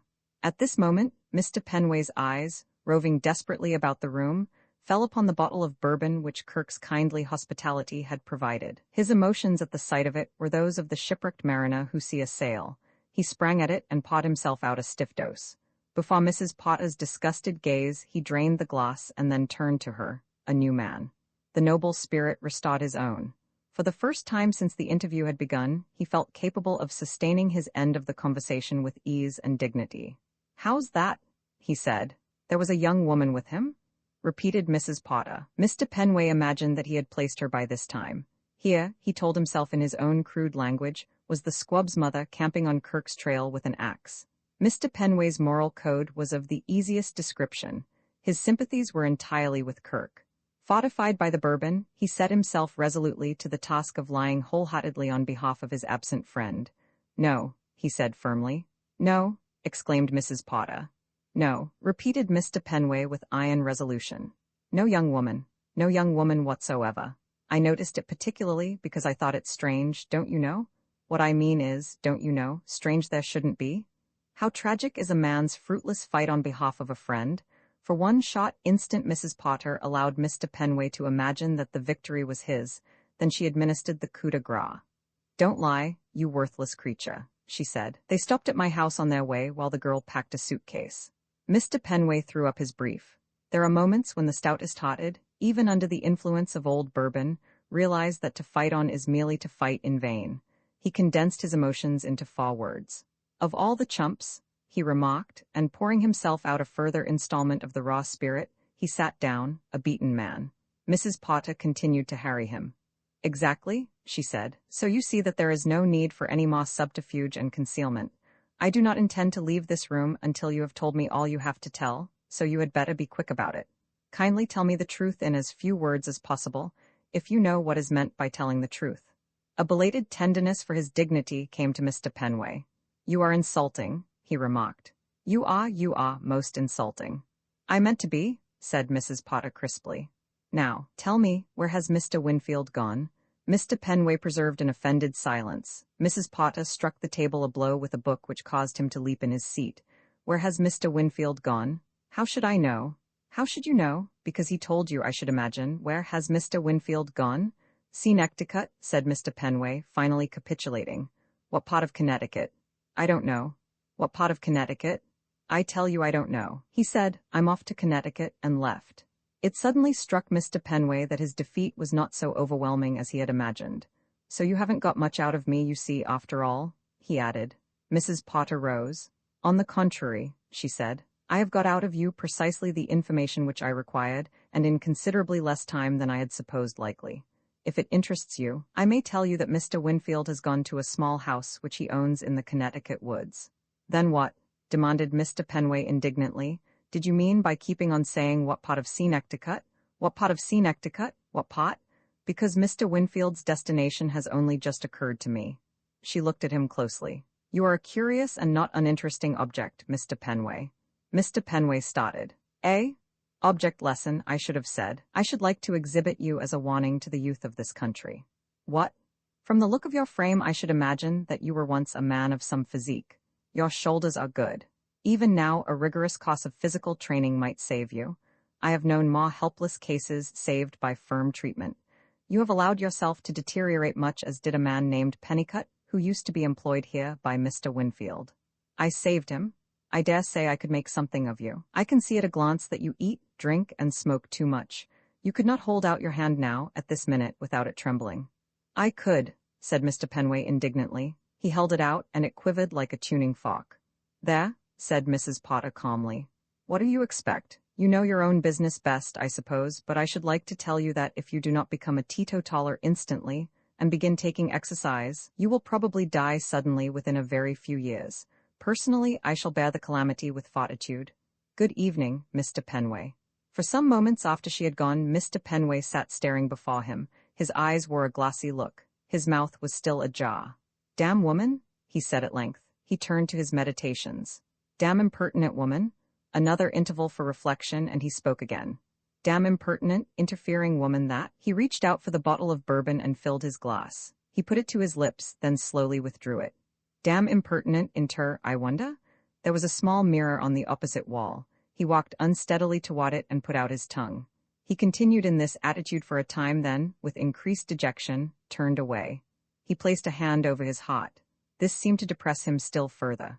Finally, he went to the table, took up the glass, poured its contents carefully back into the bottle, which he cocked and replaced on the shelf. On the floor against the wall was a pair of Indian clubs. He picked these up and examined them owlishly. He gave them little tentative jerks. Finally, with the air of a man carrying out a great resolution, he began to swing them.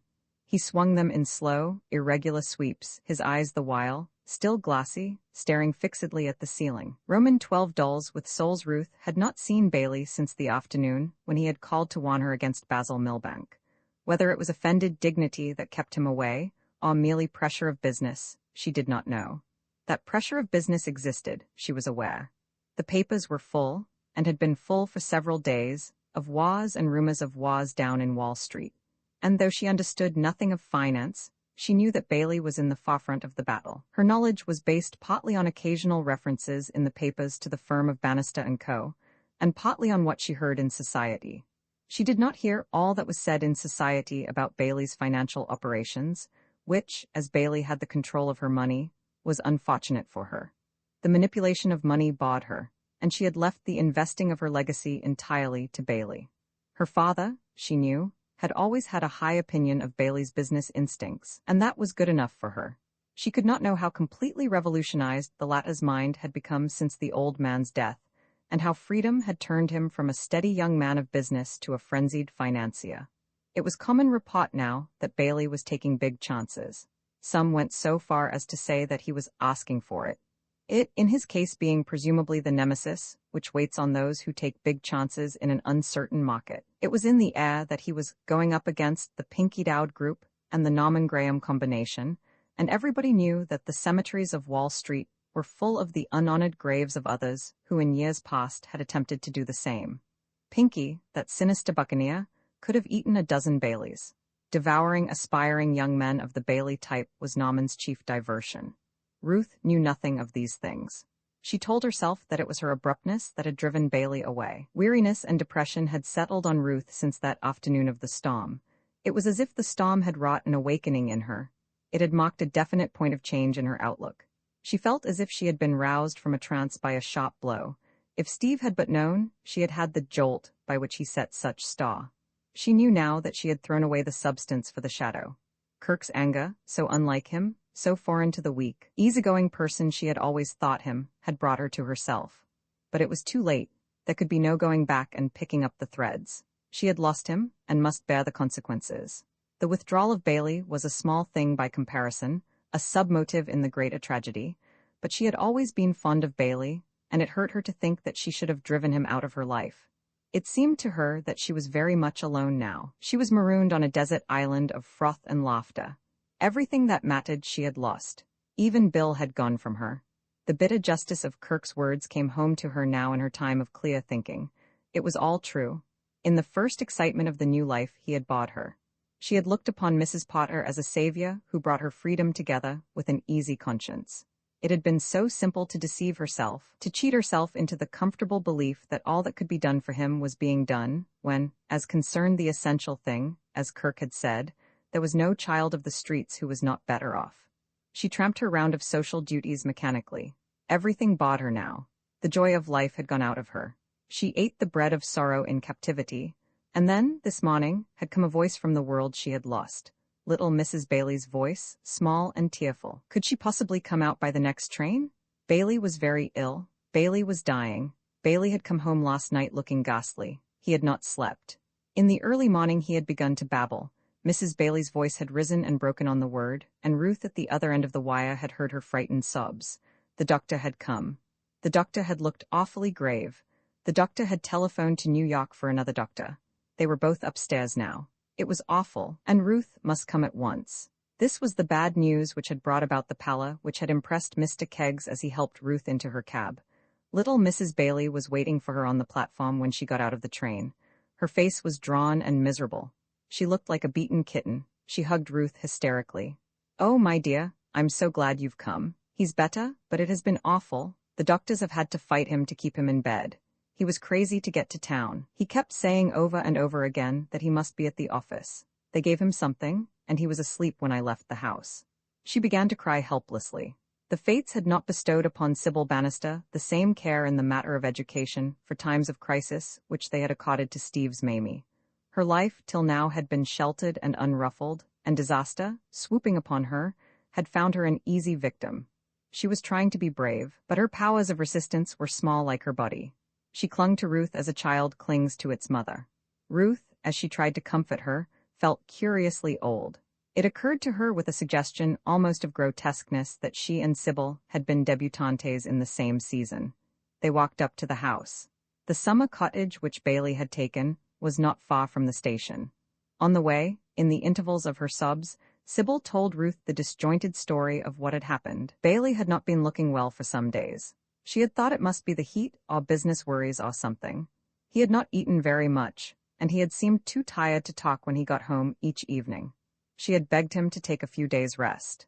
That had been the only occasion in the whole of the last week when she had heard him laugh, and it had been such a horrid, ugly sort of laugh that she wished she hadn't. He had said that if he stayed away from the office for some time to come, it would mean love in a cottage for them for the rest of their lives, and not a summer cottage at Tuxedo at that. "My dear child," he had gone on, "and you know when Bailey calls me that," said Sybil, "it means that there is something the matter, for, as a rule, he never calls me anything but my name, or baby, or something like that." Which gave Ruth a little shock of surprise. Somehow the idea of the dignified Bailey addressing his wife as baby startled her. She was certainly learning these days that she did not know people as completely as she had supposed. There seemed to be endless sides to people's characters which had never come under her notice. A sudden memory of Kirk on that fateful afternoon came to her and made her wince. Mrs. Bailey continued. "My dear child," he went on, "this week is about the most important week you and I are ever likely to live through. It's the showdown. We either come out on top or we blow up. It's one thing or the other. And if I take a few days' holiday just now, you had better start looking about for the best place to sell your jewelry." "Those were his very words," she said tearfully. "I remember them all. It was so unlike his usual way of talking." Ruth acknowledged that it was. More than ever she felt that she did not know the complete Bailey. "He was probably exaggerating," she said for the sake of saying something. Sybil was silent for a moment. "It isn't that that's worrying me," she went on then. "Somehow I don't seem to care at all whether we come out right or not, so long as he gets well. Last night, when I thought he was going to die, I made up my mind that I couldn't go on living without him. I wouldn't have, either." This time the shock of surprise which came to Ruth was greater by 100-fold than the first had been. She gave a quick glance at Sybil. Her small face was hard, and the little white teeth gleamed between her drawn lips. It was the face, for one brief instant, of a fanatic. The sight of it affected Ruth extraordinarily. It was as if she had seen a naked soul where she had never imagined a soul to be.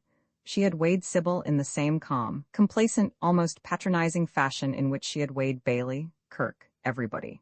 She had set her down as a delightful child, an undeveloped, feather-brained little thing, pleasant to spend an afternoon with, but not to be taken seriously by anyone as magnificent and superior as Ruth Winfield. And what manner of a man must Bailey be? Bailey, whom she had always looked on as a dear, but as quite a joke, something to be chaffed and made to look foolish. If he was capable of inspiring love like this, a wave of humility swept over her. The pygmies of her world were springing up as giants, dwarfing her. The pinnacle of superiority on which she had stood so long was crumbling into dust. She was finding herself. She winced again as the thought stabbed her that she was finding herself too late. They reached the house in silence, each occupied with her own thoughts. The defiant look had died out of Sybil's face, and she was once more a child, crying because unknown forces had hurt it. But Ruth was not looking at her now. She was too busy examining this new world into which she had been abruptly cast, this world where dolls had souls and jokes lost their point. At the cottage, good news awaited them. The crisis was past. Bailey was definitely out of danger. He was still asleep and sleeping easily. It had just been an ordinary breakdown, due to worrying and overwork, said the doctor, the bigger of the doctors, the one who had been summoned from New York. "All your husband needs now, Mrs. Bannister, is rest. See that he is kept quiet. That's all there is to it." As if by way of a commentary on his words, a small boy on a bicycle rode up with a telegram. Sybil opened it, she read it, and looked at Ruth with large eyes. "From the office," she said, handing it to her. Ruth read it. It was a CQD, an SOS from the front, an appeal for help from the far front of the battle. She did not understand the details of it, but the purport was clear. The battle had begun, and Bailey was needed, but Bailey lay sleeping in his tent. She handed it back in silence. There was nothing to be done. The second telegram arrived half an hour after the first. It differed from the first only in its greater emphasis. Panic seemed to be growing in the army of the lost leader. The ringing of the telephone began almost simultaneously with the arrival of the second telegram. Ruth went to the receiver. A frantic voice was inquiring for Mr. Bannister even as she put it to her ear. "This is Mrs. Winfield speaking," she said steadily. "Mr. Bannister's sister. Mr. Bannister is very ill and cannot possibly attend to any business." There was a silence at the other end of the wire. Then a voice, with the calm of desperation, said, "Thank you." There was a pause. "Thank you," said the voice again in a crushed sort of way, and the receiver was hung up.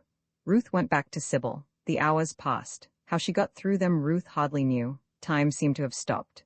For the most part they sat in silence. In the afternoon, Sybil was allowed to see Bailey for a few minutes. She returned thoughtful. She kissed Ruth before she sat down, and once or twice after that Ruth, looking up, found her eyes fixed upon her. It seemed to Ruth that there was something which she was trying to say, but she asked no questions. After dinner they sat out on the porch. It was a perfect night. The cool dusk was soothing. Ruth broke a long silence. "Sybil?" "Yes, dear. May I tell you something?" "Well, I'm afraid it's bad news." Sybil turned quickly. "You called up the office while I was with Bailey?" Ruth started. "How did you know?" "I guessed. I have been trying to do it all day, but I hadn't the pluck." "Well, I'm afraid things are about as bad as they can be. A Mr. Meadows spoke to me. He was very gloomy. He told me a lot of things which I couldn't follow, details of what had happened, but I understood all that was necessary. I'm afraid." "Bailey's ruined?" said Sybil quietly. "Mr. Meadows seemed to think so. He may have exaggerated." Sybil shook her head. "No, Bailey was talking to me upstairs. I expected it." There was a long silence. Ruth. "Yes, I'm afraid." Sybil stopped. "Yes." A sudden light of understanding came to Ruth. She knew what it was that Sybil was trying to say, had been trying to say ever since she spoke with Bailey. "My money has gone too, is that it?" Sybil did not answer. Ruth went quickly to her and took her in her arms.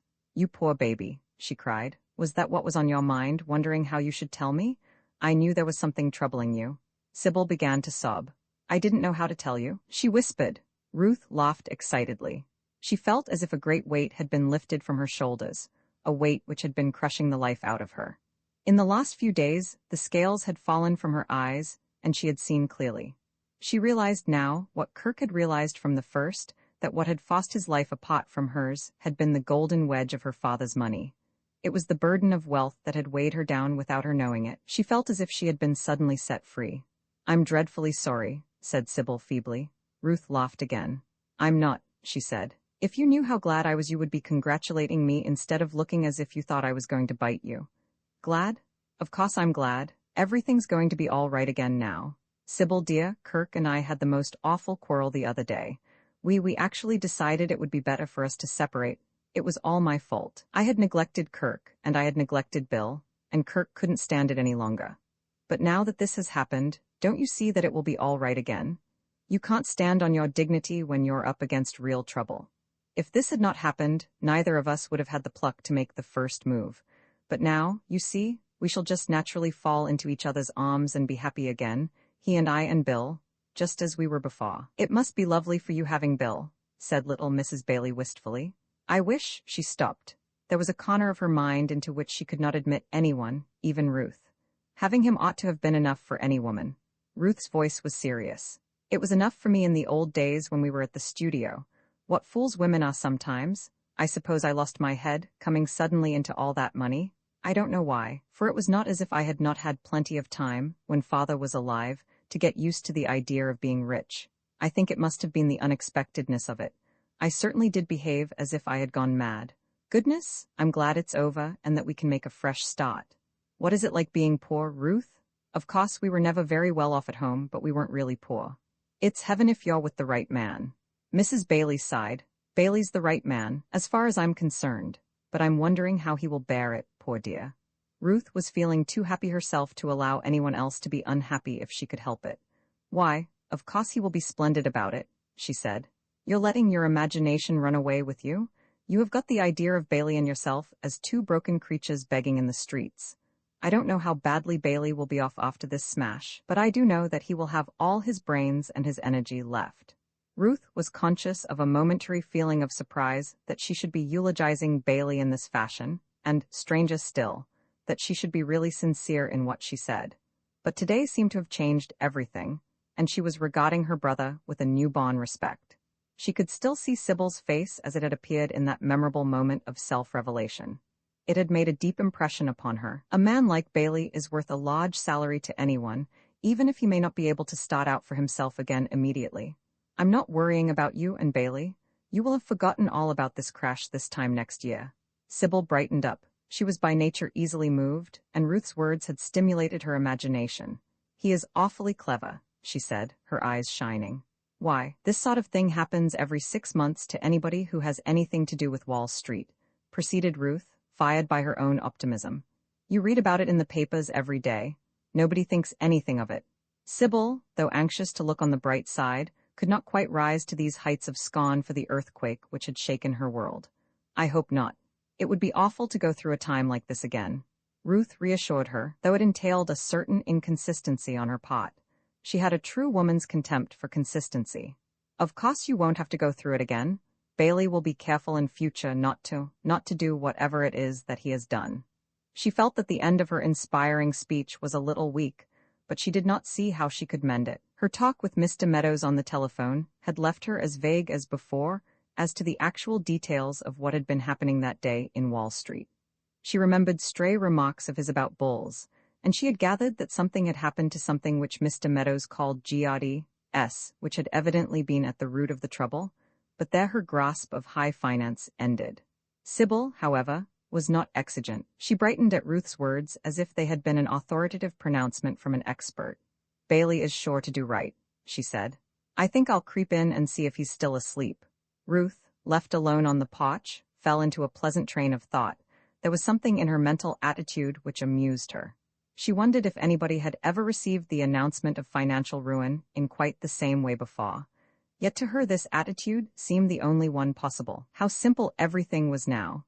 She could go to Kirk and, as she had said to Sybil, start again. The golden barrier between them had vanished. One day had wiped out all the wretchedness of the last year. They were back where they had started, with all the accumulated experience of those 12 months to help them steer their little ship clear of the rocks on its new voyage.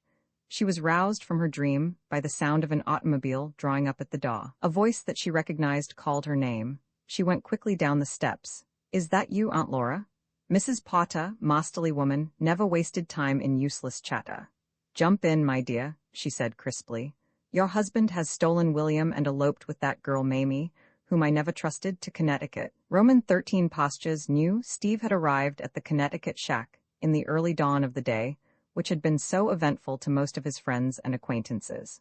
William Bannister's interest in the drive, at first acute, had ceased after the first 5 miles, and he had passed the remainder of the journey in a sound sleep from which the stopping of the car did not awaken him. Steve jumped down and stretched himself. There was a wonderful freshness in the air, which made him forget for a moment his desire for repose. He looked about him, breathing deep draughts of its coolness. The robins which, though not so well advertised, rise just as punctually as the lark, were beginning to sing as they made their simple toilets before setting out to attend to the early worm. The sky to the east was a delicate blend of pinks and greens and yellows, with a hint of blue behind the gray, which was still the prevailing note. A vaguely sentimental mood came upon Steve.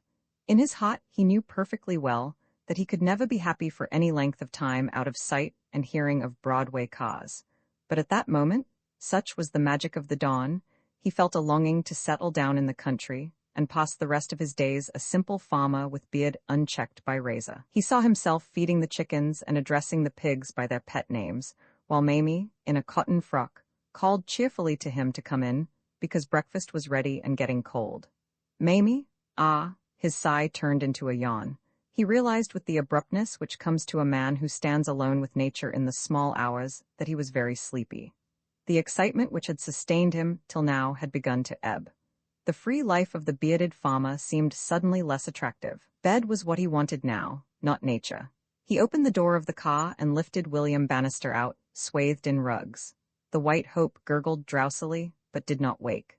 Steve carried him onto the porch and laid him down. Then he turned his attention to the problem of effecting an entry. Once an honest man has taken to amateur burgling, he soon picks up the tricks of it.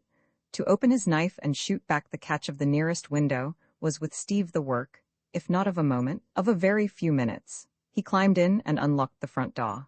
Then he carried his young charge into the sitting room and laid him down on a chair, a step nearer his ultimate destination, bed. Steve's faculties were rapidly becoming numb with approaching sleep, but he roused himself to face certain details of the country life which till now had escaped him. His earnest concentration on the main plank of his platform, the spiriting away of William Bannister, had caused him to overlook the fact that no preparations had been made to welcome him on his arrival at his destination. He had treated the shack as if it had been a summer hotel, where he could walk in and engage a room. It now struck him that there was much to be attended to before he could, as he put it to himself, hit the hay. There was the White Hope's bed to be made, and by the way of a preliminary to that, sheets must be found and blankets, not to mention pillows. Yawning wearily, he set out on his search. He found sheets, but mistrusted them. They might or might not be perfectly dry. He did not care to risk his godson's valuable health in the experiment. A hazy notion that blankets were always safe restored his spirits, and he became cheerful on reflecting that a child with William Bannister's gift for sleep would not be likely to notice the absence of linen in his bed. The couch which he finally passed adequate would have caused Laura Delane Potter's hair to stand erect, but it satisfied Steve. He went downstairs and, returning with William Bannister, placed him carefully on it and tucked him in. The White Hope slept on. Having assured himself that all was well, Steve made up a similar nest for himself and, removing his coat and shoes, crawled under the blankets. 5 minutes later, rhythmical snores proclaimed the fact that nature had triumphed over all the discomforts of one of the worst-made beds in Connecticut. The sun was high when Steve woke. He rose stiffly and went into the other room. William Bannister still slept. Steve regarded him admiringly. For the Dormouse act, he mused, that kid certainly stands alone. You got to hand it to him. An aching void within him called his mind to the question of breakfast. It began to come home to him that he had not planned out this expedition with that thoroughness which marks the great general. I guess I'll have to get out to the nearest village in the bubble, he said. And while I'm there, maybe I'd better send Kirk a wire. And I reckon I'll have to take the kid. If he wakes up and finds me gone, he'll throw fits. Up you get, squire. He kneaded the recumbent form of his godson with a large hand until he had massaged out of him the lost remains of his great sleep. It took some time, but it was effective. The White Hope sat up, full of life and energy. He inspected Steve gravely for a moment, endeavoring to place him. "Hello, Steve," he said at length. "Hello, kid. Where am I?" "In the country, in Connecticut." "What's Necticut?" "This is where we are." "Where are we?" "Here, in Connecticut." "Why?" Steve raised a protesting hand. "Not so early in the day, kid, not before breakfast," he pleaded. "Honest, I'm not strong enough. It ain't as if we was a vaudeville team that had got to rehearse." "What's rehearse?" Steve changed the subject. "Say, kid, ain't you feeling like you could bite into something? I got an emptiness inside me as big as all outdoors. How about a mouthful of cereal and a shirred egg? Now, for the love of Mike," he went on quickly, as his godson opened his mouth to speak, "don't say what's shirred. It's something you do to eggs. It's one way of fixing 'em." "What's fixing?" inquired William Bannister brightly. Steve sighed. When he spoke he was calm, but determined. "That'll be all the dialogue for the present," he said. "We'll play the rest of our act in dumb show. Get a move on you and I'll take you out in the bubble, the automobile, the car, the chug-chug wagon, the thing we came here in, if you want to know what bubble is, and we'll scare up some breakfast." Steve's ignorance of the locality in which he found himself was complete, but he had a general impression that farmers as a class were people who delighted in providing breakfasts for the needy, if the needy possessed the necessary price. Acting on this assumption, he postponed his trip to the nearest town and drove slowly along the roads with his eyes open for signs of life. He found a suitable farm and, applying the brakes, gathered up William Bannister and knocked at the door. His surmise as to the hospitality of farmers proved correct, and presently they were sitting down to a breakfast which it did his famished soul good to contemplate. William Bannister seemed less enthusiastic. Steve, having disposed of 2 eggs in quick succession, turned to see how his young charge was progressing with his repast, and found him eyeing a bowl of bread and milk in a sort of frozen horror. "What's the matter, kid?" he asked. "Get busy?" "No paper," said William Bannister. "For the love of Pete, do you expect your morning paper out in the woods?" "No paper," repeated the White Hope firmly. Steve regarded him thoughtfully. "I didn't have this trip planned out right," he said regretfully. "I ought to have got Mamie to come along. I bet $100 she would have got next to your meanings in a second. I pass. What's your kick, anyway? What's all this about paper?" "Auntie Laura says not to eat bread that doesn't come wrapped up in paper," said the White Hope, becoming surprisingly lucid. "Mamie undoes it out of crinkly paper." "I get you. They feed you rolls at home wrapped up in tissue paper, is that it?" "What's tissue?" "Same as crinkly. Well, see here. You remember what we was talking about last night about germs?" "Yes." Well, that's one thing germs never do, eat bread out of crinkly paper. You want to forget all the dope they shot into you back in New York and start fresh. You do what I tell you and you can't go wrong. If you're going to be a regular germ, what you've got to do is to wrap yourself round that bread and milk the quickest you can. Get me? Till you do that we can't begin to start out to have a good time. William Bannister made no more objections. He attacked his meal with an easy conscience, and about a quarter of an hour later leaned back with a deep sigh of repletion. Steve, meanwhile, had entered into conversation with the lady of the house. Say, I guess you ain't got a kid of your own anywheres, have you? Sure I have, said the hostess proudly. He's out in the field with his pop this minute, his name's Jim. Fine, I want to get hold of a kid to play with this kid here. Jim sounds pretty good to me. About the same age as this one? For the Lord's sake, Jim's 18 and weighs 200 pounds. Cut out Jim, I thought from the way you spoke he was a regular kid. Know anyone in these parts who's got something about the same weight as this one? The farmer's wife reflected. Kids is pretty scarce round here, she said. I reckon you won't get one that I knows of. There's that Tom Whiting, but he's a bad boy. He ain't been raised right. What's the matter with him? I don't want to speak harm of no one, but his father used to be a low prize fighter, and you know what they are. Steve nodded sympathetically. Regular plug uglies, he said. A friend of mine used to have to mix with them quite a lot, poor fella. He used to say there was none of them truly refined. And this kid takes after his pop, eh? Kind of scrappy kid, is that it? He's a bad boy. Well, maybe I'd better look him over, just in case. Where's he to be found? They live in the cottage by the big house you can see through them trees. His pop looks after Mr. Wilson's prize dogs. That's his job. What's Wilson? Asked the White Hope, coming out of his stupor. You beat me to it by a second, kid. I was just going to ask it myself. He's one of them rich New Yorkers. He has his summer place here, and this Whiting looks after his prize dogs. Well, I guess I'll give him a call. It's going to be lonesome for my kid if he ain't got someone to show him how to hit it up. He's not used to country life. Come along.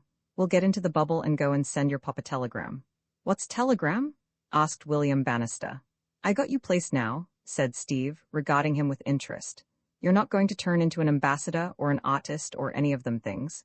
You're going to be the greatest district attorney that ever came down the pike. Roman 14, the 61st Street cyclone. It was past 7 o'clock when Kirk, bending over the wheel, with Mamie at his side, came in sight of the shack.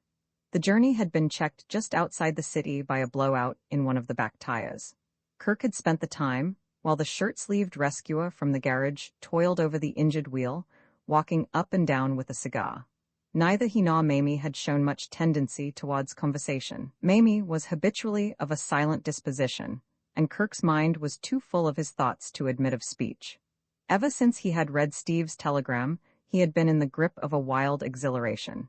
He had not stopped to ask himself what this mad freak of Steve's could possibly lead to in the end. He was satisfied to feel that its immediate result would be that for a brief while, at any rate, he would have his son to himself, away from all the chilling surroundings which had curbed him and frozen his natural feelings in the past. He tried to keep his mind from dwelling upon Ruth. He had thought too much of her of late for his comfort. Since they had parted that day of the thunderstorm, the thought that he had lost her had stabbed him incessantly. He had tried to tell himself that it was the best thing they could do, to separate, since it was so plain that their love had died, but he could not cheat himself into believing it. It might be true in her case, it must be, or why had she let him go that afternoon? But for himself, the separation had taught him that he loved her as much as ever, more than ever. Absence had purified him of that dull anger which had been his so shot a while before. He looked back and marveled that he could ever have imagined for a moment that he had ceased to love her. Now, as he drove along the empty country roads, he forced his mind to dwell, as far as he could, only upon his son. There was a mist before his eyes as he thought of him. What a bully lad he had been. What fun they had had in the old days. But that brought his mind back to Ruth, and he turned his mind resolutely to the future again. He chuckled silently as he thought of Steve. Of all the mad things to do, what had made him think of it? How had such a wild scheme ever entered his head?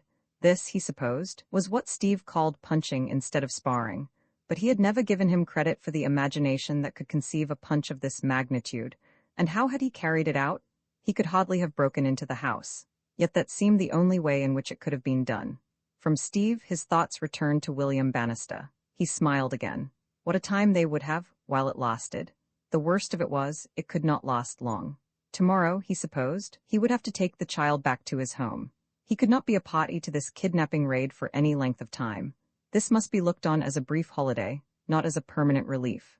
That was the only flaw in his happiness as he stopped the car at the door of the shack, for by now he had succeeded at last in thrusting the image of Ruth from his mind. There was a light in the ground floor window. He raised his head and shouted, "Steve?" The door opened. "Hello, Kirk, that you? Come along in. You're just in time for the main performance." He caught sight of Mamie standing beside Kirk. "Who's that?" he cried. For a moment he thought it was Ruth, and his honest heart leaped at the thought that his scheme had worked already and brought Kirk and her together again. "It's me, Steve," said Mamie in her small voice. And Steve, as he heard it, was seized with the first real qualm he had had since he had embarked upon his great adventure. As Kirk had endeavored temporarily to forget Ruth, so had he tried not to think of Mamie. It was the only thing he was ashamed of in the whole affair, the shock he must have given her. "Hello, Mamie," he said sheepishly, and paused. Words did not come readily to him. Mamie entered the house without speaking. It seemed to Steve that invective would have been better than this ominous silence. He looked ruefully at her retreating back and turned to greet Kirk. "You're mighty late," he said. "I only got your telegram toward the end of the afternoon. I had been away all day. I came here as fast as I could hit it up directly I read it. We had a blowout, and that delayed us." Steve ventured a question. "Say, Kirk, why us while we're talking of it? How does Mamie come to be here?" "She insisted on coming. It seems that everybody in the house was away today, so she tells me, so she came round to me with your note." "I guess this has put me in pretty bad with Mamie," observed Steve regretfully. "Has she been knocking me on the trip?" "Not a word." Steve brightened but became subdued again next moment. "I guess she's just saving it," he said resignedly. "Steve, what made you do it?" "Oh, I reckoned you could do with having the kid to yourself for a spell," said Steve awkwardly. "You're all right, Steve, but how did you manage it?" "I shouldn't have thought it possible." "Oh, it wasn't so hard, that pot. I just hid in the house but say, let's forget it. It makes me feel kind of mean, somehow. It seems to me I may have lost Mamie her job. It's mighty hard to do the right thing by everyone in this world, ain't it? Come along in and see the kid. He's great. Are you feeling ready for supper? Him and me was just going to start." It occurred to Kirk for the first time that he was hungry. "Have you got anything to eat, Steve?" Steve brightened again. "Have we?" he said. "We've got everything there is in Connecticut. Why, say, we're celebrating. This is our big day. Know what's happened?" "Why?" He stopped short, as if somebody had choked him. They had gone into the sitting room while he was speaking. The table was laid for supper. A chafing dish stood at one end, and the remainder of the available space was filled with a collection of foods, from cold chicken to candy, which did credit to Steve's imagination. But it was not the sight of these that checked his flow of speech. It was the look on Mamie's face as he caught sight of it in the lamplight. The White Hope was sitting at the table in the attitude of one who has heard the gong and is anxious to begin, while Mamie, bending over him, raised her head as the two men entered and fixed Steve with a baleful stare. "What have you been doing to the poor mite?" she demanded fiercely. "To get his face scratched this way?" There was no doubt about the scratch. It was a long, angry red line running from temple to chin. The White Hope, becoming conscious of the fact that the attention of the public was upon him, and diagnosing the cause, volunteered an explanation. "Bad boy," he said, and looked meaningly again at the candy. "What does he mean by bad boy?" "Just what he says, Mamie, honest. Gee, you don't think I done it, do you?" "Have you been letting the precious lamb fight?" cried Mamie, her eyes two circles of blue indignation. Steve's enthusiasm overcame his sense of guilt. He uttered a whoop. "Letting him? Gee, listen to her. Why, say, that kid don't have to be let. He's a scrapper from Swatville on the Bingle. Honest, that's what all this food is about. We're celebrating. This is a little supper given in his honor by a few of his admirers and backers, meaning me. Why, say, Kirk, that kid of yours is just the greatest thing that ever happened. Get that chafing dish going and I'll tell you all about it." "How did he come by that scratch?" said Mamie, coldly sticking to her point. "I'll tell you quick enough. But let's start in on the eats first. You wouldn't keep a coming champ waiting for his grub, would you? Look how he's lamping that candy. Were you going to let the poor mite stuff himself with candy, Steve Dingle?" "Sure, whatever he says goes. He owns the joint after this afternoon." Mamie swiftly removed the unwholesome delicacy. "The idea." Kirk was busying himself with the chafing dish. "What have you got in here, Steve?" "Lobster, Colonel. I had to do 30 miles to get it too." Mamie looked at him fixedly. "Were you going to feed lobster to this child?" she asked with ominous calm. "Were you intending to put him to bed full of broiled lobster and marshmallows?" "Nix on the rough stuff, Mamie," pleaded the embarrassed pugilist. "How was I to know what kids feed on?" And maybe he would have passed up the lobster at that and stuck to the sardines. "Sardines? Ain't kids allowed sardines?" said Steve anxiously. The guy at the store told me they were wholesome and nourishing. It looked to me as if that ought to hit young Fitzsimmons about right. What's the matter with them? A little bread and milk is all that he ever has before he goes to bed. Steve detected a flaw in this and hastened to make his point. Sure, he said, but he don't win the bantamweight championship of Connecticut every night. Is that what he's done today, Steve? Asked Kirk. It certainly is, ain't I telling you? That's the trouble, you're not. You and Mamie seem to be having a discussion about the nourishing properties of sardines and lobster. What has been happening this afternoon? Bad boy, remarked William Bannister with his mouth full. That's right, said Steve. That's it in a nutshell. Say, it was this way. It seemed to me that, having no kid of his own age to play around with, his nibs was apt to get lonesome. So I asked about and found that there was a guy of the name of Whiting living near here who had a kid of the same age or thereabouts. Maybe you remember him? He used to fight at the featherweight limit some time back. Called himself Young O'Brien. He was a pretty good scrapper in his time, and now he's up here looking after some gents' prize dogs. Well, I goes to him and borrows his kid. He's a scrappy sort of kid at that, and weighs 10 pounds more than his nibs. But I reckoned he'd have to do, and I thought I could stay around and pot him if they got to mixing it. Mamie uttered an indignant exclamation, but Kirk's eyes were gleaming proudly. Well, he said. Steve swallowed lobster and resumed. Well, you know how it is. You meet a guy who's been in the same line of business as yourself, and you find you've got a heap to talk about. I'd never happened across the Jink Whiting, but I knew of him, and of course, he'd heard of me, and we got to discussing things. I seen him lose on a foul to Tommy King in the 18th round out in Los Angeles, and that kept us busy talking, him having it that he hadn't gone within a mile of fouling Tommy and me, saying I'd been in a ring seat, and had the goods on him same as if I'd taken a snapshot. Well, we was both getting pretty hot under the collar about it, when suddenly there's the blazes of a noise behind us, and there's the two kids scrapping all over the lot. The Whiting kid had started it, mind you, and him 10 pounds heavier than Bill, and tough too. The White Hope confirmed this. Bad boy, he remarked, and with a deep breath resumed excavating work on a grapefruit. Well, I was just making a jump to separate them when this Whiting gook says, betcha $1 my kid wins, and before I knew what I was doing I'd taken him. It wasn't that stopped me, though. It was his saying that his kid took off to his dad and could eat up anything of his own age in America. Well, darn it, could I take that from a slub of a mixed-ale scrapper when it was handed out at the finest kid that ever came from New York? Of course not, said Kirk indignantly, and even Mamie forbore to criticize. She bent over the White Hope and gave his grapefruit-stained cheek a kiss. Well, I should say not, cried Steve. I just hollered to his nibs, soak it to him, kid, for the honor of no 99, and believe me, the young Beckett sort of gathered himself together, winked at me, and began to hammer the stuffing out of the scrappy kid. Say there wasn't no sterilized stuff about his work. You were a regular germ, all right, weren't you, Squire? Germ, agreed the White Hope. He spoke drowsily. Gee, Steve resumed his saga in a whirl of enthusiasm. Gee, if they're right to start with, if they're born right, if they've got the grit in them, you can't sterilize it out of him if you use up half the germ killer in the country. From the way that kid acted, you'd have thought he'd been spending the last year in a training camp.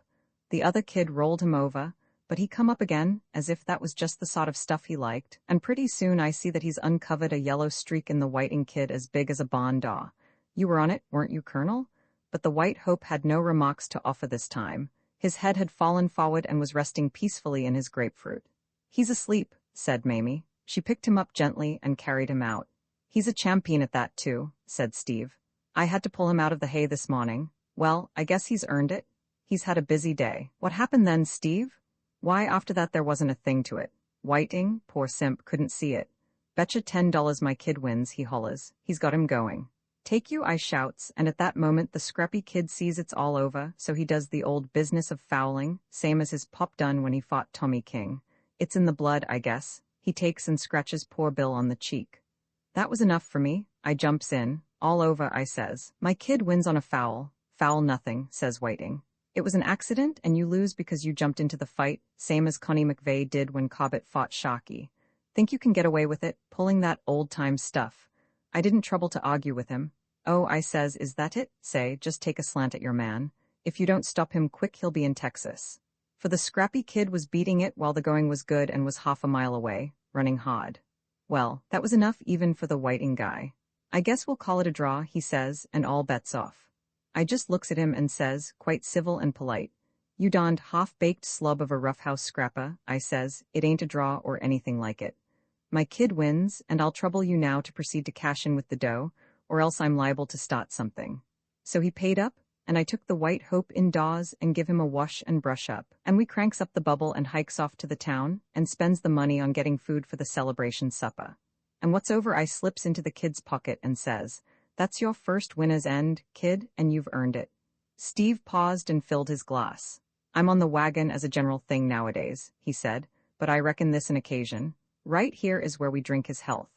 And overcome by his emotion, he burst into discordant song.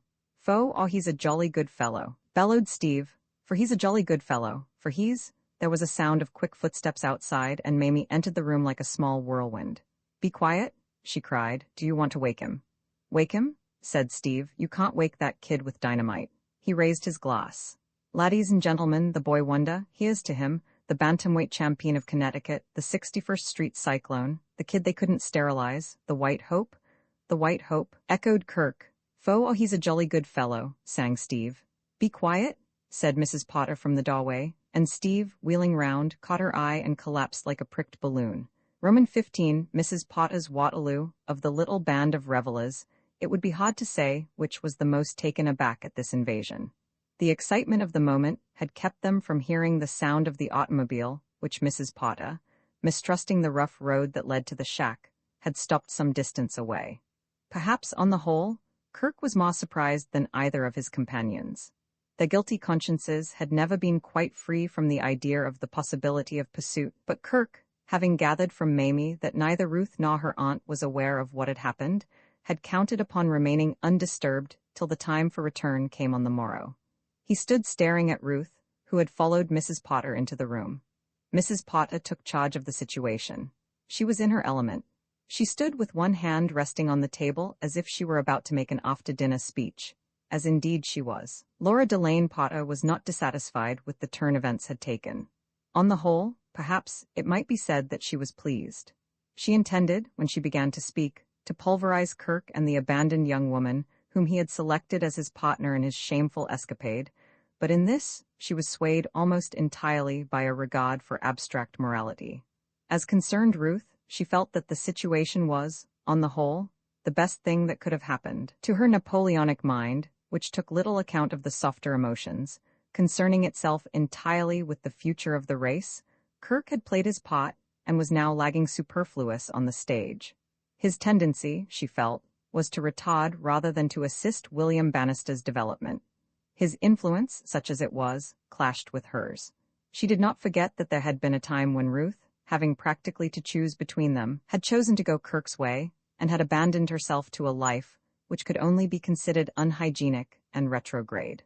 Her defeat in the matter of Whiskers, the microbe-harboring dog from Ireland, still rankled. It was true that in what might be called the return match she had utterly routed Kirk, but until this moment she had always been aware of him as an opponent who might have to be reckoned with. She was quite convinced that it would be in the best interests of everybody, especially of William Bannister, if he could be eliminated. There were signs of human weakness in Ruth which sometimes made her uneasy. Ruth, she told herself, might bear the torch, but when it came to not faltering, she was less certain of her. Ruth, it was true, had behaved admirably in the matter of the upbringing of William from the moment of her conversion till now, but might she not at any moment become a backslider and fill the white-tiled nursery with abominable long-haired dogs? Most certainly she might. In a woman who had once been a long-haired dodgist, there are always possibilities of a relapse into long-haired dogism, just as in a converted cannibal, there are always possibilities of a return to the gods of wood and stone, and the disposition to look on his fellow-man purely in the light of breakfast food. For these reasons, Mrs. Potter was determined to push home her present advantage, to wipe Kirk off the map as an influence in Ruth's life. It was her intention, having recovered William Bannister and bathed him from head to foot in a weak solution of boric acid, to stand over Ruth while she obtained a divorce. That done, she would be in a position to defy Kirk and all his antagonistic views on the subject of the hygienic upbringing of children. She rapped the table and prepared to speak. Even a Napoleon, however, may err from lack of sufficient information, and there was a flaw in her position of which she was unaware. From the beginning of the drive to the end of it, Ruth had hardly spoken a word, and Mrs. Potter, in consequence, was still in ignorance of what had been happening that day in Wall Street and the effect of these happenings on her niece's outlook on life. Could she have known it? The silent girl beside her had already suffered the relapse which she had feared as a remote possibility. Ruth's mind during that drive had been in a confusion of regrets and doubts and hopes.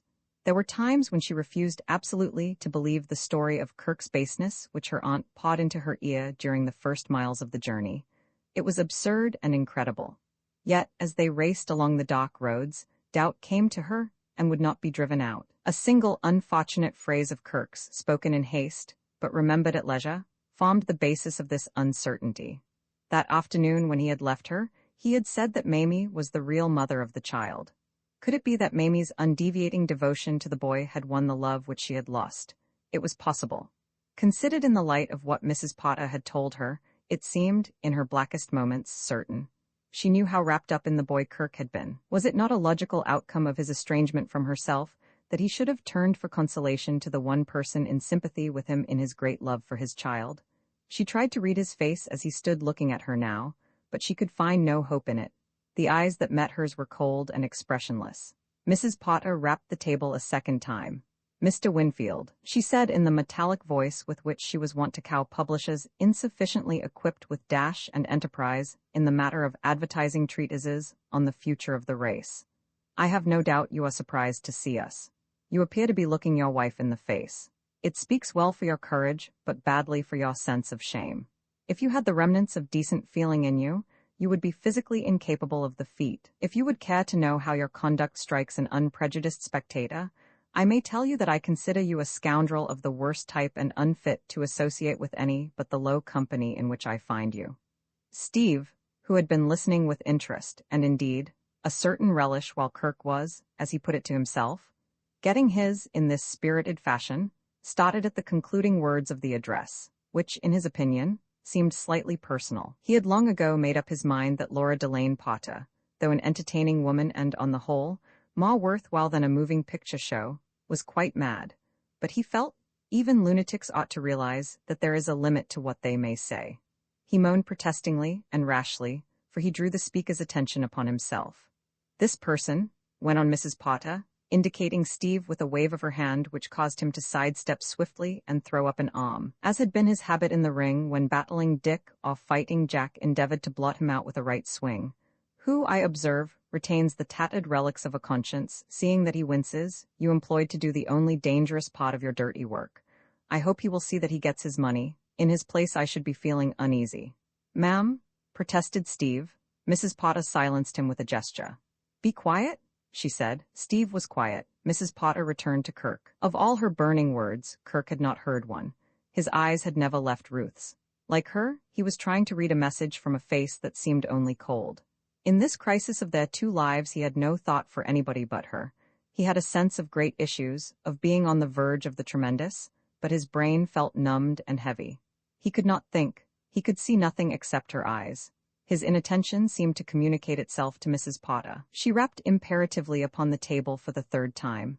The report galvanized Steve, as, earlier in the day, a similar report had galvanized Mr. Penway, but Kirk did not move. "Mr. Winfield," still Kirk made no sign that he had heard her. It was discouraging, but Laura Delane Potter was not made of the stuff that yields readily to discouragement. She resumed, "As for this wretched girl," she indicated the silent Mamie with a wave of her hand. "This abandoned creature whom you have led astray, this shameless partner of yours. Say," the exclamation came from Steve, and it stopped Mrs. Potter like a bullet. To her this interruption from one whom she had fallen upon and wiped out resembled a voice from the tomb. She was not accustomed to having her victims rise up and cut sharply, even peremptorily, into the flow of her speech. Macbeth, confronted by the ghost of Banquo, may have been a little more taken aback, but not much. She endeavored to quell Steve with a glance, but it was instantly apparent that he was immune for the time being to quelling glances. His brown eyes were fixed upon her, in a cold stare which she found arresting and charged with menace. His chin protruded, and his upper lip was entirely concealed behind its fellow, in a most uncomfortable manner. She had never had the privilege of seeing Steve in the active exercise of his late profession, or she would have recognized the look. It was the one which proclaims the state of mind commonly known as being fighting mad, and in other days had usually heralded a knockout for some too persistent opponent. "Say, ma'am, you want to cut that out. That line of talk don't go." Great is the magic of love that can restore a man in an instant of time from being an obsequious wreck to a thing of fire and resolution. A moment before, Steve's only immediate object in life had been to stay quiet and keep out of the way as much as possible. He had never been a man of ready speech in the presence of an angry woman. Words intimidated him as blows never did, especially the whirl of words which were at Laura Delane Potter's command in moments of emotion. But this sudden onslaught upon Mamie, innocent Mamie who had done nothing to anybody, scattered his embarrassment and filled him with much the same spirit which sent bantamweight knights up against heavyweight dragons in the Middle Ages. He felt inspired. "Nix on the abandoned creature," he said with dignity. "You're on the wrong wire. This here lady is my affianced wife." He went to Mamie and, putting his arm round her waist, pressed her to him.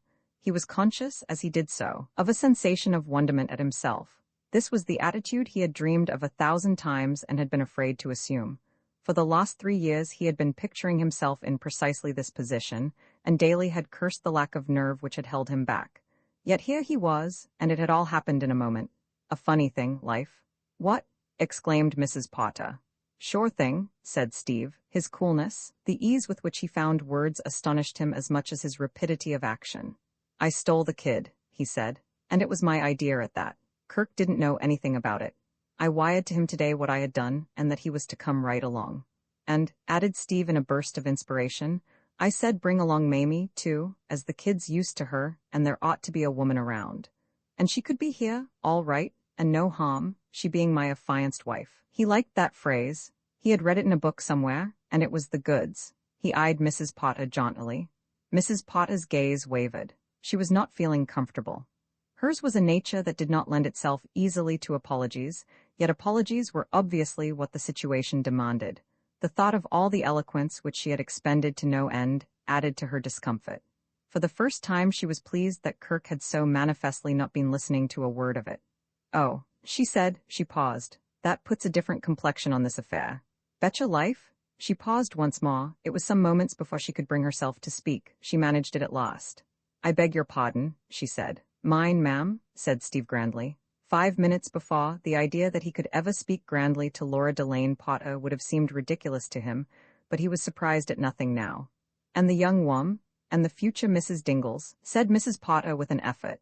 "Thank you, ma'am," said Steve, and released Mamie, who forthwith bolted from the room like a scared rabbit. Steve had started to follow her when Mrs. Potter, magnificent woman, snatching what was left from defeat, stopped him. "Wait," she said. "What you have said alters the matter in one respect, but there is another point.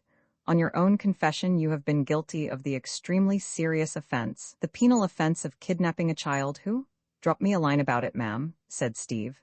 "Me time's rather full just now." He disappeared into the outer darkness after Mamie.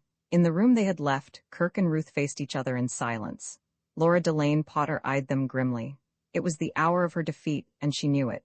Forces too strong for her were at work. Her grand attack, the bringing of these two together that Ruth might confront Kirk in his guilt, had recoiled upon her. The old god had made their charge up the hill, and it had failed. Victory had become a rout. With one speech, Steve had destroyed her whole plan of campaign. She knew it was all over, that in another moment, if she remained, she would be compelled to witness the humiliating spectacle of Ruth in Kirk's arms, stammering the words which intuition told her were even now trembling on her lips. She knew Ruth. She could read her like a primer, and her knowledge told her that she was about to capitulate, that all her pride and resentment had been swept away, that she had gone over to the enemy. Elemental passions were warring against Laura Delane Potter, and she bowed before them. "Mr. Winfield," she said sharply, her voice cutting the silence like a knife, "I beg your pardon. I seem to have made a mistake. Good night." Kirk did not answer. "Good night, Ruth." Ruth made no sign that she had heard. Mrs. Potter, grand in defeat, moved slowly to the door. But even in the greatest women there is that germ of feminine curiosity which cannot be wholly eliminated, that little grain of dust that asserts itself and clogs the machinery. It had been Mrs. Potter's intention to leave the room without a glance, her back defiantly toward the foe. But as she reached the door, there came from behind her a sound of movement, a stifled cry, a little sound whose meaning she knew too well. She hesitated. She stood still, fighting herself, but the grain of dust had done its work. For an instant she ceased to be a smoothly working machine and became a woman subject to the dictates of impulse. She turned. Intuition had not deceived her. Ruth had gone over to the enemy. She was in Kirk's arms, holding him to her, her face hidden against his shoulder, for all the world as if Laura Delane Potter, her guiding force, had ceased to exist. Mrs. Potter closed the door and walked stiffly through the scented night to where the headlights of her automobile cleft the darkness. Birds, asleep in the trees, fluttered uneasily at the sudden throbbing of the engine. Romans 16, the White Hope Link, the White Hope slept. The noise of the departing car, which had roused the birds, had made no impression on him. As Steve had said, dynamite could not do it. He slumbered on, calmly detached, unaware of the remarkable changes which, in the past 24 hours, had taken place in his life. An epoch had ended and a new one begun, but he knew it not. And probably, if Kirk and Ruth, who were standing at his bedside, watching him, had roused him and informed him of these facts, he would have displayed little excitement. He had the philosophical temperament. He took things as they came. Great natural phenomena, like Laura Delane Potter, he accepted as part of life. When they were in his life, he endured them stoically.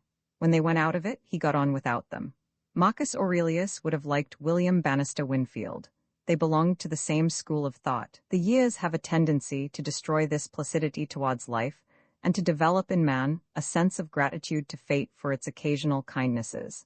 And Kirk, having been in the world longer than William Bannister, did not take the gifts of the gods so much for granted. He was profoundly grateful for what had happened. That Laura Delane Potter should have retired from active interference with his concerns was much, but that he should have had the incredible good fortune to be freed from the burden of John Bannister's money was more. If ever money was the root of all evil, this had been. It had come into his life like a poisonous blight, withering and destroying wherever it touched. It had changed Ruth. It had changed William Bannister. It had changed himself. It was as if the spirit of the old man had lived on, hating him and working him mischief. He always had superstitious fear of it, and events had proved him right. And now, the cloud had rolled away. A few crowded hours of Bailey's dashing imbecility had removed the curse forever. He was alone with Ruth and his son in a world that contained only them, just as in the old days of their happiness. There was something symbolic, something suggestive of the beginning of a new order of things, in their isolation at this very moment. Steve had gone. Only he and Ruth and the child were left. The child, the White Hope.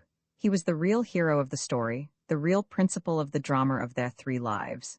He was the link that bound them together, the force that worked for coherence and against chaos. He stood between them, his hands in theirs, and while he did so there could be no parting of the ways. His grip was light, but as strong as steel. Time would bring troubles, moods, misunderstandings, for they were both human, but while that grip held, there could be no gulf dividing Ruth and himself, as it had divided them in the past. He faced the future calmly, with open eyes. It would be rough going at first, very rough going. It meant hard work, incessant work. No more vague masterpieces which might or might not turn into Carmen or the Spanish Maiden. No more delightful idle days to be loafed through in the studio or the shops. No more dreams, seen hazily through the smoke of a cigar, as he lay on the couch and stared at the ceiling, of what he would do tomorrow. Tomorrow must look after itself. His business was with the present and the work of the present. He braced himself to the fight, confident of his power to win. He had found himself. Bill stirred in his sleep and muttered. Ruth bent over him and kissed the honorable scratch on his cheek. Poor little chap, you'll wake up and find that you aren't a millionaire baby after all. I wonder if you'll mind, Kirk. Do you mind? Mind? I don't, said Ruth. I think it will be rather fun being poor again. Who's poor? Said Kirk stoutly. I'm not. I've got you and I've got Bill. Do you remember ages ago what that Vince girl, the model you know, said that her friend had called me? A plute, that's me. I'm the richest man in the world. Roman 3, the mates meet Kirk Winfield, was an amiable, if rather weak, young man with whom life, for 25 years, had dealt kindly. He had perfect health, an income more than sufficient for his needs, a profession which interested without monopolizing him, a thoroughly contented disposition, and the happy knack of surrounding himself with friends. That he had to contribute to the support of the majority of these friends might have seemed a drawback to some men. Kirk did not object to it in the least. He had enough money to meet their needs, and, being a sociable person who enjoyed mixing with all sorts and conditions of men, he found the Liberty Hall regime pleasant. He liked to be a magnet, attracting New York's bohemian population. If he had his preferences among the impecunious crowd, who used the studio as a chapel of ease, strolling in when it pleased them, drinking his whiskey, smoking his cigarettes, borrowing his money, and on occasion, his spare bedrooms and his pajamas. He never showed it. He was fully as pleasant to Percy Shanklin, the elegant, perpetually resting English actor, whom he disliked as far as he was capable of disliking anyone, as he was to Hank Jardine, the prospector, and Hank's prize-fighter friend, Steve Dingle, both of whom he liked enormously. It seemed to him sometimes that he had drifted into the absolutely ideal life.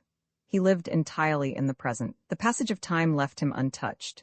Day followed day, week followed week, and nothing seemed to change. He was never unhappy, never ill, never bored. He would get up in the morning with the comfortable knowledge that the day held no definite duties.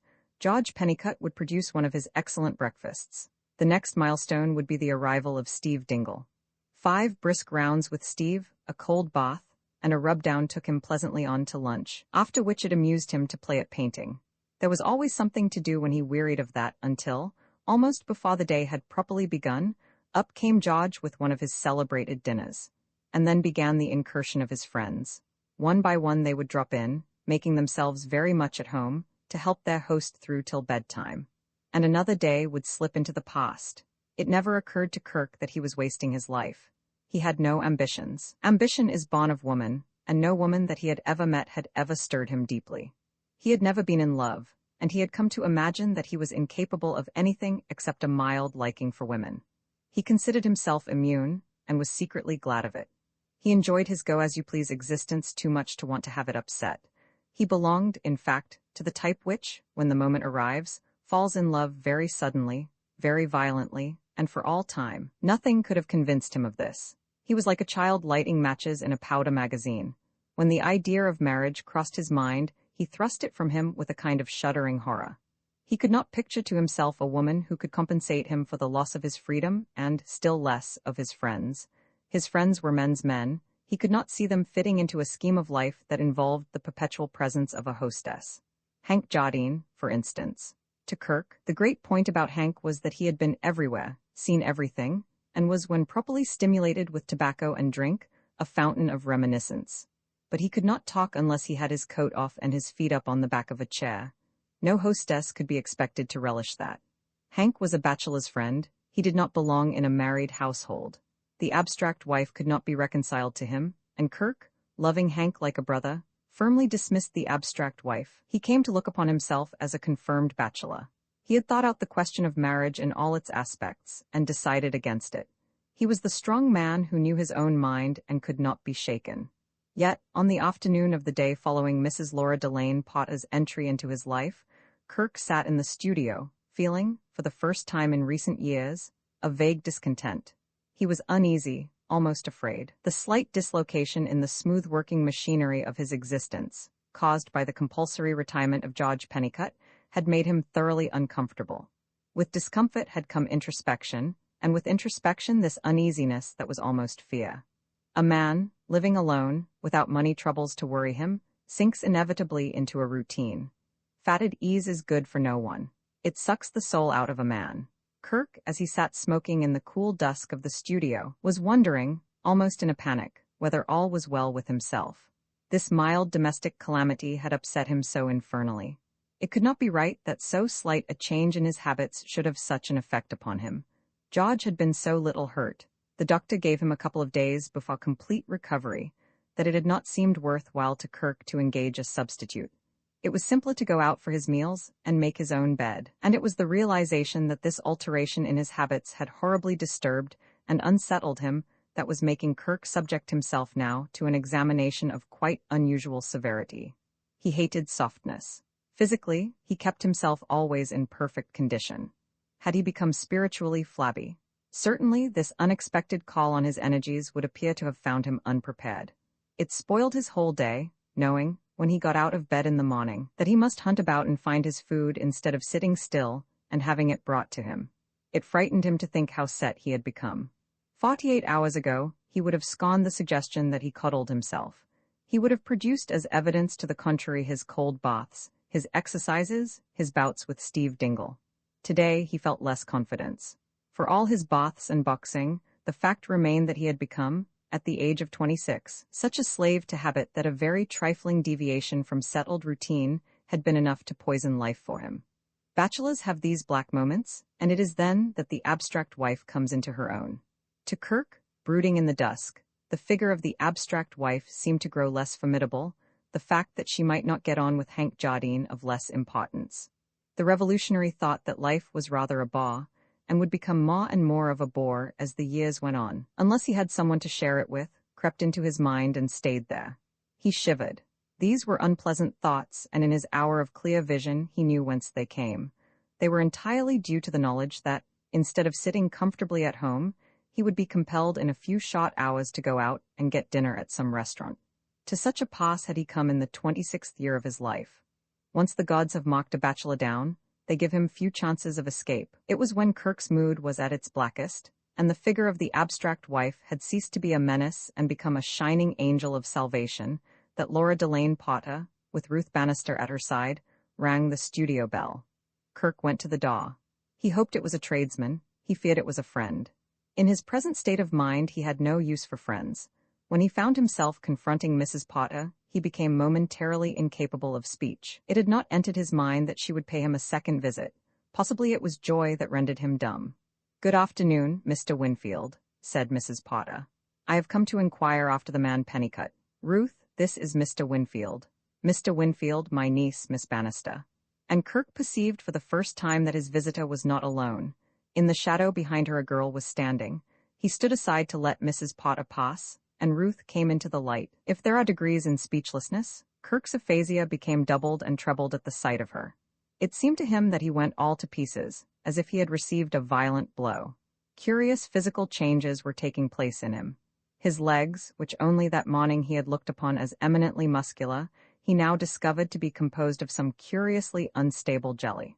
He also perceived, a fact which he had never before suspected, that he had heart disease. His lungs, too, were in poor condition. He found it practically impossible to breathe.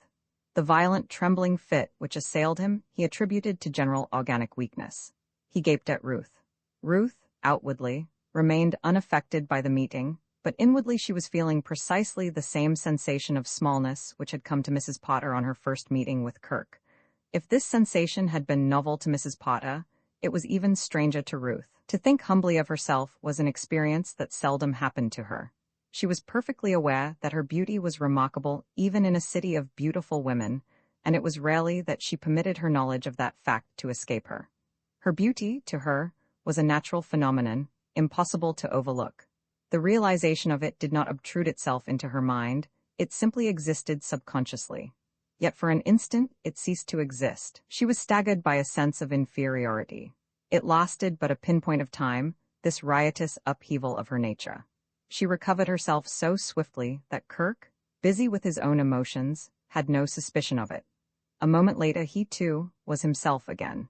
He was conscious of feeling curiously uplifted and thrilled, as if the world had suddenly become charged with ozone and electricity, and for some reason he felt capable of great feats of muscle and energy. But the aphasia had left him, and he addressed himself with a clear brain to the task of entertaining his visitors. "George is better today," he reported. "He never was bad," said Mrs. Potter succinctly. "He doesn't think so." "Possibly not, he is hopelessly weak-minded." Ruth laughed. Kirk thrilled at the sound. "Poor George," she observed. "Don't waste your sympathy, my dear," said Mrs. Potter. "That he is injured at all is his own fault. For years he has allowed himself to become gross and flabby, with the result that the collision did damage which it would not have done to a man in hard condition. You, Mr. Winfield," she added, turning abruptly to Kirk, "would scarcely have felt it. But then you," went on Mrs. Potter, "are in good condition. Cold baths." "I beg your pardon? Do you take cold baths?" "I do." "Do you do Swedish exercises?" "I go through a series of evolutions every morning, with the utmost loathing. I started them as a boy, and they have become a habit like dram drinking. I would leave them off if I could, but I can't. Do nothing of the kind, they are invaluable, but undignified." "Let me feel your biceps, Mr. Winfield," said Mrs. Potter. She nodded approvingly. "Like iron." She poised a finger and ran a meditative glance over his form. Kirk eyed her apprehensively. The finger darted forward and struck home in the region of the third waistcoat button. "Wonderful," she exclaimed. "Ruth?" "Yes, aunt. Prod Mr. Winfield where my finger is pointing. He is extraordinarily muscular." I say, really? Protested Kirk. He was a modest young man, and this exploration of his more intimate anatomy by the fingertips of the girl he loved was not to be contemplated. Just as you please, said Mrs. Potter. If I were a man of your physique, I should be proud of it. Wouldn't you like to go up and see George? Asked Kirk. It was hard on George, but it was imperative that this woman be removed somehow. Very well. I have brought him a little book to read, which will do him good. It is called Elementary Rules for the Preservation of the Body. He has learned one of them, all right, since yesterday, said Kirk. Not to walk about in front of automobiles. The rules I refer to are mainly concerned with diet and wholesome exercise, explained Mrs. Potter. Careful attention to them may yet save him. His case is not hopeless. Ruth, let Mr. Winfield show you his pictures. They are poor in many respects, but not entirely without merit. Ruth, meanwhile, had been sitting on the couch, listening to the conversation without really hearing it. She was in a dreamy, contented mood. She found herself curiously soothed by the atmosphere of the studio, with its shaded lights and its atmosphere of peace. That was the keynote of the place, peace. From outside came the rumble of an elevated train, subdued and softened, like faintly heard thunder. Somebody passed the window, whistling. A barrier seemed to separate her from these noises of the city. New York was very far away. I believe I could be wonderfully happy in a place like this, she thought. She became suddenly aware, in the midst of her meditations, of eyes watching her intently. She looked up and met Kirk's. She could read the message in them as clearly as if he had spoken it, and she was conscious of a little thrill of annoyance at the thought of all the tiresome formalities which must be gone through before he could speak it. They seemed absurd. It was all so simple. He wanted her, she wanted him. She had known it from the moment of their meeting. The man had found his woman, the woman her man. Nature had settled the whole affair in an instant. And now civilization, propriety, etiquette, whatever one cared to call it, must needs step in with the rules and regulations and precedents. The goal was there, clear in sight, but it must be reached by the winding road appointed. She, being a woman and by virtue of her sex primeval, scorned the road and would have ignored it. But she knew men, and especially, at that moment as their eyes met, she knew Kirk, and she understood that to him the road was a thing that could not be ignored. The mere idea of doing so would seem grotesque and impossible, probably even shocking to him. Men were odd, formal creatures, slaves to precedent. He must have time, it was the prerogative of the male. Time to reveal himself to her, to strut before her, to go through the solemn comedy of proving to her, by the exhibition of his virtues and the careful suppression of his defects, what had been clear to her from the first instant, that here was her mate, the man nature had set apart for her. He would begin by putting on a new suit of clothes and having his hair cut. She smiled. It was silly and tiresome, but it was funny. "Will you show me your pictures, Mr. Winfield?" she asked. "If you'd really care to see them, I'm afraid they're pretty bad." Exhibit A, modesty, thought Ruth. The journey had begun. Roman far troubled waters, it is not easy in this world to take any definite step without annoying somebody, and Kirk, in embarking on his wooing of Ruth Bannister, failed signally to do so. Laura Delane Potter beamed graciously upon him, like a pleased providence, but the rest of his circle of acquaintances were ill at ease. The statement does not include Hank Jardine, for Hank was out of New York, but the others, Shanklin, the actor, Wren, the newspaperman, Bryce Johnson, Willis, Appleton, and the rest, sensed impending change in the air, and were uneasy, like cattle before a thunderstorm. The fact that the visits of Mrs. Potter and Ruth to inquire after George, now of daily occurrence, took place in the afternoon, while they, Kirk's dependents, seldom or never appeared in the studio till drawn there by the scent of the evening meal, it being understood that during the daytime Kirk liked to work undisturbed, kept them ignorant of the new development. All they knew was that during the last 2 weeks, a subtle change had taken place in Kirk. He was less genial, more prone to irritability than of old. He had developed fits of absent-mindedness, and was frequently to be found staring pensively at nothing. To slap him on the back at such moments, as Wren ventured to do on one occasion, Wren belonging to the jovial school of thought, which holds that nature gave us hands in order to slap backs, was to bring forth a new and unexpected Kirk. A Kirk who scowled and snarled, and was hardly to be appeased with apology. Stranger still, this new Kirk could be summoned into existence by precisely the type of story at which, but a few weeks back, he would have been the first to laugh. Percy Shanklin, whose conversation consisted of equal parts of autobiography and of stories of the type alluded to, was the one to discover this. His latest, which he had counted on to set the table in a raw, produced from Kirk criticism so adverse and so crisply delivered that he refrained from telling his latest but one, and spent the rest of the evening wondering, like his fellow visitors, what had happened to Kirk and whether he was sickening for something. Not one of them had the faintest suspicion that these symptoms indicated that Kirk, for the first time in his easygoing life, was in love. They had never contemplated such a prospect. It was not till his conscientious and laborious courtship had been in progress for over 2 weeks, and was nearing the stage when he felt that the possibility of revealing his state of mind to Ruth was not so remote as it had been, that a chance visit of Percy Shanklin to the studio during the afternoon solved the mystery. One calls it a chance visit because Percy had not been meaning to borrow $20 from Kirk that day at all. The man slated for the loan was one Burroughs, a kindly member of the Lambs Club. But fate and a telegram from a manager removed Burroughs to Chicago, while Percy was actually circling preparatory to the swoop, and the only other man in New York who seemed to Percy good for the necessary sum at that precise moment was Kirk. He flew to Kirk and found him with Ruth. Kirk's utter absence of any enthusiasm at the sight of him, the reluctance with which he made the introduction, the glumness with which he bore his share of the three-cornered conversation, all these things convinced Percy that this was no ordinary visitor. Many years of living by his wits had developed in Percy highly sensitive powers of observation. Brief as his visit was, he came away as certain that Kirk was in love with this girl, and the girl was in love with Kirk, as he had ever been of anything in his life. As he walked slowly downtown, he was thinking hard. The subject occupying his mind was the problem of how this thing was to be stopped. Percy Shanklin was a sleek, suave, unpleasant youth who had been imparted by a theatrical manager 2 years before to play the part of an English dude in a new comedy. The comedy had been what its enthusiastic backer had described in the newspaper advertisements as a rousing live-wire success. That is to say, it had staggered along for 6 weeks on Broadway to extremely poor houses, and after 3 weeks on the road, had perished for all time, leaving Percy out of work.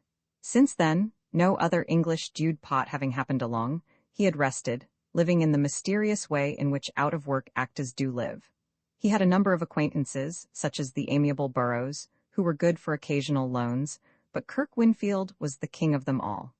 There was something princely about the careless open-handedness of Kirk's methods, and Percy's whole soul rose in revolt against the prospect of being deprived of this source of revenue, as something, possibly Ruth's determined chin, told him that he would be, should Kirk marry this girl.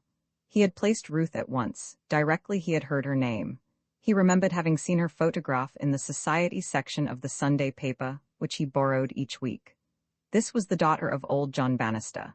There was no doubt about that. How she had found her way to Kirk's studio he could not understand.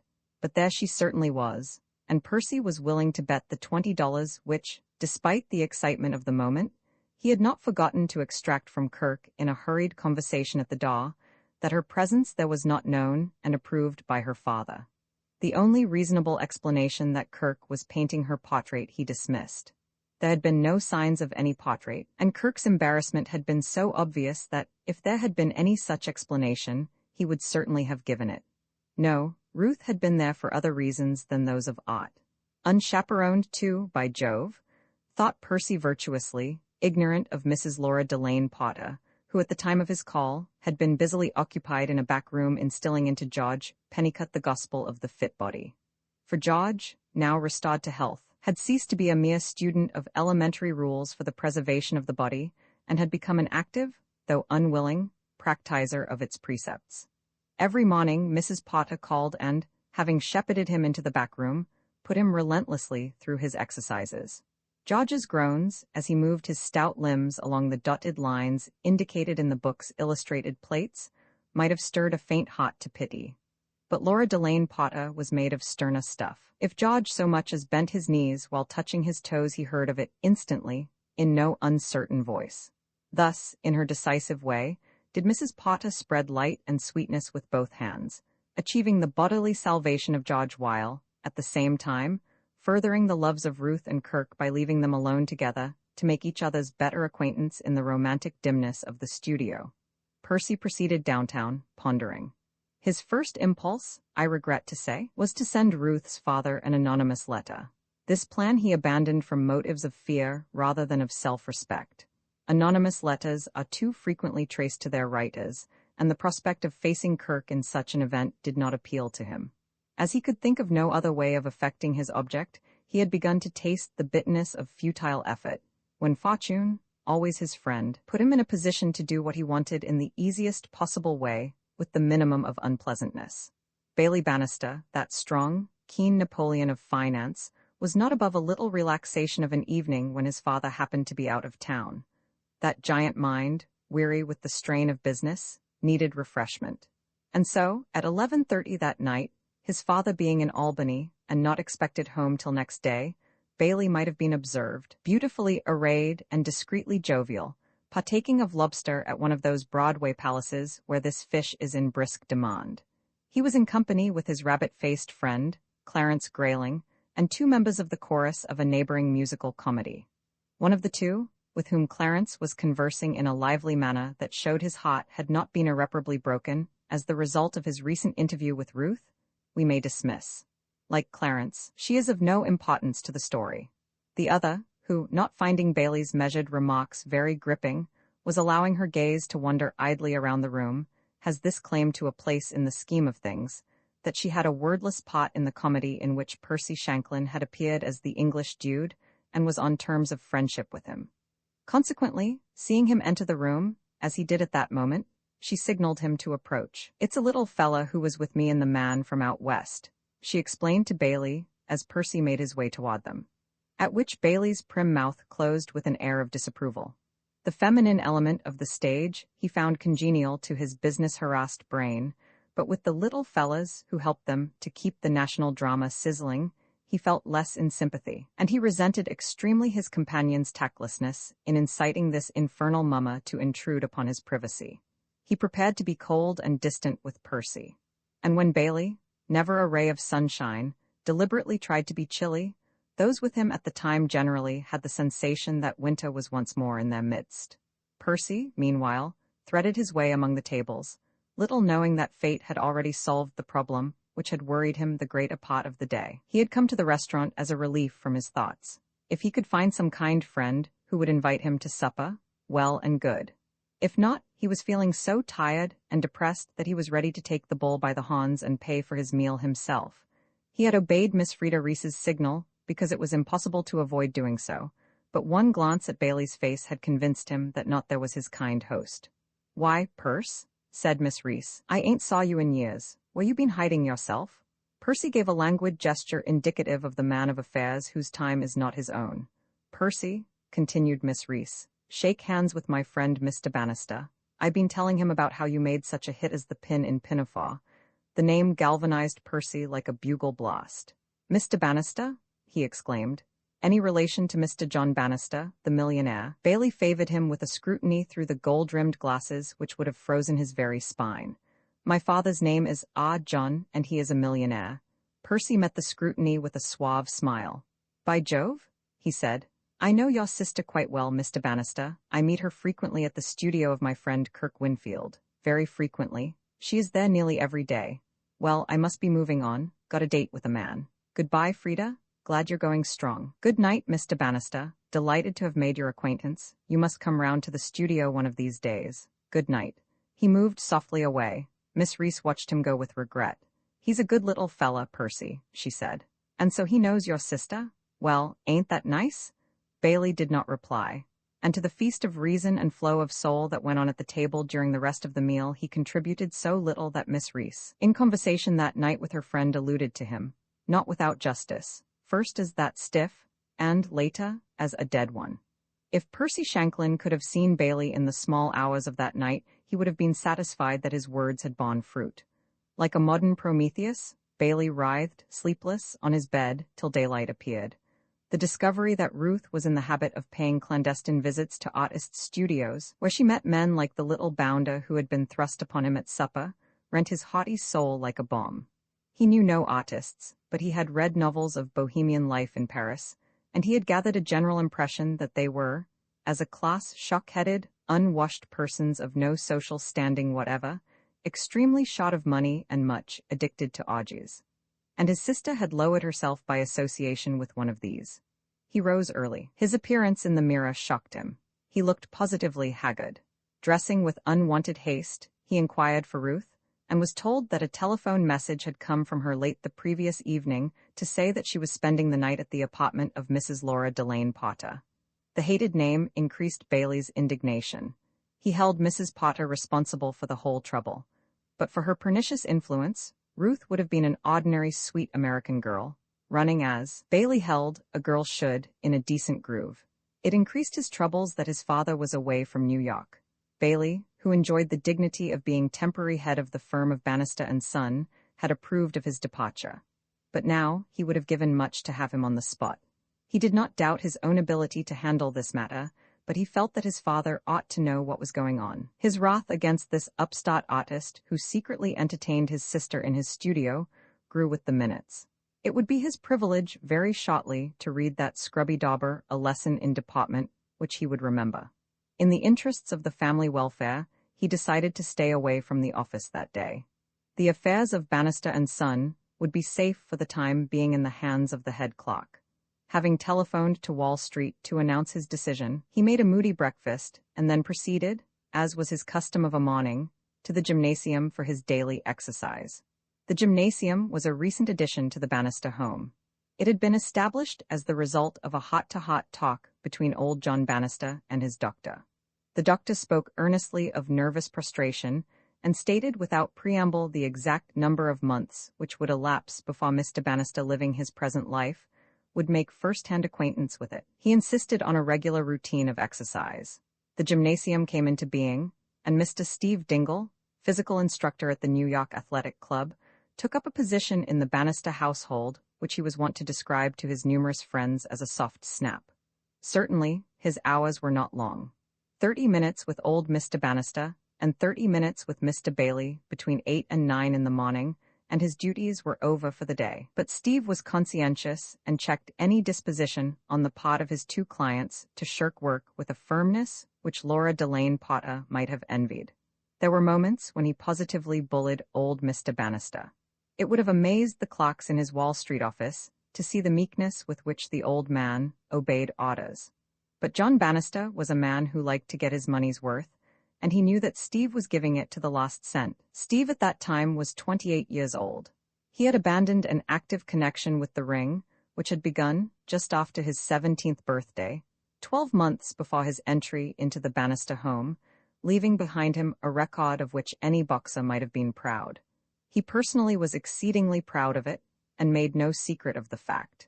He was a man in private life of astonishingly even temper. The only thing that appeared to have the power to ruffle him to the slightest extent was the contemplation of what he described as the bunch of cheeses who pretended to fight nowadays.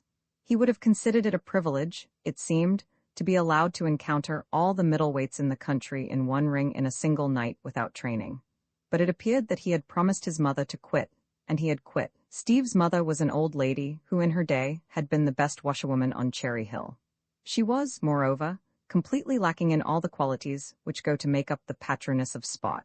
Steve had been injudicious enough to pay her a visit the day after his celebrated unpleasantness with that rugged warrior, Pat O'Flaherty, née Smith, and though he had knocked Pat out midway through the second round, he bore away from the arena a black eye of such a startling richness that old Mrs. Dingle had refused to be comforted until he had promised never to enter the ring again, which, as Steve said, had come pretty hard, he being a man who would rather be a water bucket in a ring than a president outside it.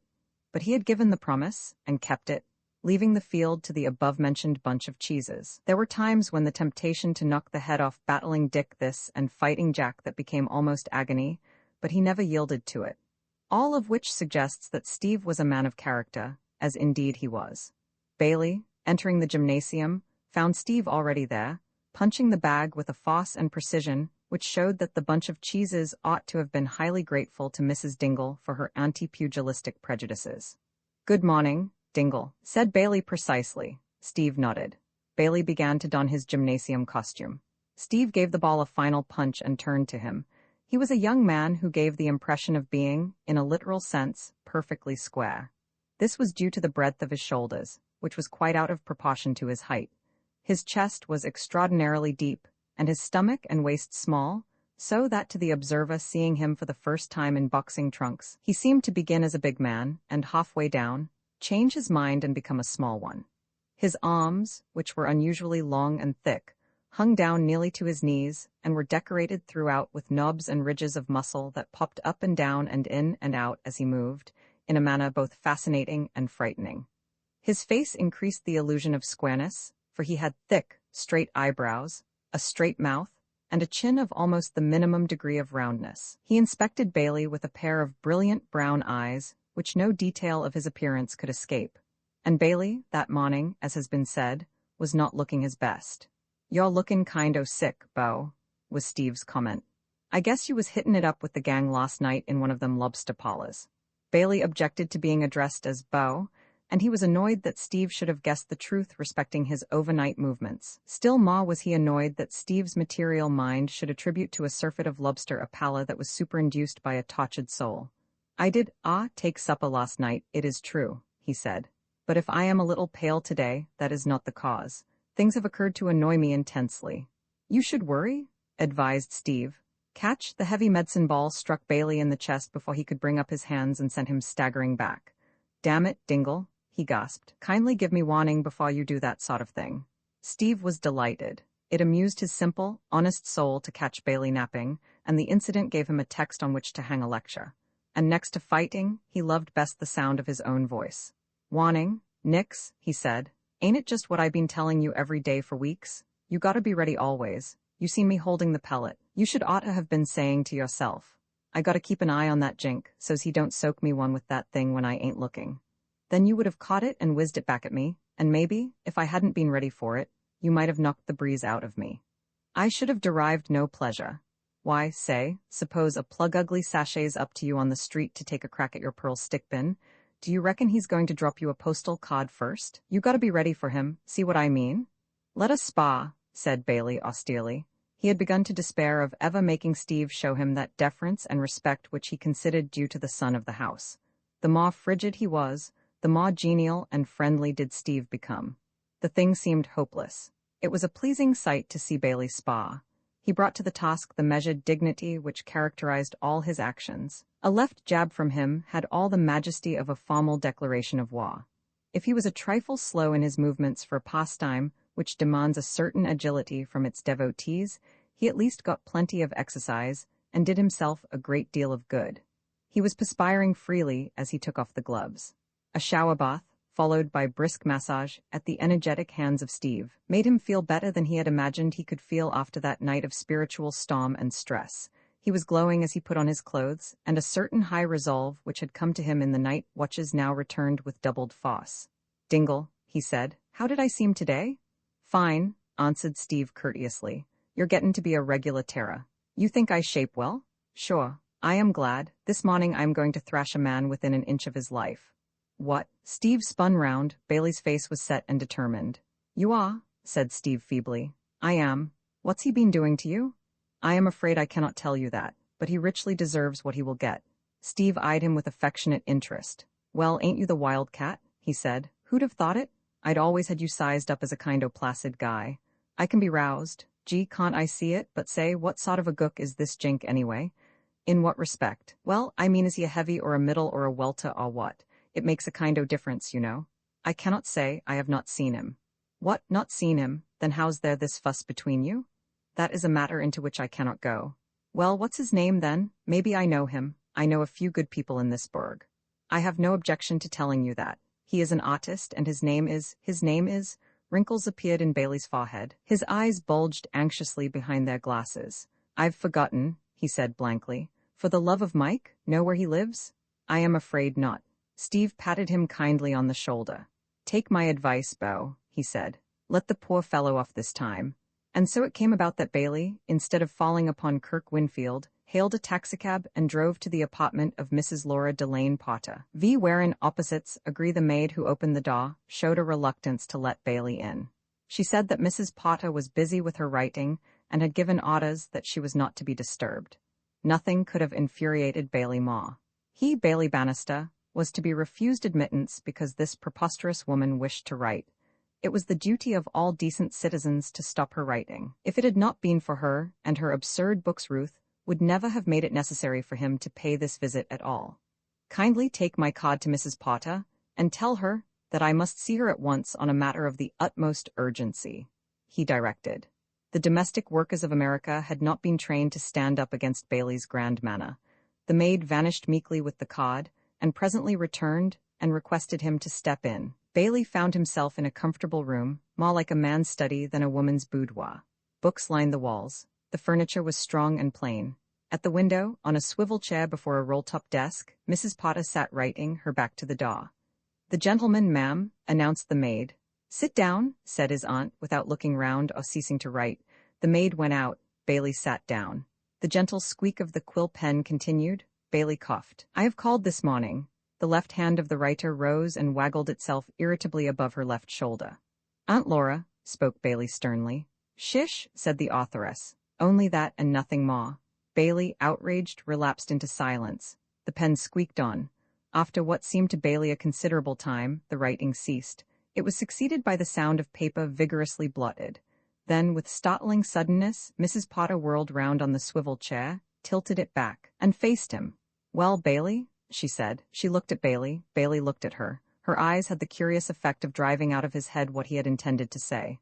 "Well," she said again. He tried to remember the excellent opening speech which he had prepared in the cab. "Good gracious, Bailey," cried Mrs. Potter. "You have not come here and ruined my morning's work for the pleasure of looking at me, surely? Say something." Bailey found his voice. "I have called to see Ruth, who, I am informed, is with you. She is in her room. I made her breakfast in bed. Is there any message I can give her?" Bailey suddenly remembered the speech he had framed in the cab. "Aunt Laura," he said, "I am sorry to have to intrude upon you at so early an hour, but it is imperative that I see Ruth and ask her to explain the meaning of a most disturbing piece of news that has come to my ears." Mrs. Potter did not appear to have heard him. "A man of your height should weigh more," she said. "What is your weight?" "My weight? Beside the point? Your weight is under 140 pounds, and it ought to be over 160. Eat more, avoid alcohol, keep regular hours." "Aunt Laura." "Well, I wish to see my sister. You will have to wait." "What did you wish to see her about?" "That is a matter that concerns— No, I will tell you, for I believe you to be responsible for the whole affair. Well, last night, quite by chance, I found out that Ruth has for some time been paying visits to the studio of an artist." Mrs. Potter nodded. "Quite right, Mr. Kirk Winfield. She is going to marry him." Bailey's hat fell to the floor. His stick followed. His mouth opened widely. His glasses shot from his nose and danced madly at the end of their string. "What? It will be a most suitable match in every way," said Mrs. Potter. Bailey bounded to his feet. "It's incredible?" he shouted. "It's ridiculous. It's abominable. It's incredible." Mrs. Potter gazed upon his transports with about the same amount of interest which she would have bestowed upon a whirling dervish at Kenai Island. "You have not seen Mr. Winfield, I gather. When I do, he will have reason to regret it. Sit down." Bailey sat down. "Ruth and Mr. Winfield are both perfect types. Mr. Winfield is really a splendid specimen of a man. As to his intelligence, I say nothing. I have ceased to expect intelligence in man, and I am grateful for the smallest grain. But physically, he is magnificent. I could not wish dear Ruth a better husband." Bailey had pulled himself together with a supreme effort and had achieved a frozen calm. "Such a marriage is, of course, out of the question," he said. "Why?" "My sister cannot marry a nobody, an outsider. Mr. Winfield is not a nobody. He is an extraordinarily healthy young man. Are you aware that Ruth, if she had wished, could have married a prince? She told me. A little rat of a man, I understand. She had far too much sense to do any such thing. She has a conscience. She knows what she owes to the future of the—" "Bah!" cried Bailey rudely. "I suppose," said Mrs. Potter, "that, like most men, you care nothing for the future of the race? You are not interested in eugenics." Bailey quivered with fury at the word, but said nothing. If you have ever studied even so elementary a subject as the color heredity of the Andalusian fowl, the color heredity of the Andalusian fowl was too much for Bailey. "I decline to discuss any such drivel," he said, rising. "I came here to see Ruth, and here she is," said Mrs. Potter. The door opened, and Ruth appeared. She looked, to Bailey, insufferably radiant and pleased with herself. "Bailey," she cried. "Whatever brings my little Bailey here, when he ought to be working like a good boy in Wall Street?" "I will tell you." Bailey's demeanor was portentous. "He's frowning," said Ruth. "You have been stirring his hidden depths, Aunt Laura." Bailey coughed. "Ruth? Bailey, you don't know how terrible you look when you're roused." Ruth, kindly answer me one question. Aunt Laura informs me that you are going to marry this man Winfield. Is it or is it not true? Of course it's true. Bailey drew in his breath. He gazed coldly at Ruth, bowed to Mrs. Potter, and smoothed the nap of his hat. Very good, he said stonily. I shall now call upon this Mr. Winfield and thrash him. With that, he walked out of the room. He directed his cab to the nearest hotel, looked up Kirk's address in the telephone book, and 10 minutes later was ringing the studio bell. A look of relief came into George Pennicut's eyes as he opened the door. To George, nowadays, every ring at the bell meant a possible visit from Laura Delane Potter. Is Mr. Kirk Winfield at home?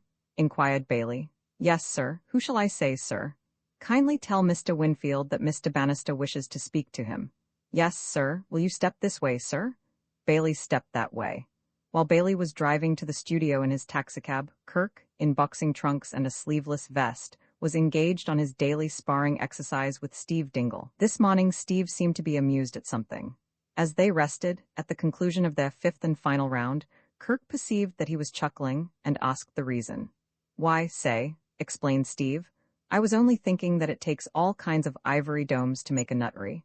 I ran across a new brand of simp this morning.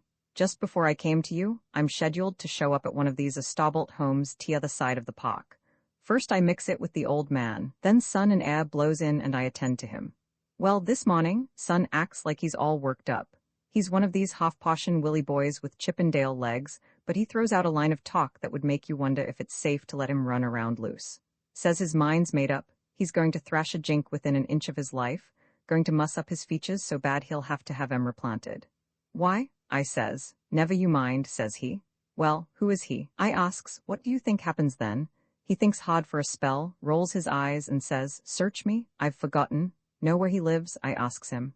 Nope, he says. Can you beat it? Seems to me if I had a kink in my cocoa that big I'd phone to an alienist and have myself measured for a straitjacket. Gee, you meet all kinds going around the way I do. Kirk laughed and lit a cigarette. If you want to use the shower, Steve, he said, you'd better get up there now. I shan't be ready yet a while. Then if this is one of your energetic mornings and you would care to give me a rub down? Sure, said Steve obligingly. He picked up his clothes and went upstairs to the bathroom, which, like the bedrooms, opened onto the gallery.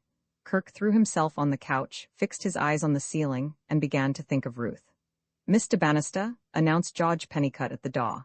Kirk was on his feet in one bound. The difference, to a man whose mind is far away, between Mr. Bannister and Miss Bannister, is not great, and his first impression was that it was Ruth who had arrived. He was acutely conscious of his costume, and was quite relieved when he saw, not Ruth, but a severe-looking young man, who advanced upon him in a tight-lipped, pop-eyed manner that suggested dislike and hostility. The visitor was a complete stranger to him, but, his wandering wits returning to their duties, he deduced that this must be one of Ruth's relatives. It is a curious fact that the possibility of Ruth having other relatives than Mrs. Potter had not occurred to him till now. She herself filled his mind to such an extent that he had never speculated on any possible family that might be attached to her. To him, Ruth was Ruth. He accepted the fact that she was Mrs. Potter's niece. That she might also be somebody's daughter or sister had not struck him. The look on Bailey's face somehow brought it home to him that the world was about to step in and complicate the idyllic simplicity of his wooing. Bailey, meanwhile, as Kirk's 180 pounds of bone and muscle detached themselves from the couch and loomed up massively before him, was conscious of a weakening of his determination to inflict bodily chastisement. The truth of Steve's remark, that it made a difference whether one's intended victim is a heavyweight, a middle, or a welter, came upon him with some force. Kirk, in a sleeveless vest that showed up his chest and shoulders, was not an inviting spectacle for a man intending assault and battery. Bailey decided to confine himself to words. There was nothing to be gained by a vulgar brawl. A dignified man of the world avoided violence. Mr. Winfield? Mr. Bannister? It was at this point that Steve, having bathed and dressed, came out on the gallery. The voices below halted him, and the sound of Bailey's decided him to remain where he was. Steve was not above human curiosity, and he was anxious to know the reason for Bailey's sudden appearance. That is my name, it is familiar to you. My sister, said Bailey bitterly, has made it so. Won't you sit down? Said Kirk. No, thank you, I will not detain you long, Mr. Winfield. My dear fellow, there's no hurry, will you have a cigarette? No, thank you. Kirk was puzzled by his visitor's manner. So, unseen in the shadows of the gallery, was Steve. "I can say what I wish to say in 2 words, Mr. Winfield," said Bailey. "This marriage is quite out of the question, eh? My father would naturally never consent to it. As soon as he hears of what has happened, he will forbid it absolutely. Kindly dismiss from your mind entirely the idea that my sister will ever be permitted to marry you, Mr. Winfield." Steve, in the gallery, with difficulty suppressed a whoop of surprise. Kirk laughed ruefully. "Aren't you a little premature, Mr. Bannister? Aren't you taking a good deal for granted?" "In what way?" "Well, that Miss Bannister cares the slightest bit for me, for instance, that I've 1 chance in a million of ever getting her to care the slightest bit for me." Bailey was disgusted at this futile attempt to hide the known facts of the case from him. "You need not trouble to try and fool me, Mr. Winfield," he said tautly. "I know everything. I have just seen my sister, and she told me herself in so many words that she intended to marry you." To his amazement, he found his hand violently shaken.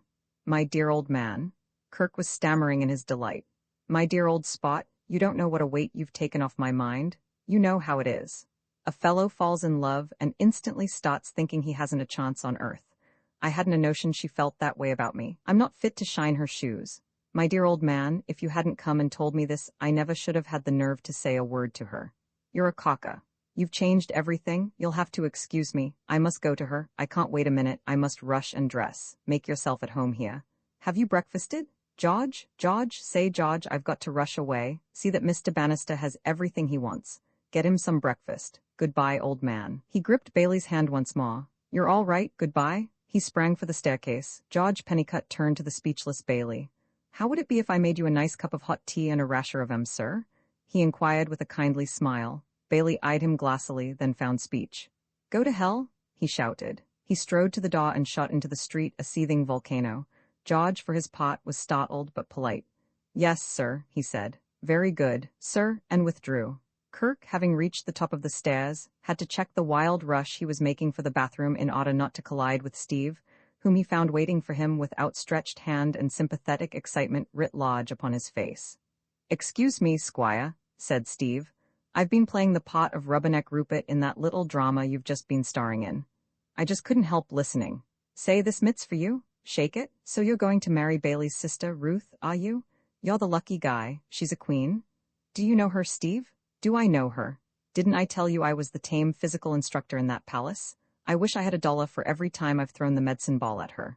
Why, I'm the guy that gave her that figure of hers. She don't come to me regular, like Bailey and the old man, but do I know her? I should say I did know her." Kirk shook his hand. "You're all right, Steve," he said huskily and vanished into the bathroom. A sound as of a tropical deluge came from within. Steve hammered upon the door. The downpour ceased. "Say," called Steve. "Hello? I don't want to discourage you, Squire," but the door opened and Kirk's head appeared. "What's the matter?" "Well, you heard what Bailey said. About his father?" "Sure, it goes." Kirk came out into the gallery, toweling himself vigorously. "Who is her father?" he asked, seating himself on the rail. "He's a son of a gun," said Steve with emphasis. "As rich as John D., pretty nearly, and about as chummy as a rattlesnake. Were you thinking of calling and asking him for a father's blessing?" "Something of the sort, I suppose." "Forget it, he'd give you the hook before you'd got through asking if you might call him Daddy." "You're comforting, Steve. They call you Little Sunbeam at home, don't they?" "Hell," said Steve warmly. "I'm not shooting this at you just to make you feel bad. I got a reason. I want to make you see this ain't going to be no society walkover, with the 400 looking on from the pews and Papa signing checks in the background. Say, did I ever tell you how I beat Kid Mitchell? Does it apply to the case in hand? Does it what to the witch? Had it any bearing on my painful position? I only ask, because that's what is interesting me most just now, and if you're going to change the subject, there's a chance that my attention may wander." "Sure it does. It's a, what do you call it when you pull something that's got another meaning tucked up its sleeve? A parable? That's right. What you said. Well, this Kid Mitchell was looked on as a coming champ in those days. He had cleaned up some good boys, while I had only gotten a rep about as big as a nickel with a hole in it. I guess I looked pie to him. He turkey-trotted up to me for the first round and stopped in front of me, as if he was wondering what had blown in and whether the Jerry Society would stand for his hitting it. I could see him thinking this is too easy as plain as if he'd said it. And then he took another peek at me, as much as to say, well, let's get it over. Where shall I soak him first? And while he's doing this, I get in range and I put my left pretty smart into his lunch wagon, and I pick up my right off the carpet and hand it to him, and down he goes. And when he gets up again, it's pretty nearly tomorrow morning, and I've drawn the winner's end and gone home. And the moral? Why, don't spar, punch, don't wait for the wallop, give it. You mean? Why, when old man Bannister says, Nix, you shall never marry my child, come back at him by saying, thanks very much, but I've just done it? Good heavens, Steve, you'll never win out, else you don't know old man Bannister, I do. But the doorbell rang. Who on earth's that? Said Kirk, it can't be Bailey back again. Good morning, Pennycut, spoke the clear voice of Mrs. Laura Delane Potter. I wish to see Mr. Winfield. Yes, ma'am, he's upstairs in his bath. I will wait in the studio. Good Lord, cried Kirk, bounding from his seat on the rail. For heaven's sake, Steve, go and talk to her while I dress. I'll be down in a minute. Sure, what's her name? Mrs. Potter, you'll like her. Tell her all about yourself, where you were born, how much you are round the chest, what's your favorite breakfast food. That's what she likes to chat about. And tell her I'll be down in a second.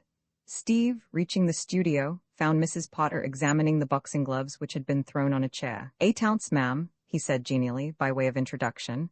Kirk'll be lining up in a moment, he's getting into his rags. Mrs. Potter looked at him with the gimlet stare which made her so intensely disliked by practically every man she knew. Are you a friend of Mr. Winfield? She said. Sure, we just been spieling together up above. He sent me down to tell you he won't be long. Mrs. Potter concluded her inspection. What is your name? Dingle, ma'am. You are extraordinarily well developed. You have unusually long arms for a man of your height. Yep, I got a pretty good reach. Are you an artist? A witch? An artist, a painter. Steve smiled broadly. I've been called a good many things, but no one's ever handed me that. No, ma'am, I'm a has-been. I beg your pardon. Granted. What did you say you were? Asked Mrs. Potter after a pause. A has-been. I used to be a middle, but mother kicked and I quit, all through taking a blue eye home. Wouldn't that jar you? I have no doubt you intend to be explicit. Not on your life, protested Steve. I may be a roughneck, but I've got me manners. I wouldn't get explicit with a lady. Mrs. Potter sat down. We appear to be talking at cross purposes, she said. I still do not gather what your profession is or was. Why, ain't I telling you? I used to be a middle. What is a middle? Why, it's in between the light heavies and the welters. I was a welter when I broke into the fighting game, but now I understand. You are a pugilist. Used to be, but mother kicked. Kicked whom? You don't get me, ma'am. When I say she kicked, I mean my blue eye threw a scare into her and she put a crimp in my career. Made me quit when I should have been champ in another couple of fights. I am afraid I cannot follow these domestic troubles of yours. And why do you speak of your blue eye?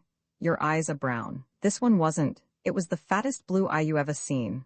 I ran up against a shot right hook. I put him out next round, ma'am, mind you, but that didn't help me any with mother. Directly she seen me blue eye, she said, that'll be all from you, Steve. You stop it this minute, so I quit. But gee, it's tough on a fellow to have to sit out of the game and watch a bunch of cheeses like this new crop of middleweights swelling around and calling themselves fighters when they couldn't lick a postage stamp, not if it was properly trained. Hell, beg pardon, ma'am. I find you an interesting study, Mr. Dingle, said Mrs. Potter thoughtfully. I have never met a pugilist before. Do you box with Mr. Winfield? Sure, Kirk and me go 5 rounds every morning. You have been boxing with him today? Then perhaps you can tell me if an absurd young man in eyeglasses has called here yet. He is wearing a gray. Do you mean Bailey, ma'am? Bailey Bannister? You know my nephew, Mr. Dingle? Sure, I box with him every morning. I never expected to hear that my nephew Bailey did anything so sensible as to take regular exercise. He does not look as if he did. He certainly is a kind o' half-potion, ma'am. But say, if he's your nephew, Miss Ruth's your niece. Perfectly correct. Then you know all about this business? Which business, Mr. Dingle? Why, Kirk and Miss Ruth. Mrs. Potter raised her eyebrows. Really, Mr. Dingle, has Mr. Winfield made you his confidant? How's that? Has Mr. Winfield told you about my niece and himself? Hell no, you don't find a real person like Kirk shooting his head about that kind of thing. I had it from Bailey. From Bailey. Surest thing you know. He blew in here and shouted it all out at the top of his voice. Indeed, I was wondering if he had arrived yet. He left my apartment saying he was going to thrash Mr. Winfield. I came here to save him from getting hurt. Was there any trouble? Not so's you could notice it. I guess when he'd taken a slant at Kirk, he thought he wouldn't bother to swat him. Say, ma'am? Well, whose corner are you in for this scrap? I don't understand you. Well, are you rooting for Kirk, or are you holding the towel for old man Bannister? You mean, do I wish Mr. Winfield to marry my niece? Your hep. Most certainly I do. It was I who brought them together. Bully for you? Well, say, I just been shooting the dope into Kirk upstairs. You didn't happen to read the report of a scrap I once had with a gazer called Kid Mitchell, did you, ma'am? I seldom, I may say never, read the spotting section of the daily papers. Steve looked at her in honest wonder. For the love of Pete, what else do you find to read in him? He said. Well, I was telling Kirk about it. The kid came at me to soak me, but I soaked him first and put him out. It's the only thing to do, ma'am, when you're up against it. Get in the first wallop before the other guy can get himself set for his punch. Kirk, I says, don't you wait for old man Bannister to tell you can't marry Miss Ruth. Marry her before he can say it. I wish you'd tell him the same thing, ma'am. You know the old man as well as I do, better, I guess, and you know that Kirk ain't got a chance in a million with him if he don't rush him. Ain't that right? Mr. Dingle, said Mrs. Potter, I should like to shake you by the hand. It is amazing to me to find such sound sense in a man. You have expressed my view exactly. If I have any influence with Mr. Winfield, he shall marry my niece today. You are a man of really exceptional intelligence, Mr. Dingle. Ah, check it with your hat, ma'am, murmured Steve modestly. Nix on the bookcase, I'm only a roughneck. But I fall for Miss Ruth, and there ain't many like Kirk, so I'd like to see them happy. It would sure get my goat the worst way to have the old man gum the game for them.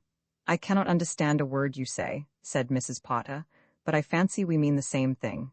Here comes Mr. Winfield at last. I will speak to him at once. Spiel away, ma'am, said Steve. The floor's yours. Kirk entered the studio.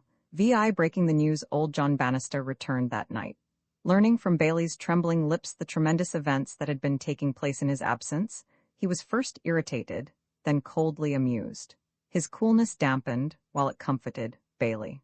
A bearer of sensational tidings likes to spread a certain amount of dismay and terror, but on the other hand, it was a relief to him to find that his father appeared to consider trivial a crisis which, to Bailey, had seemed a disaster without parallel in the annals of American social life.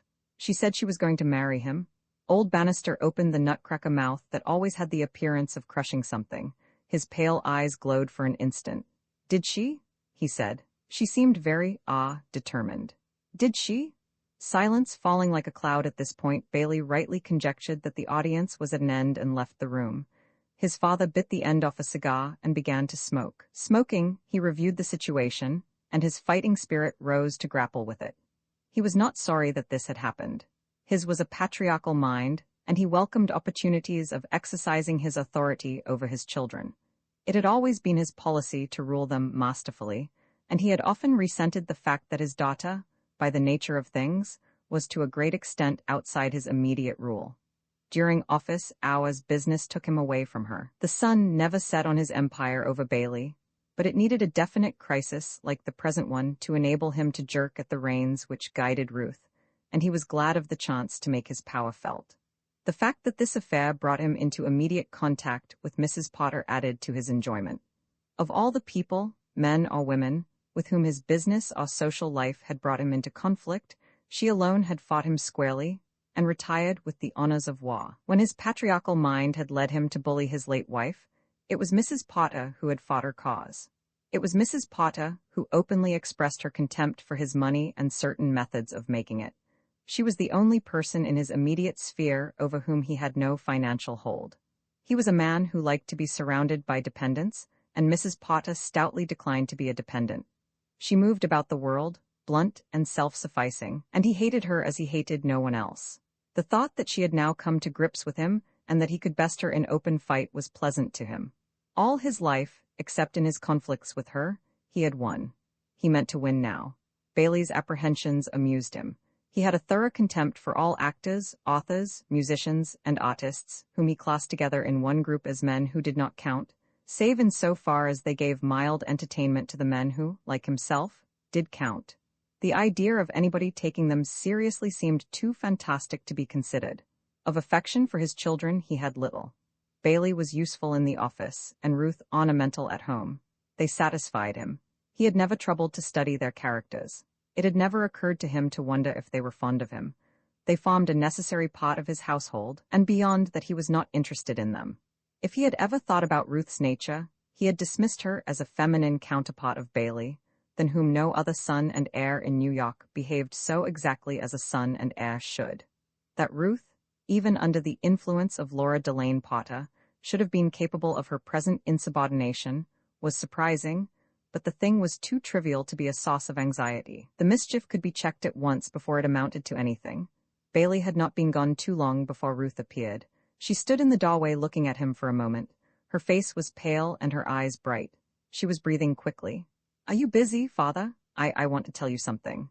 John Bannister smiled. He had a wintry smile, a sort of muscular affection of the mouth to which his eyes contributed nothing. He had made up his mind to be perfectly calm and pleasant with Ruth. He had read in novels and seen on the stage situations of this kind where the father had stormed and blustered. The foolishness of such a policy amused him. A strong man had no need to behave like that. "I think I have heard it already," he said. "I have just been seeing Bailey." "What did Bailey tell you, Father? That you fancied yourself in love with some actor or artist or other whose name I have forgotten? It is not fancy, I do love him." "Yes." There was a pause. "Are you very angry, Father?" "Why should I be? Let's talk it over quietly. There's no need to make a tragedy of it." "I'm glad you feel like that, Father." John Bannister lit another cigar. "Tell me all about it," he said. Ruth found herself surprisingly near tears. She had come into the room with every nerve in her body braced for a supreme struggle. Her father's unexpected gentleness weakened her, exactly as he had foreseen. The plan of action which he had determined upon was that of the wrestler who yields instead of resisting in order to throw an antagonist off his balance. "How did it begin?" he asked. "Well," said Ruth, "it began when Aunt Laura took me to his studio." "Yes, I heard that it was she who set the whole thing going. She is a friend of this fellow. What is his name?" "Kirk Winfield." "Yes, she seemed to know him quite well." And then, in spite of her anxiety, Ruth smiled. "Well, that's all," she said. "I just fell in love with him." Mr. Bannister nodded. "You just fell in love with him," he repeated. "Pretty quick work, wasn't it?" "I suppose it was." "You just took one look at him and saw he was the affinity, eh?" "I suppose so." "And what did he do? Was he equally sudden?" Ruth laughed. She was feeling quite happy now. "He would have liked to be, poor dear, but he felt he had to be cautious and prepare the way before telling me. If it hadn't been for Bailey, he might be doing it still. Apparently, Bailey went to him and said I had said I was going to marry him, and Kirk came flying round, and well, then it was all right." Mr. Bannister drew thoughtfully at his cigar. He was silent for a few moments. "Well, my dear," he said at last, "I think you had better consider the engagement broken off." Ruth looked at him quickly. He still smiled, but his eyes were cold and hard. She realized suddenly that she had been played with, that all his kindliness and amiability had been merely a substitute for the storm which she had expected. After all, it was to be war between them, and she braced herself for it. "Father," she cried. Mr. Bannister continued to puff serenely at his cigar. "We needn't get worked up about it," he said. "Let's keep right on talking it over quietly." "Very well," said Ruth. "But after what you have just said, what is there to talk over? You might be interested to hear my reasons for saying it, and I will argue my side." Mr. Bannister waved his hand gently. "You don't have to argue, you just listen." Ruth bit her lip. "Well, in the first place," said her father, "about this young man. What is he? Bailey says he is an artist. Well, what has he ever done? Why don't I know his name? I buy a good many pictures, but I don't remember ever signing a check for one of his. I read the magazines now and then, but I can't recall seeing his signature to any of the illustrations. How does he live anyway, without going into the question of how he intends to support a wife? Aunt Laura told me he had private means. How much? $5,000 a year. Exactly the amount necessary to let him live without working. I have him placed now. I know his type. I could show you 1,000 men in this city in exactly the same position. They don't starve and they don't work. This young man of yours is a loafer." "Well?" Ruth's voice was quiet, but a faint color had crept into her face and her eyes were blazing. "Now perhaps you would care to hear what I think of his principles. How do you feel that he comes out of this business? Does he show to advantage? Isn't there just a suspicion of underhandedness about his behavior?" No, he lets you pay these secret visits," Ruth interrupted. "There was nothing secret about them, to him. Aunt Laura brought me to the studio in the first place, and she kept on bringing me. I don't suppose it ever occurred to Kirk to wonder who I was and who my father might be. He has been perfectly straight. If you like to say I have been underhanded, I admit it. I have. More so than you imagine. I just wanted him, and I didn't care for anything except that. It did not strike you that you owed anything to me, for instance?" "No. I should have thought that as your father, I had certain claims." Ruth was silent. Mr. Bannister sighed. "I thought you were fond of me, Ruth," he said wistfully. It was the wrestler yielding instead of resisting. Ruth's hard composure melted instantly. She flung her arms round his neck in a burst of remorseful affection. "Of course I am, father dear. You're making this awfully hard for me." Mr. Bannister chuckled inwardly. It seemed to him that victory was in sight. He always won, he told himself always. "I only want you to be sensible." Ruth stiffened at the word. It jarred upon her. She felt that they were leagues apart, that they could never be in sympathy with each other. "Father," she said. "Yes? Would you like to see Kirk? I have been wondering when he was going to appear on the scene. I always thought it was customary on these occasions for the young man to present himself in person, and not let the lady fight his battles for him. Is this Mr. Winfield a little deficient in nerve?" Ruth flushed angrily. "I particularly asked Kirk not to come here before I had seen you. I insisted on it. Naturally, he wanted to." "Of course?" There was a sneer in his voice which he did not try to hide. It flicked Ruth like a whip. Her painfully preserved restraint broke up under it. "Do you think Kirk is afraid of you, father?" "It crossed my mind. He is not. I have only your word for it. You can have his if you want it. There is the telephone. You can have him here in 10 minutes if you want to see him." "A very good idea. But as it happens, I do not want to see him. There is no necessity. His views on this matter do not interest me." There was a hurried knock at the door. Bailey burst in, ruffled and wild as to the eyes.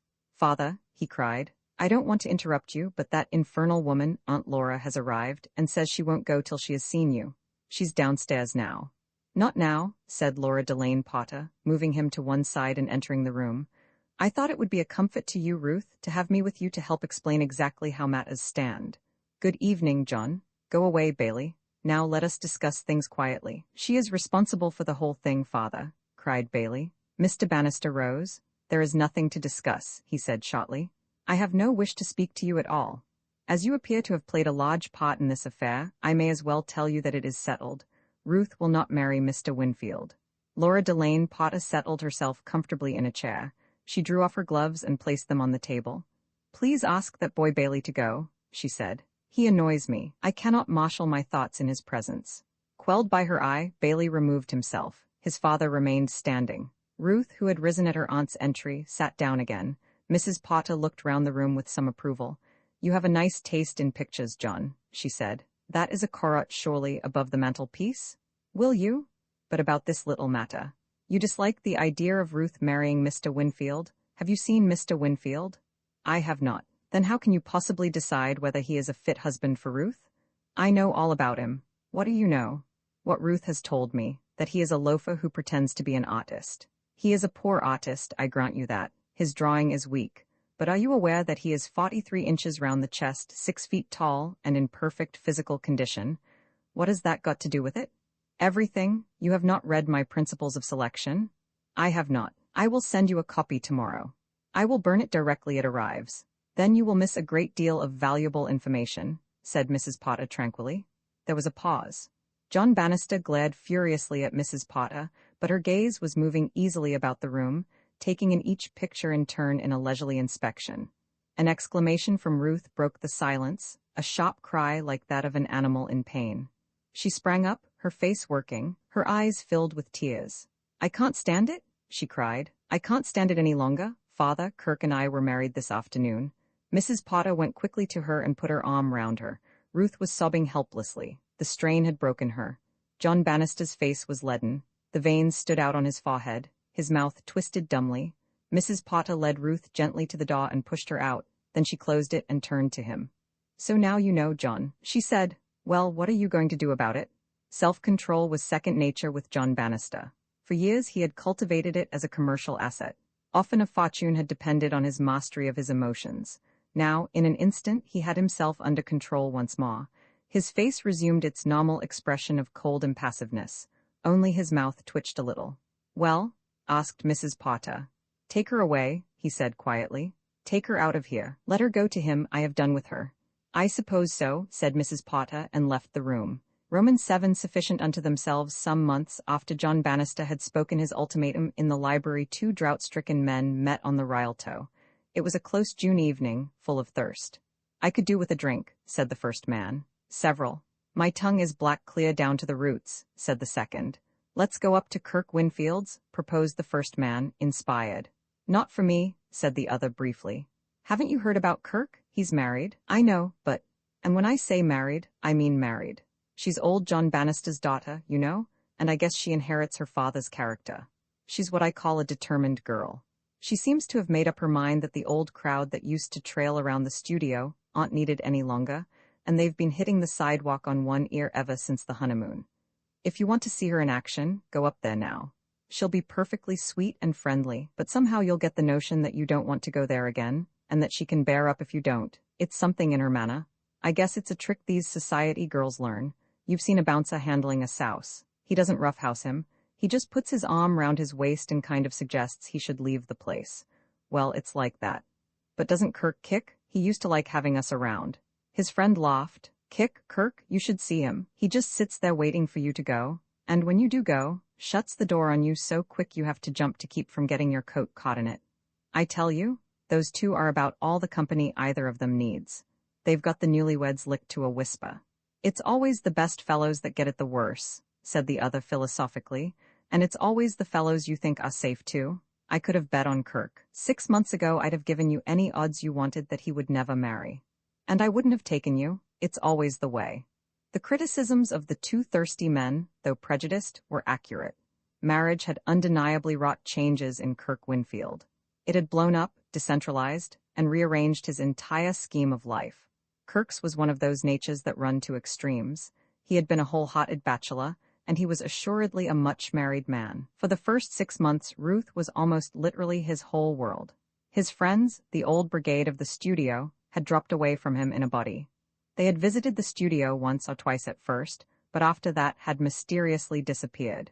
He was too engrossed in his happiness to speculate on the reasons for this defection. He only knew that he was glad of it.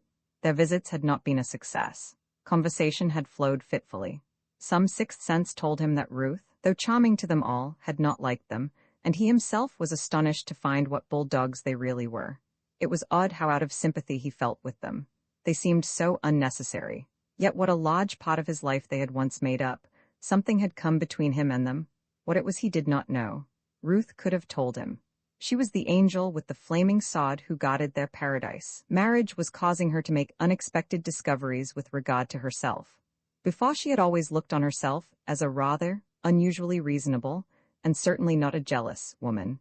But now she was filled with an active dislike for these quite harmless young men who came to try and share Kirk with her. She knew it was utterly illogical. A man must have friends. Life could not be forever a hermitage of two. She tried to analyze her objection to these men, and came to the conclusion that it was the fact that they had known Kirk before she did that caused it. She made a compromise with herself. Kirk should have friends, but they must be new ones. In a little while, when this crazy desire to keep herself and him alone together in a world of their own should have left her, they would begin to build up a circle. But these men whose vocabulary included the words, "Do you remember?" must be eliminated one and all. Kirk, blissfully unconscious that his future was being arranged for him, and the steering wheel of his life quietly taken out of his hands, passed his days in a state of almost painful happiness. It never crossed his mind that he had ceased to be master of his fate and captain of his soul. The reins were handled so gently that he did not feel them. It seemed to him that he was traveling of his own free will along a pleasant path selected by himself. He saw his friends go from him without a regret.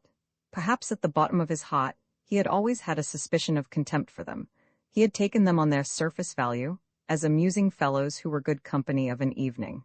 There was not one of them whom he had ever known as real friends know each other. Not one, except Hank Jardine, and Hank had yet to be subjected to the acid test of the new conditions. There were moments when the thought of Hank threw a shadow across his happiness. He could let these others go, but Hank was different, and something told him that Ruth would not like Hank. But these shadows were not frequent. Ruth filled his life too completely to allow him leisure to brood on possibilities of future trouble. Looking back, it struck him that on their wedding day, they had been almost strangers. They had taken each other blindly, trusting to instinct. Since then, he had been getting to know her. It was astonishing how much there was to know. There was a fresh discovery to be made about her every day. She was a perpetually recurring miracle. The futility of his old life made him wince whenever he dared think of it. How he had drifted, a useless log on a sluggish current. He was certainly a whole-hearted convert.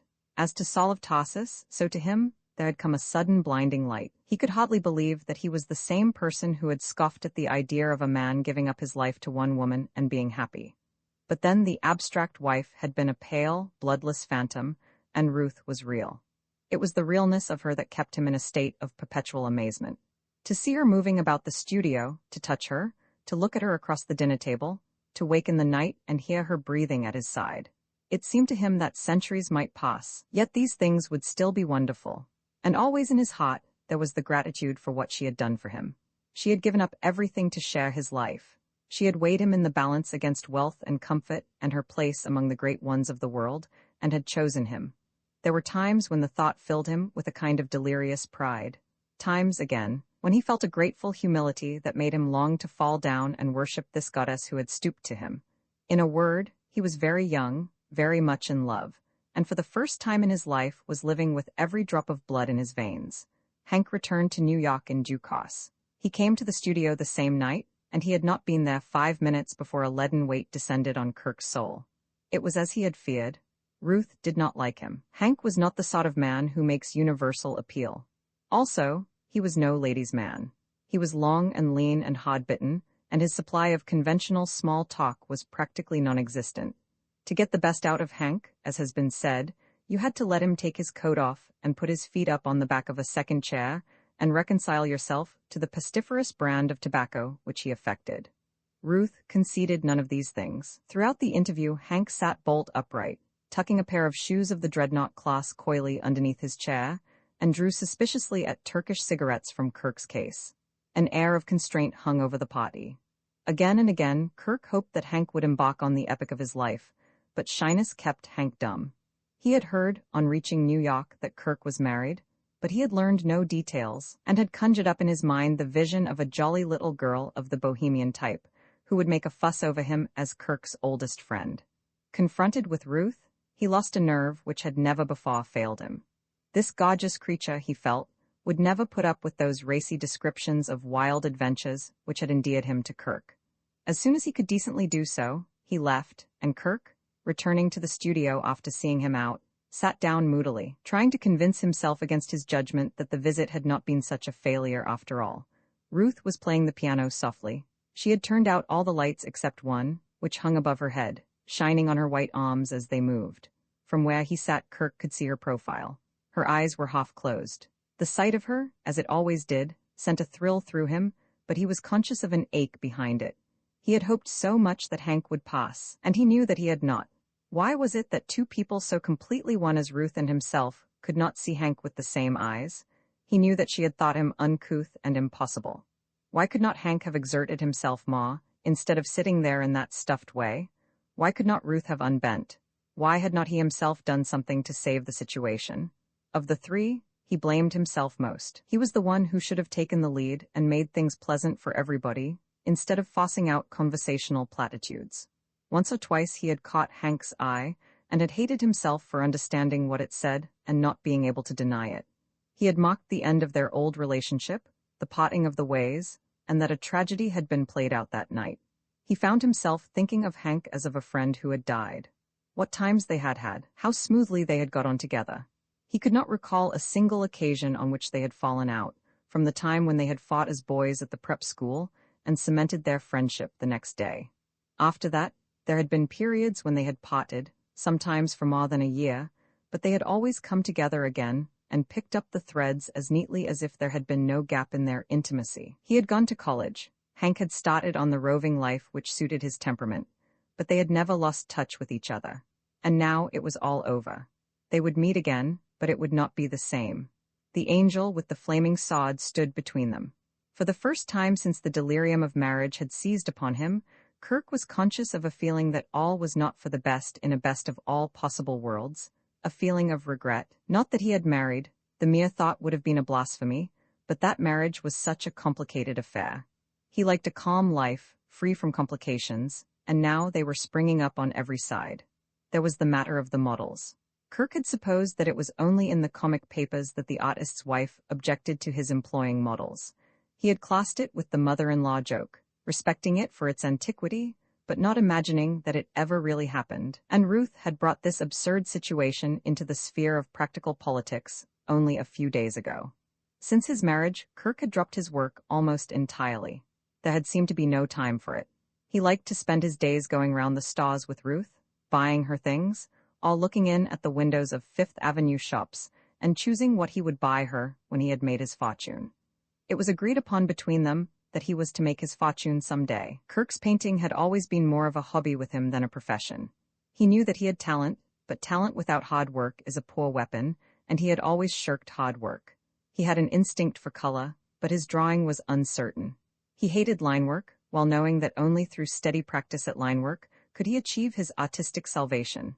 He was an amateur, and a lazy amateur. But once in a while the work fever would grip him. It had gripped him a few days before Hank's visit. An idea for a picture had come to him, and he had set to work upon it with his usual impulsiveness. This had involved the arrival of Miss Hilda Vince at the studio. There was no harm in Miss Vince. Her morals were irreproachable. She supported a work-shy father, and was engaged to be married to a young gentleman who traveled for a hat firm, but she was of a chatty disposition and no respecter of persons. She had posed frequently for Kirk in his bachelor days, and was accustomed to call him by his first name, a fact which Kirk had forgotten until Ruth, who had been out in the park, came in. Miss Vince was saying at the moment, "So I says to her, Kirk's just phoned to me to sit."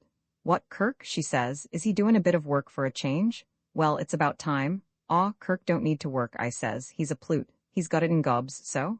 "I didn't know you were busy." "Dear," said Ruth. "I won't interrupt you." She went out. "Was that your wife?"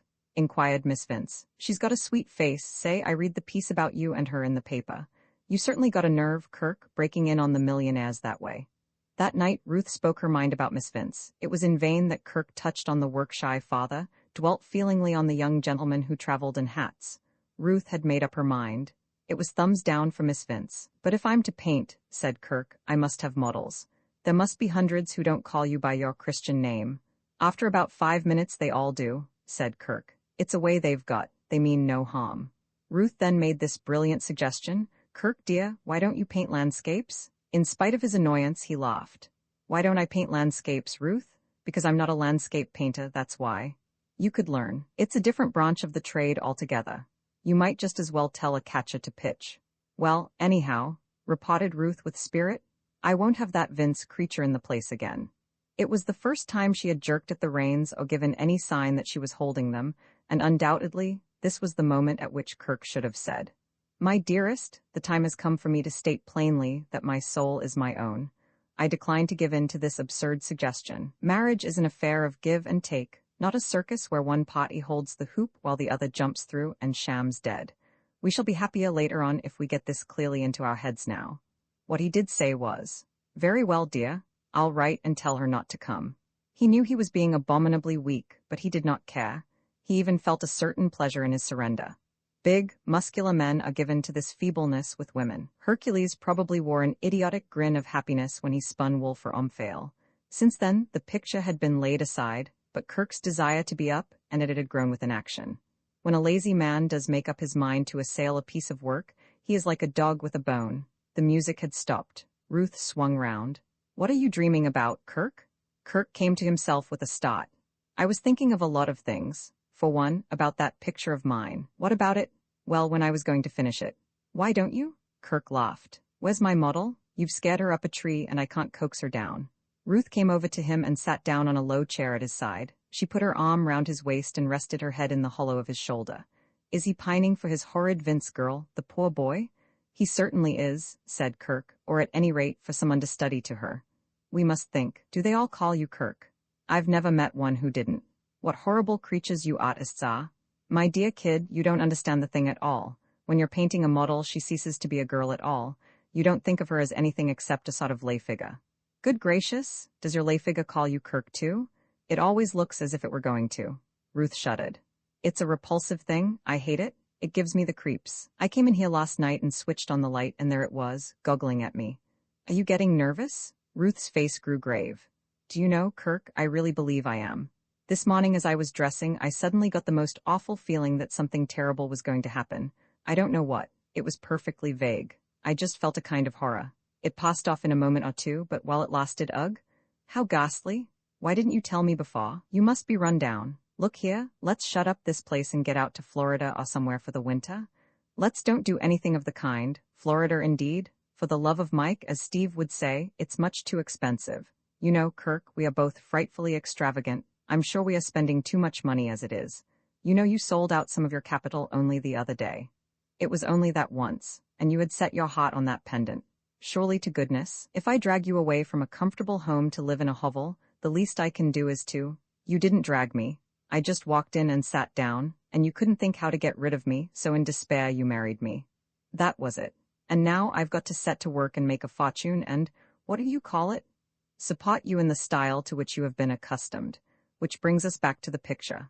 I don't suppose I shall get $10 for it, but I feel I shall curl up and die if I don't get it finished. Are you absolutely determined about the Vince girl? I'm adamant, I'm granite, I'm chilled steel. Oh, Kirk, can't you find a nice, motherly old model with white hair and spectacles? I shouldn't mind her calling you by your first name. But it's absurd. I told you just now that an artist doesn't look on his models as human beings while— I know.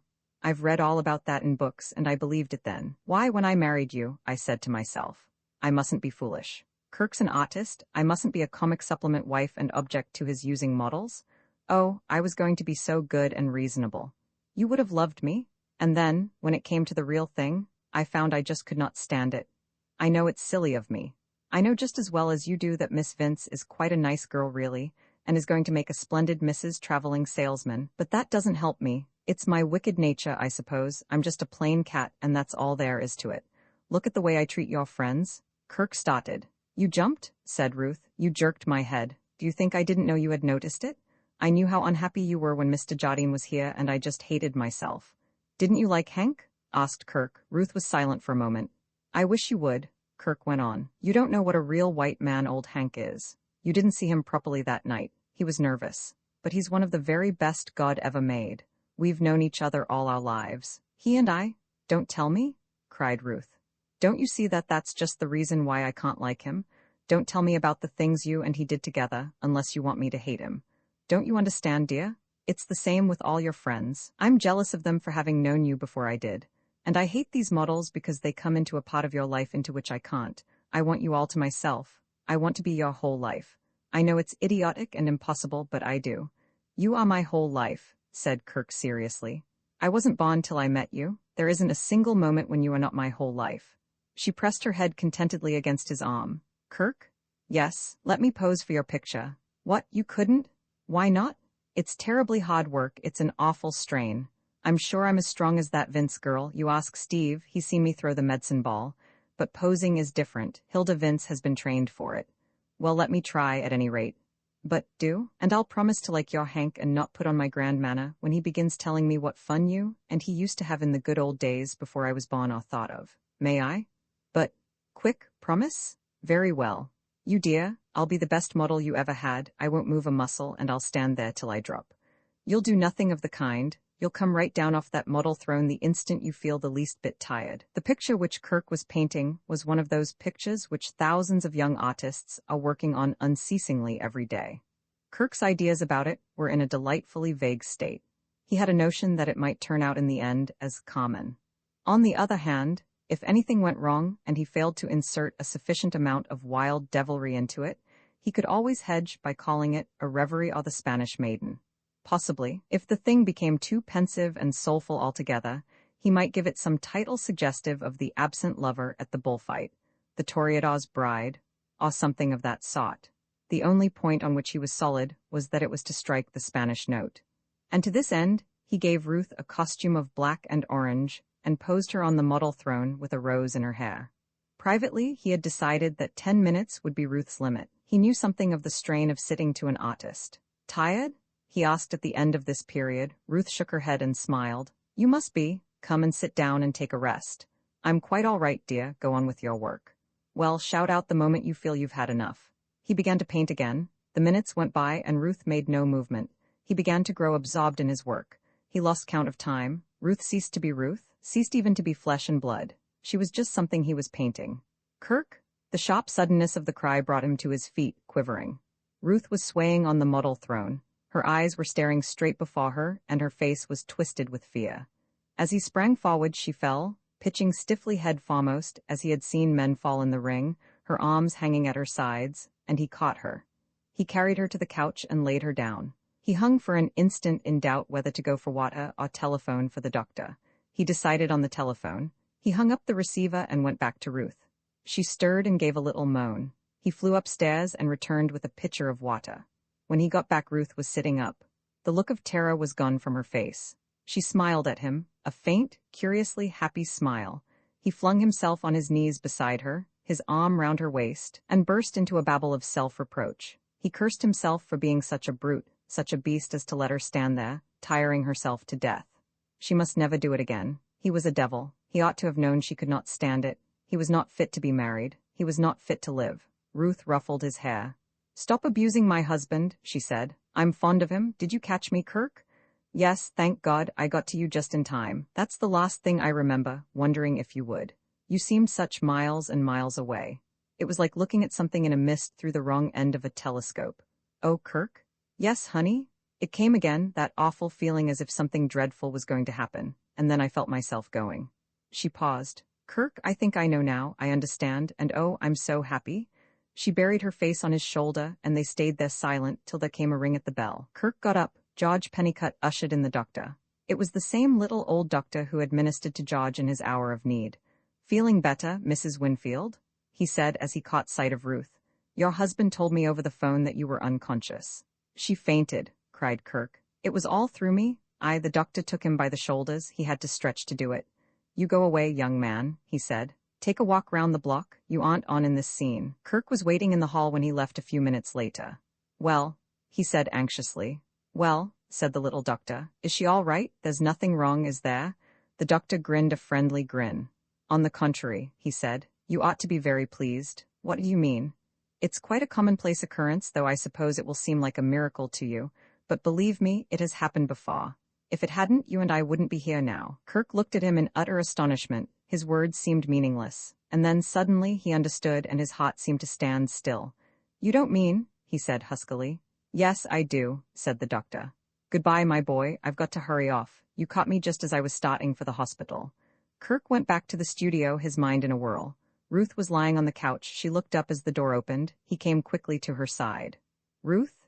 he muttered. Her eyes were shining with a wonderful light of joy. She drew his head down and kissed him.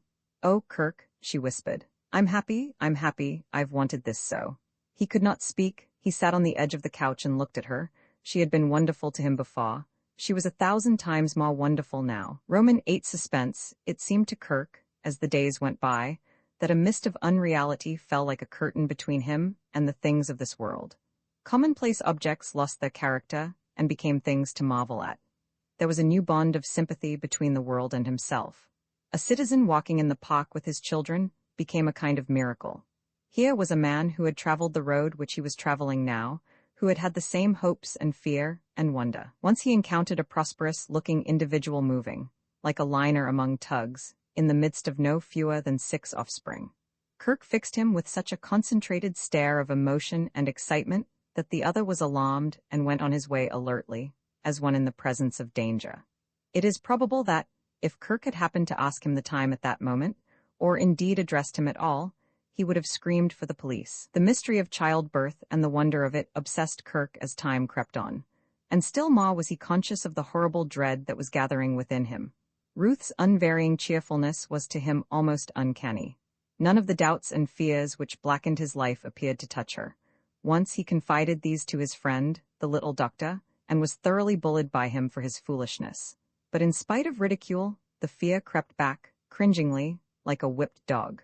And then, time moving on its leisurely but businesslike fashion, the day arrived, and for the first time in his life Kirk knew what fear really meant. All that he had experienced till now had, he saw, been a mild apprehension, not worthy of a stronger name. His flesh crawled with the thoughts which rose in his mind like black bubbles in a pond. There were moments when the temptation to stupefy himself with drink was almost irresistible. It was his utter uselessness that paralyzed him. He seemed destined to be of no help to Ruth at just those crises when she needed him most. When she was facing her father with the news of the marriage, he had not been at her side. And now, when she was fighting for her life, he could do nothing but pace the empty, quiet studio and think. The doctor had arrived at 8 o'clock, cheery as ever, and had come downstairs after seeing Ruth to ask him to telephone to Mrs. Potter. In his overwrought state, this had jarred upon Kirk. Here, he felt, was somebody who could help where he was useless. Mrs. Potter had appeared in a cab and had had the cold brutality to ask for a glass of sherry and a sandwich before going upstairs. She put forward the lame excuse that she had not dined. Kirk gave her the sherry and sandwich, and resumed his patrol in a glow of indignation. The idea of anyone requiring food at this moment struck him as gross and revolting. His wrath did not last. In a shot while fear came back into its own. The hands of the clock pointed to 10 before he stooped to following Mrs. Potter's example. George Pennicutt had been sent out, so he went into the little kitchen, where he found eggs, which he mixed with milk and swallowed. After this, he was aware of a momentary excess of optimism. The future looked a little brighter, but not for long. Presently he was prowling the studio as restlessly as ever. Men of Kirk's type are not given to deep thought. Until now, he had probably never spent more than a couple of minutes consecutively in self-examination. This vigil forced him upon himself and caused him to pass his character under review, with strange and unsatisfactory results. He had never realized before what a curiously contemptible and useless person he was. It seemed to him that this was all he was fit for, to hang about doing nothing while everybody else was busy and proving his or her own worth. A door opened, and the little doctor came quietly down the stairs. Kirk sprang at him. "Well, my dear man, everything's going splendidly, couldn't be better." The doctor's eyes searched his face. "When did you have anything to eat last?" "I don't know. I had some eggs and milk, I don't know when." The doctor took him by the shoulders and hustled him into the kitchen, where he searched and found meat and bread. "Eat that," he said. "I'll have some too." "I couldn't." "And some whiskey. Where do you keep it?" After the first few mouthfuls, Kirk ate wolfishly. The doctor munched a sandwich with the placidity of a summer boarder at a picnic. His calmness amazed and almost shocked Kirk. "You can't help her by killing yourself," said the doctor philosophically. "I like that woman with the gimlet eyes. At least I don't, but she's got sense. Go on. You haven't done yet. Another highball won't hurt you." He eyed Kirk with some sympathy. "It's a bad time for you, of course. For me, good God, you want to keep your nerve. Nothing awful is going to happen. If only there was something I could do." "They also serve who only stand and wait," quoted the doctor sententiously. "There is something you can do." "What?" "Light your pipe and take it easy." Kirk snorted. "I mean it. In a very short while now you will be required to take the stage and embrace your son or daughter, as the case may be. You don't want to appear looking as if you had been run over by an automobile after a night out. You want your appearance to give Mrs. Winfield as little of a shock as possible. Bear that in mind. Well, I must be going."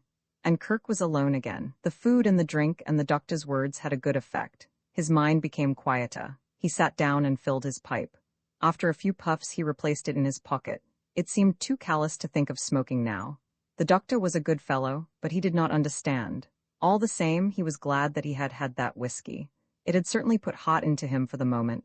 What was happening upstairs? He strained his ears, but could hear nothing. Gradually, as he waited, his mood of morbid self-criticism returned. He had sunk once more into the depths when he was aware of a soft tapping. The doorbell rang very gently. He went to the door and opened it. "I kinda thought I'd look in and see how things were getting along," said a voice. It was Steve, a subdued and furtive Steve. Kirk's heart leaped at the sight of him. It was as if he had found something solid to cling to in a shifting world. "Come in, Steve." He spoke huskily. Steve sidled into the studio, embarrassment written on every line of him. "Don't mind my butting in, do you? I've been walking up and down and round the block till every cop on the island's standing by waiting for me to pull something. Another minute and they'd have pinched me on suspicion. I just felt I had to come and see how Miss Ruth was making out. The doctor was down here just now. He said everything was going well. I guess he knows his business." There was a silence. Kirk's ears were straining for sounds from above. "It's hell," said Steve. Kirk nodded. This kind of talk was more what he wanted. The doctor meant well, but he was too professional. Steve was human. "Go and get yourself a drink, Steve. I expect you need one." Steve shook his head. "Wagon," he said briefly, and there was silence again. "Say, Kirk, yes? What a wonder she is, Miss Ruth, I mean. I've helped her throw that medicine ball often, you wouldn't believe. She's a wonder." He paused. "Say, this is hell, ain't it?" Kirk did not answer. It was very quiet in the studio now. In the street outside, a heavy wagon rumbled pot. Somebody shouted a few words of a popular song. Steve sprang to his feet. "I'll fix that guy," he said, but the singing ceased and he sat down again. Kirk got up and began to walk quickly up and down. Steve watched him furtively. "You want to take your mind off it," he said. "You'll be all in if you keep on worrying about it in that way." Kirk stopped in his stride. "That's what the doctor said," he snapped savagely. "What do you two fools think I'm made of?" He recovered himself quickly, ashamed of the outburst. I'm sorry, Steve, don't mind anything I say. It's awfully good of you to have come here, and I'm not going to forget it. Steve scratched his chin reflectively. Say, I'll tell you something, he said. My mother told me once that when I was born my old dad took it just like you. Found he was getting all worked up by having to hang around and do nothing, so he says to himself, I've got to take my mind off this business, or it's me for the foolish house. Well, sir, there was a big guy down on that street who'd been picking on Dad good and hard for a mighty long while. And this guy suddenly comes into Dad's mind. He felt of his muscle, Dad did. Gee, he says to himself, I believe the way I'm feeling, I could just go and eat up that jink right away. And the more he thought of it, the better it looked to him. So all of a sudden he grabs his hat and beats it like a streak down to the saloon on the corner, where he knew the fella would be at that time, and he goes straight up to him and hands him one. Back comes the guy at him. He was a great big son of a gun, weighing 30 pounds more than Dad. And him and Dad mixes it right there in the saloon till the barkeep and about 50 other fellas throws them out, and they goes off to a vacant lot to finish the thing. And Dad's so worked up that he gives the other guy his till he hollers that that's all he'll want. And then Dad goes home and waits quite quiet and happy and peaceful till they tell him I'm there. Steve paused. Kirk, he said then, how would you like a round or two with the small gloves, just to get things off your mind for a spell and pass the time? My dad said he found it eased him mighty good. Kirk stared at him. Just a couple of rounds, urged Steve. And you can go all out at that, I shan't mind. Just try to think I'm some guy that's been picking on you and let me have it, see what I mean? For the first time that day the faint ghost of a grin appeared on Kirk's face. I wonder if you're right, Steve? I know I'm right, and say, don't think I don't need it too. I ain't known Miss Ruth all this time for nothing. You'll be doing me a kindness if you knock my face in. The small gloves occupied a place of honor to themselves in a lower drawer. It was not often that Kirk used them in his friendly bouts with Steve. For ordinary occasions, the larger and more padded species met with his approval. Steve, during these daily sparring encounters, was amiability itself, but he could not be counted upon not to forget himself for an occasional moment in the heat of the fray. And though Kirk was courageous enough, he preferred to preserve the regularity of his features at the expense of a little extra excitement. Once, after a brisk rally, he had gone about the world looking as if he was suffering from mumps, owing to a right hook which no one regretted more than Steve himself. But today was different, and Kirk felt that even a repetition of that lethal punch would be welcome.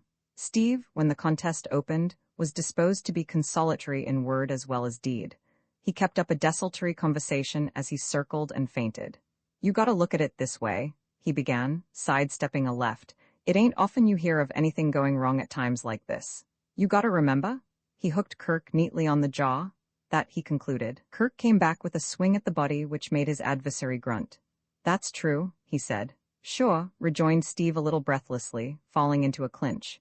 They moved warily round each other. So, said Steve, blocking a left, that ought to comfort you some. Kirk nodded.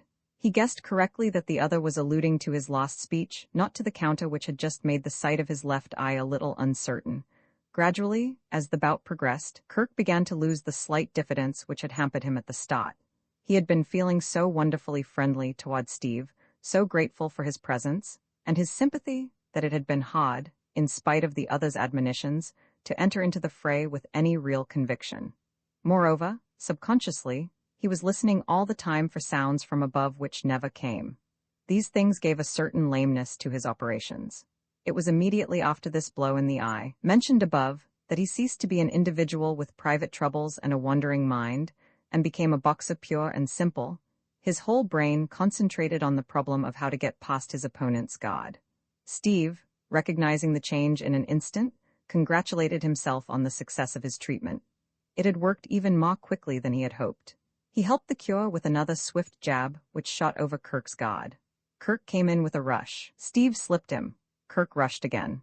Steve, receiving a hard punch on a nose which, though accustomed to such assaults, had never grown really to enjoy them, began to feel a slight diminution of his detached attitude toward this encounter.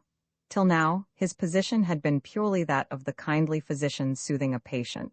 The rapidity with which the patient was permitting himself to be soothed rendered the post of physician something of a sinecure.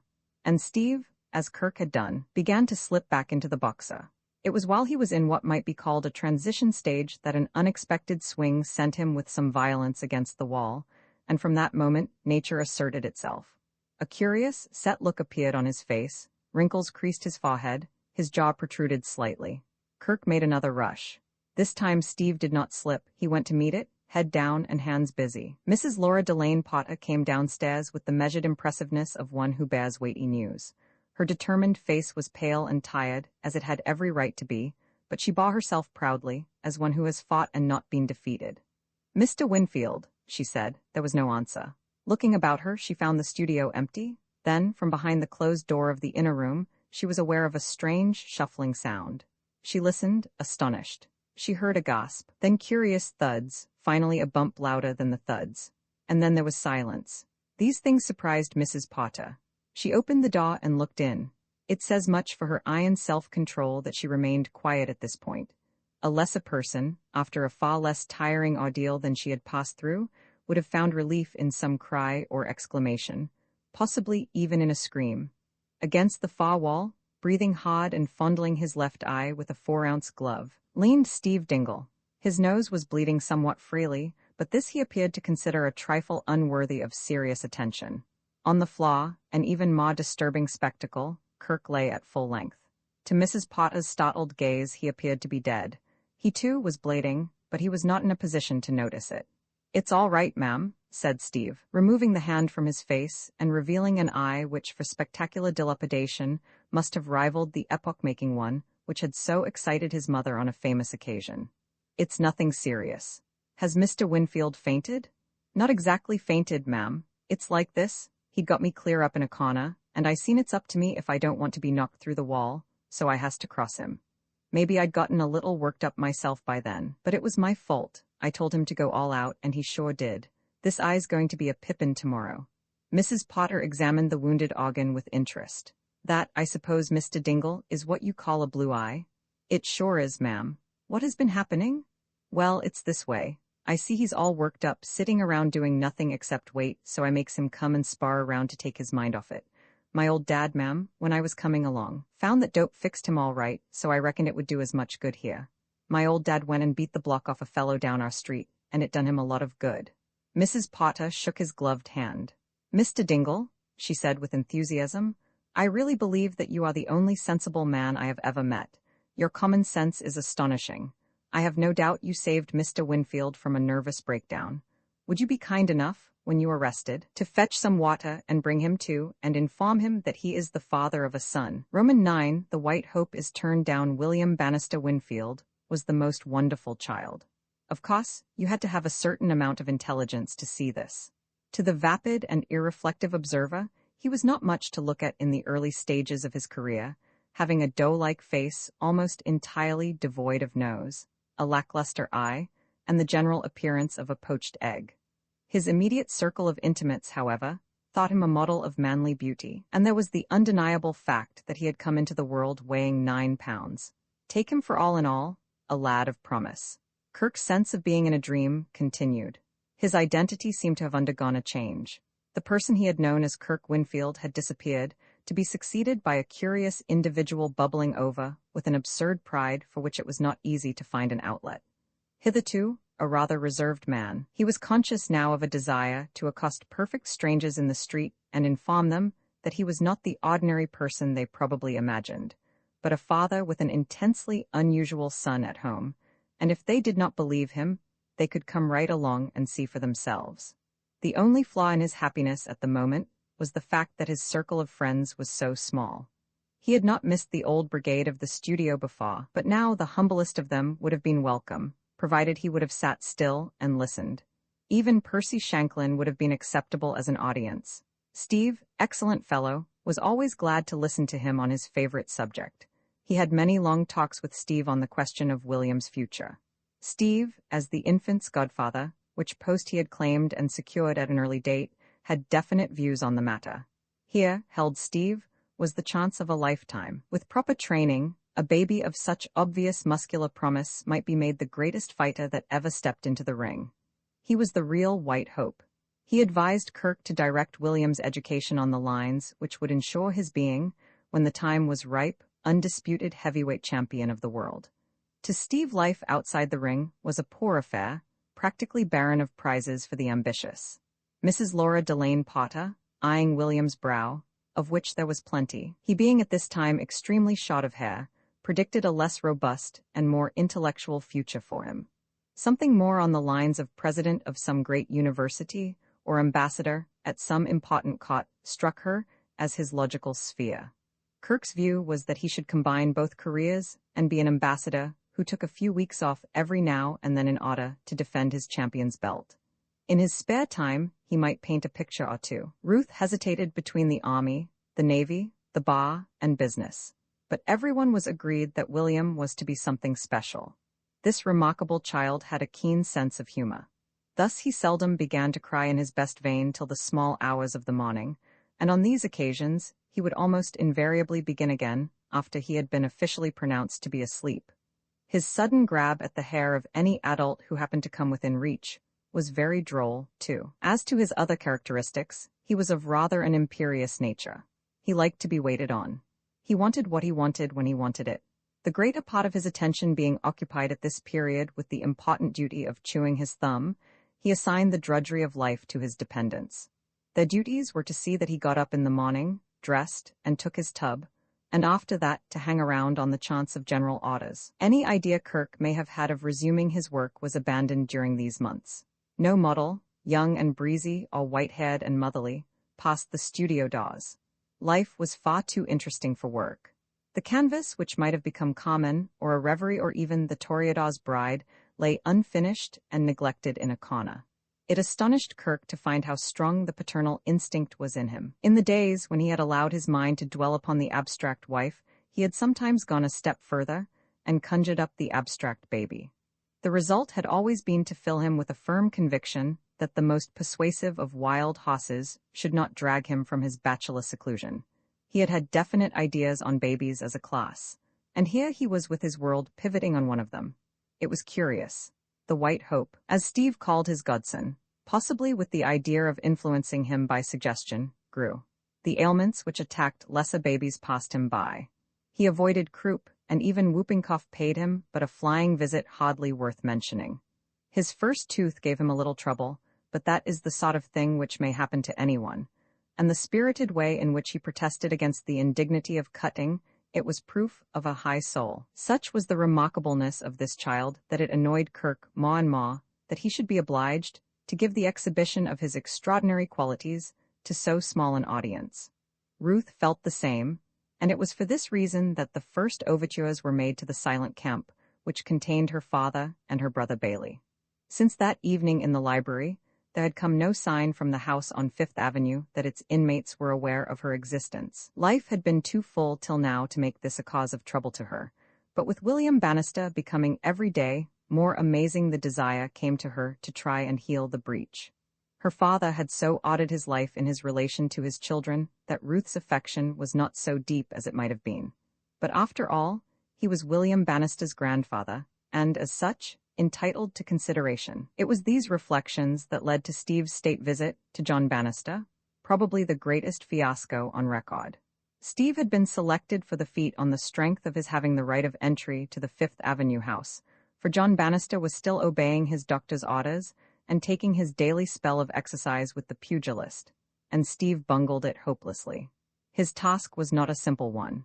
He was instructed to employ tact, to hint rather than to speak, to say nothing to convey the impression that Ruth in any way regretted the step she had taken, to give the idea that it was a matter of complete indifference to her whether she ever saw her father again or not, yet at the same time to make it quite clear that she was very anxious to see him as soon as possible. William Bannister, grown to maturity and upholding the interests of his country as ambassador at some important court, might have jibbed at the mission. William Bannister was to accompany Steve and be produced dramatically to support verbal arguments. It seemed to Ruth that for her father to resist William when he saw him was an impossibility. William's position was that of the ace of trumps in the cards which Steve was to play. Steve made a few objections. His chief argument against taking up the post assigned to him was that he was a roughneck, and that the job in question was one which no roughneck, however gifted in the matter of left hooks, could hope to carry through with real success. But he yielded to pressure, and the expedition set out. William Bannister at this time was at an age when he was beginning to talk a little and walk a little, and take a great interest in things. His walking was a bit amateurish, and his speech rather hard to follow unless you had the key to it. But nobody could have denied that his walk, though staggery, was a genuine walk, and his speech, though limited, genuine speech within the meaning of the act. He made no objections to the expedition. On being told that he was going to see his grandpa, he nodded curtly and said, "Gwawa," after his custom. For, as a conversationalist, perhaps the best description of him is to say that he tried hard. He rarely paused for a word. When in difficulties he said something, he did not seek refuge in silence. That the something was not always immediately intelligible was the fault of his audience for not listening more carefully. Perhaps the real mistake of the expedition was the nature of its baggage.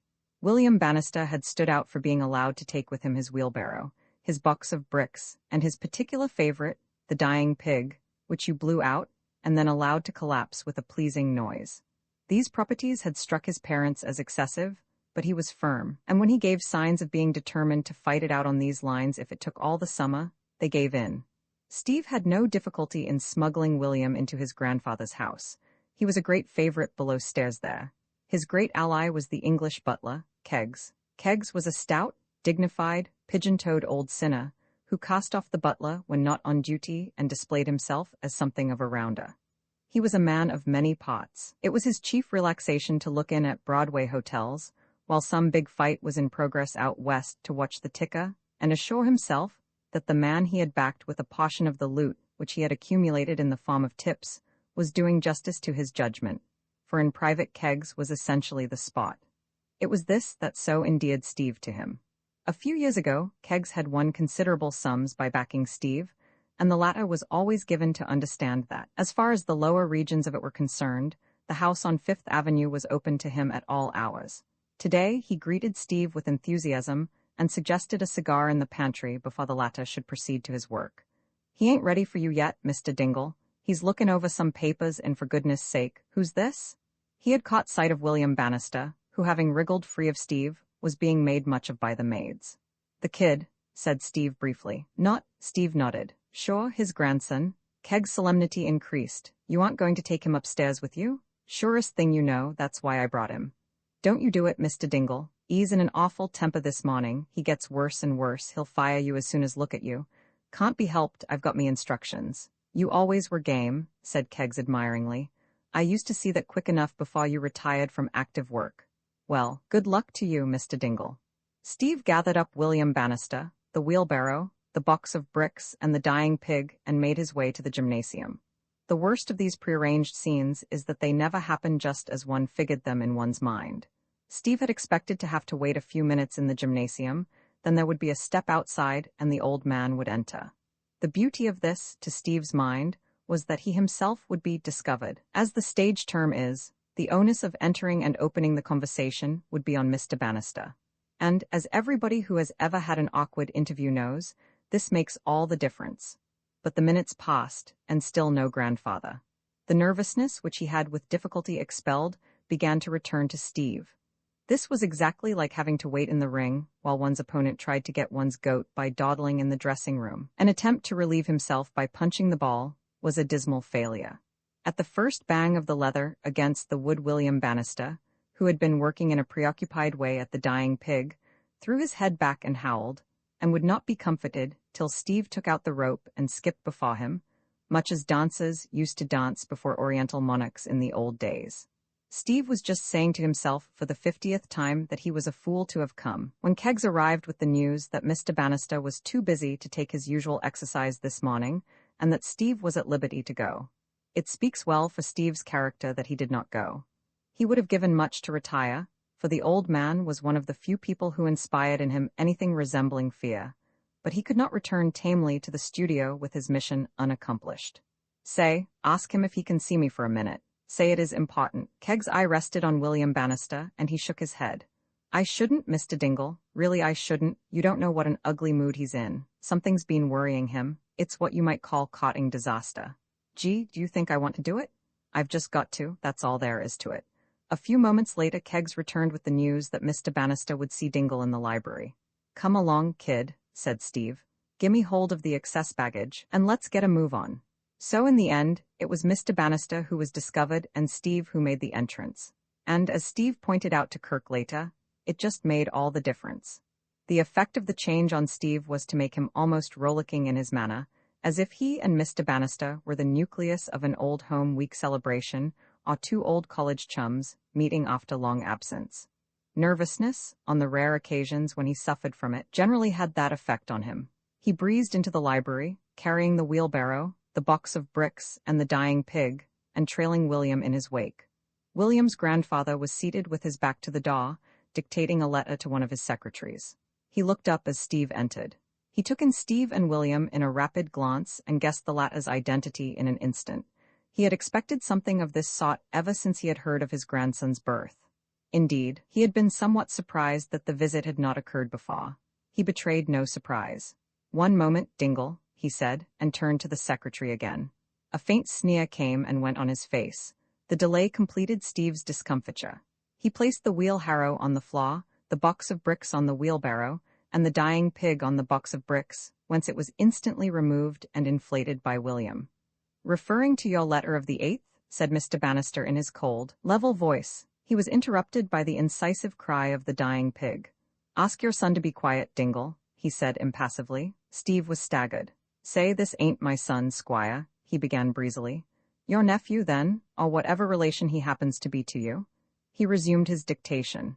Steve wiped his forehead and looked helplessly at the White Hope, who, having discarded the dying pig, was now busy with the box of bricks. Steve wished he had not come. He was accustomed to the primitive exhibition of emotions, having moved in circles where the wrathful expressed their wrath in a normal manner. Anger, which found its expression in an exaggerated politeness, was out of his line and made him uncomfortable. After what seemed to him a century, John Bannister dismissed the secretary. Even then, however, he did not come immediately to Steve. He remained for a few moments writing, with his back turned. Then, just when Steve had given up hope of ever securing his attention, he turned suddenly. "Well, say, it's this way, Colonel," Steve had begun, when a triumphant cry from the direction of the open window stopped him. The White Hope was kneeling on a chair, looking down into the street. "Bix," he explained over his shoulder. "Kindly ring the bell, Dingle," said Mr. Bannister, unmoved.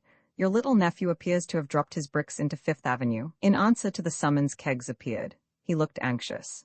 "Keggs," said Mr. Bannister, "tell one of the footmen to go out into the avenue and pick up some wooden bricks which he will find there. Dingle's little brother has let some fall." As Keggs left the room, Steve's pent-up nervousness exploded in a whirl of words. "Aw, say, boss, quit you kiddin'. You know this kid ain't anything to do with me. Why, say, how would he be any relation of a roughneck like me? Come off the roof, Bow. You know well enough who he is. He's your grandson, on the level." Mr. Bannister looked at William, now engaged in running the wheelbarrow up and down the room, emitting the while a curious sound, possibly to encourage an imaginary horse. The inspection did not seem to excite him or afford him any pleasure. "Oh," he said. Steve was damped but resumed gamely. "Say, boss, this is the greatest kid on earth. I'm not stringing you, honest, he's a wonder. On the level, did you ever see a kid that age with a pair of shoulders on him like what this kid's got? Say, Squire, what's the matter with calling the fight off and starting fair? Miss Ruth would be tickled to death if you would. Can the rough stuff, Colonel. I know you think you've been given a raw deal, Kirk chipping in like that and copping off Miss Ruth, but for the love of Mike, what does it matter? You seen for yourself what a dandy kid this is. Well then, check your grouch with your hat. Do the square thing. Have out the auto and come right round to the studio and make it up. What's wrong with that, Colonel? Honest, they'd be tickled clean through." At this point Keggs entered, followed by a footman carrying wooden bricks. "Keggs," said Mr. Bannister, "telephone for the automobile at once." "That's the talk, Colonel," cried Steve joyfully. "I know you were a spot. To take me down to Wall Street." Keggs bowed. "Oh, Keggs," said Mr. Bannister as he turned to leave. "Sir? Another thing. See that Dingle does not enter the house again." And Mr. Bannister resumed his writing, while Steve, gathering up the wheelbarrow, the box of bricks, and the dying pig, took William by the hand and retreated. That terminated Ruth's attempts to conciliate her father. There remained Bailey. From Bailey she was prepared to stand no nonsense. Meeting him on the street, she fairly kidnapped him, driving him into a taxicab and pushing him into the studio, where he was confronted by his nephew. Bailey came poorly through the ordeal. William Bannister, a stern critic, weighed him up in one long stare, found him wanting, and announced his decision with all the strength of powerful lungs. In the end he had to be removed, hiccuping, and Bailey, after lingering a few uneasy moments making conversation to Kirk, departed, with such a look about the back of him as he sprang into his cab that Ruth felt that the visit was one which would not be repeated. She went back into the studio with a rather heavy heart. She was fond of Bailey. The sight of Kirk restored her. After all, what had happened was only what she had expected. She had chosen her path, and she did not regret it.